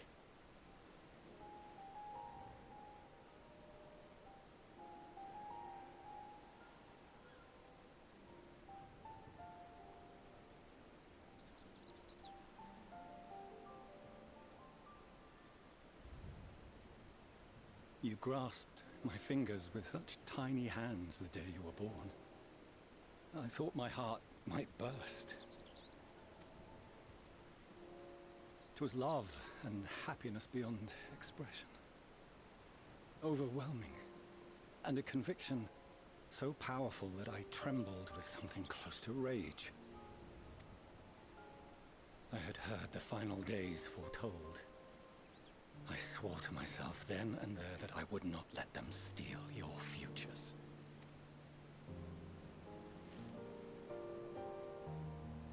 The great exodus would succeed, must succeed. No sacrifice or sin was worse than the alternative. If anything gave me pause, 'twas mine own father. The Archon Louisoix openly decried Charlian's policies. A perspective which I regarded with increasing disdain as I grew older. Yet even as part of me thought him a fool. Perhaps I also hoped that he, of all people, would devise a brilliant means to save my children. A naive hope, but stubborn enough that I could never bring myself to keep you apart.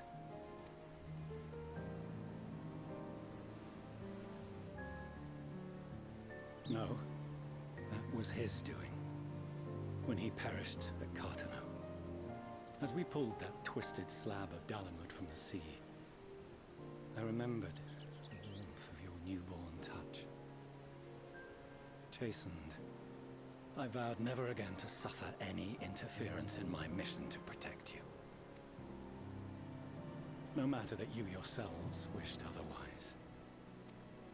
Detest me, fight me tooth and nail, I would suffer it, and more, and be satisfied so long as I could force you onto the ship.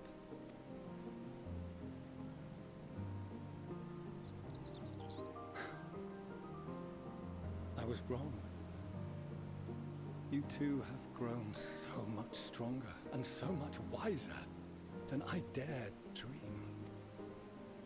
Proud father moment. You have earned the right to walk your own path, and already begun to do so. Good. Because there are things we care about, and people we love, and none of them is replaceable. Not a one. It cannot have been an easy journey for you to have come so far. We shall be glad to acquaint you with the finer details someday, once this danger has passed. All that we have seen and heard, that we have felt and learned in our travels. Ours is not a kind world, but it is beautiful. Always. Mama. Oh no. Are you quite sure that's wise? After all, someone turns pale and flees the room when he sees so much as an envelope containing word of your adventures. Lamau. Mom airing the laundry. Whatever will happen if he learns what you were really up to. Amelians.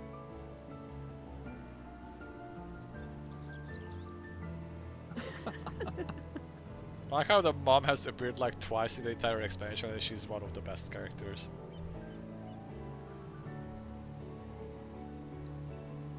Though I have wronged my children most gravely, I owe you an apology as well. I assumed that it was the Scion's influence that made them so keen to charge headlong into danger. Oh no, it was them. Do you even know your daughter? In particular. Do you even know your daughter? I see now that said influence instead brought them together with the many fine people gathered here today. In which case, I hope you continue to guide them. Oh, I just hit things If we with my finish axe. loitering about the harbour, might I suggest we put our plans into motion? People are beginning to look confused. Yeah, this cutscene has been going on for 20 minutes. Perhaps you can spare a few words ere they resume the tedious lugging of cargo. You've no small number of friends and admirers here after all.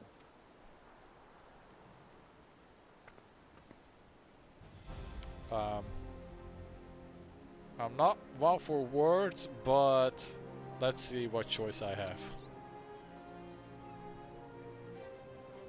Kupo? Yeah.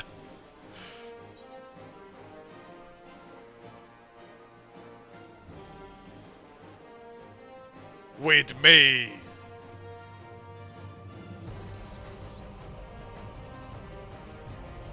I would have done a fist instead of a thing, but that was it.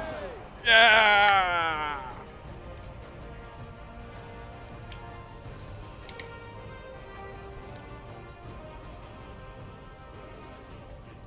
Your assistance is appreciated. Now, in an orderly fashion, if you please.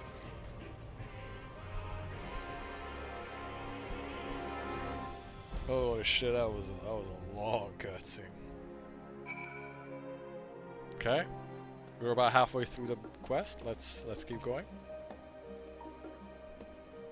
We finally managed to clear the harbor, which means the rest is in the engineer's capable hands. Meanwhile, Father has issued to us an invitation. As we agreed, he will reveal the means by which Hydaelyn may be contacted. We are to meet him at Apoira when we're ready.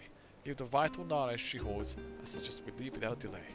It transpires, however, that the forum's method for speaking with her is not without risks.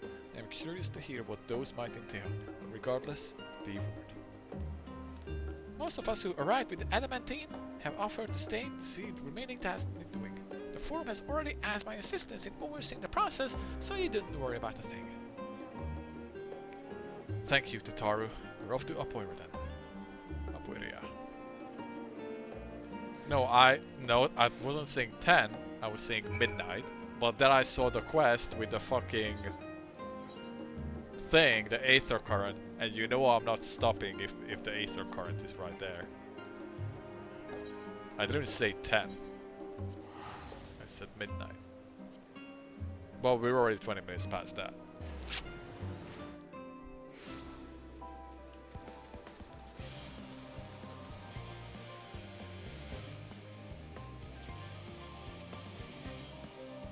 Morris, I have already shown the others inside. Unfortunately, I have a feeling that even though this is a quest, the last quest that we have already done for 20 minutes, it will still probably last until 1 AM, because that's how this game goes. You will want to speak with Clairline. She has the key to the lift and can send you down after me. Okay, please, anywhere without this music. Let's keep going. Please.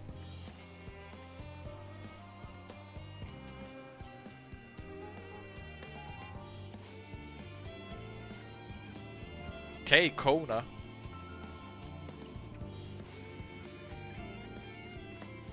Yeah, I'm definitely not starting the next one. I mean, I'm kind of hoping that this one is the end of the chapter.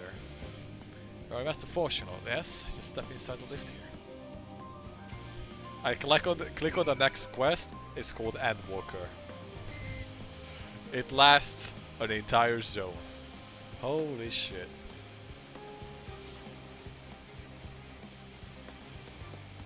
From here, we proceed to the heart of Labyrinthos, and its most closely guarded secret, Tomazine. It marks the beginning and end of our efforts, whence we delve to seek audience with the star, and whence we will embark on journey to the heavens. This way, if you please.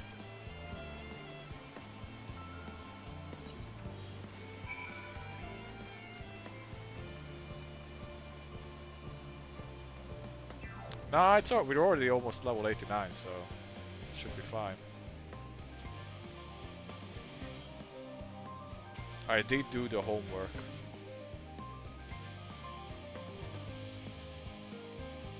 At this point, even like a fate will probably be enough. This quest and like a fate will probably give me the level up. Oh, look at that. That's the ship right there.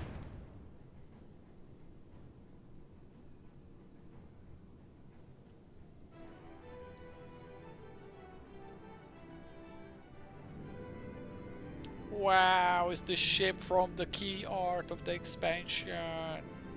Woo. It does look pretty good. Is this a mount? It's a pretty sick looking ship.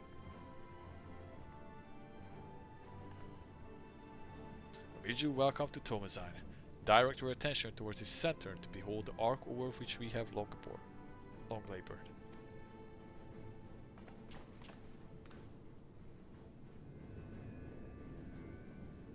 As you can see, it was designed as a medium-sized craft, the better to reduce fuel consumption. Miniaturizing magics have been applied to its interior, ensure the thrust-weight ratio does not place too great limitations on its freight capacity. The Aether Burner, as you know, has been removed for further modification, but we shall reattach it soon enough. I have received word that Cockle and several of your allies are working on it with an intense fervor. They sure are to see it done.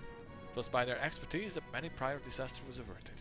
If anything, I fear they will not afford us much time for speaking with Hydaelyn ere they finish. Alright, Sid and the crew. Point taken. Let us move on. I must warn you again, however, that even with the benefit of our device, to treat with her is not a simple feat.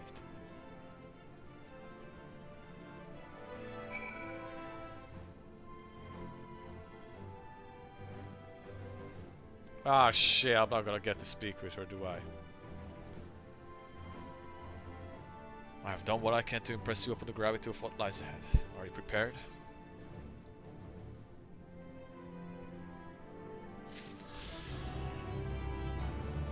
Huh. Any disciple of war or magic? Well, I guess we have to stop here. I mean, we're real close, but it's a pretty anticlimactic point to stop. I'll say that. But this is practically the end of the zone, isn't it? With whatever the fuck happens afterwards.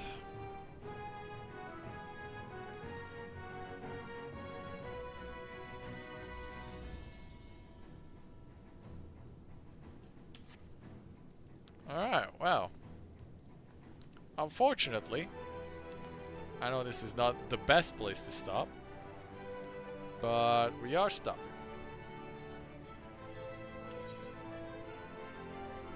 Because I'll get that one little level up. It's close. And so you say that this is a long quest. This is a very long quest, I assume. Is what you implied?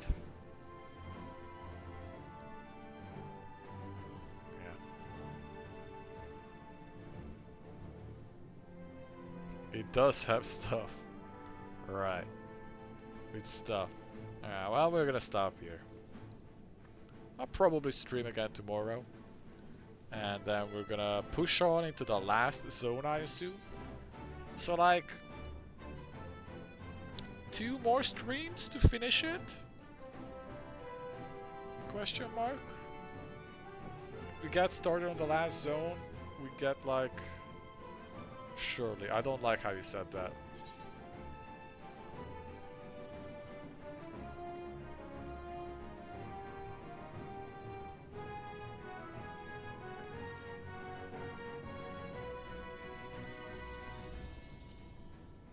I'm thinking 2 more streams.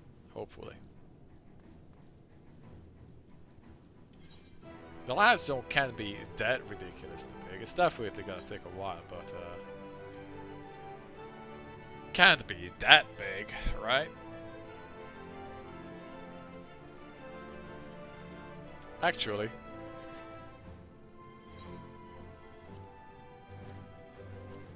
I'm like a normal raid. Are you online? No, I'm just queuing up for a normal raid. I think that might give me the level up. And then next time I can just get started with it. I mean, I could also start with the normal raid tomorrow.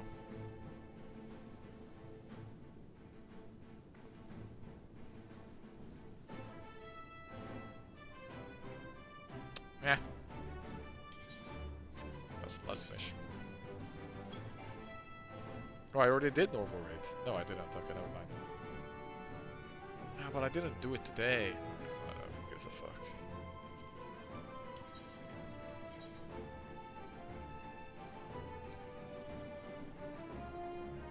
It's 8 hours, and I'm assuming I'm very close to the start of the last zone, right?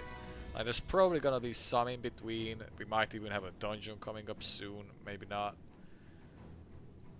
We're still gonna have talking with Heidelin, figuring out like, oh, we should go after her, convince these guys to lend us the spaceship to go there. Moonbreeder's parents are gonna be like, oh yeah, we got the teleportation technology, by the way, so we'll just tell you like, boop, and then we end up on the thing, and then the last zone is gonna begin, and it's about 8 hours from there. I think we can do that in 2 streams. Yeah.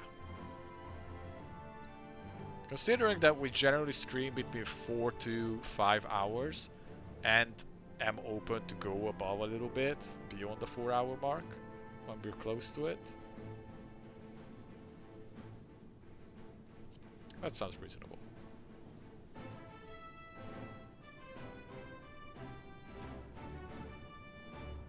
Worst case scenario, I start a little earlier on Wednesday. We're probably gonna stream tomorrow and Wednesday.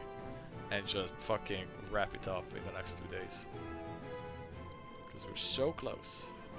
I can't believe that it's actually happening. This has been such a momentous journey. It really has been. Oh my god. It's been a long time coming. A long time in the works. Well, oh god. Oh my god, I gotta take a shit. Ooh, it's gonna be real good. Alright, today we didn't go as ridiculously over time. She did ask you who? Who asked what from me? What? I don't even know anymore.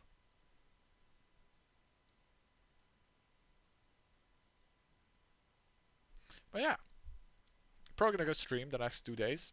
Try and wrap it up. I think 2 streams to finish it sounds reasonable. It has been a worthwhile journey. It has been. I mean, we're not quite at the credits for me to give opinions, but spoiler alert, it's been fun. Has it been the absolute craziest experience of my life? No. Nah. But it's been really fun. And I am glad that I've done it. I am glad that I've done it. I'm glad that we're there, and it's crazy. Like this is like when you're episode 900 of One Piece, or like 950, and you're like, holy shit. Actually, now this is like 1000 because they were even 100. And you're like, oh my god, it's actually happening. I'm getting close to it. What am I gonna do after that? Except right now, I'm not thinking what am I gonna do. I'm thinking Monster Hunter is coming out Friday. I'm thinking, how am I gonna play Monster Hunter? PlayStation? PC? I still don't fucking know. Speaking of Monster Hunter Wilds, reviews are out. Embargo has been lifted, so reviews can be read about it. So that's a thing. Hopefully they'll talk about performance, is kind of what I'm hoping for. Yeah, it's been fun. This zone was a little Resident Sleeper, I'm not gonna lie, but I'm okay with it. It had some good feels moments, you know, here at the end. This was a good feels moments. It had 2 nice feels good cutscenes. The cutscene part with Urianger and Moonbreather parents, and this here at the end with let's say Athanor and the father and like the parents. Lots of like parent figure / parent child stuff going on in this zone. The bunnies, kind of Resident Sleeper, not gonna lie. I mean, I get it, but it is what it is. But yeah, I feel like I didn't mind this zone being that slow. Sleeping Way is me. Sleeping Way is so me. I still cannot believe how they came to the conclusion that Sleeping Way is the pilot. I don't know how that happened, but it happened. I'm assuming the last zone is gonna be pretty hype. Although if it's 8 hours long, it definitely has some fucking. I just hope it's not gonna drag. Like it's the finale. It's the climax of so much built up. I hope that the last zone, however long it is gonna be fucking hype for the majority of it. I do not want to be going around the last zone doing some winky dinky fucking like right here in this zone. You could tell I was sad that there were parts with the bunnies where I was just so checked out. I just didn't give a shit. I got the gist of it. I was like, right, they're like reflecting on actual human life now that they're on the planet. And it's just 45 minutes of me running around with these rabbits and not giving a fuck about it. And I was okay with that with this zone, because this was like the last slow part in my mind, building up to the finale. I would not be okay with this in the last zone. So I'm curious about that. We'll see. Don't say anything. Don't say anything. I'll make up my own mind about that. But that's where I'm at with it. I hope the last zone is just fucking hype. It's probably going to start hype. It's gonna be hype at the end. But what is the like 6 to 4 hour part in the middle? What is that gonna be like? We'll see. We'll see tomorrow and the day after. Anyways, I'm gonna go. I'm gonna take a shit, eat, and then watch some StarCraft, because that's what I've been doing lately. I've been watching some StarCraft 2. I love StarCraft 2, even though I fucking suck at it, but I still enjoy watching it. It's funny. It's good. Thanks for watching, man. We should check out that Fellowship game. I don't know when, because I want to fucking do the game the next couple of days. Oh, busted. Busted Sonic. Yeah, I wanna check this game out. The when is harder, cause finishing the game next 2 days is me still prioritizing fucking thingamajig, and then we're gonna have Thursday, and then Friday. You know what Friday is. I mean, from Friday on, I have a feeling I'm gonna have a exponentially harder time roping any of you into playing this with me Friday and onwards. Alright, you guys are also doing Baldur's Gate. Yeah, true. Oh, well, I might just try this out in the middle of the day by myself and rage over the dumbasses that I get grouped with. Anyways, I really gotta take a poop, so I'm gonna go now. Thanks for watching, man. It's been great. We're fucking getting there. We're so fucking close. It's really cool. Have fun with Baldur's Gate. Thanks for watching. See you tomorrow. And good night. Peace.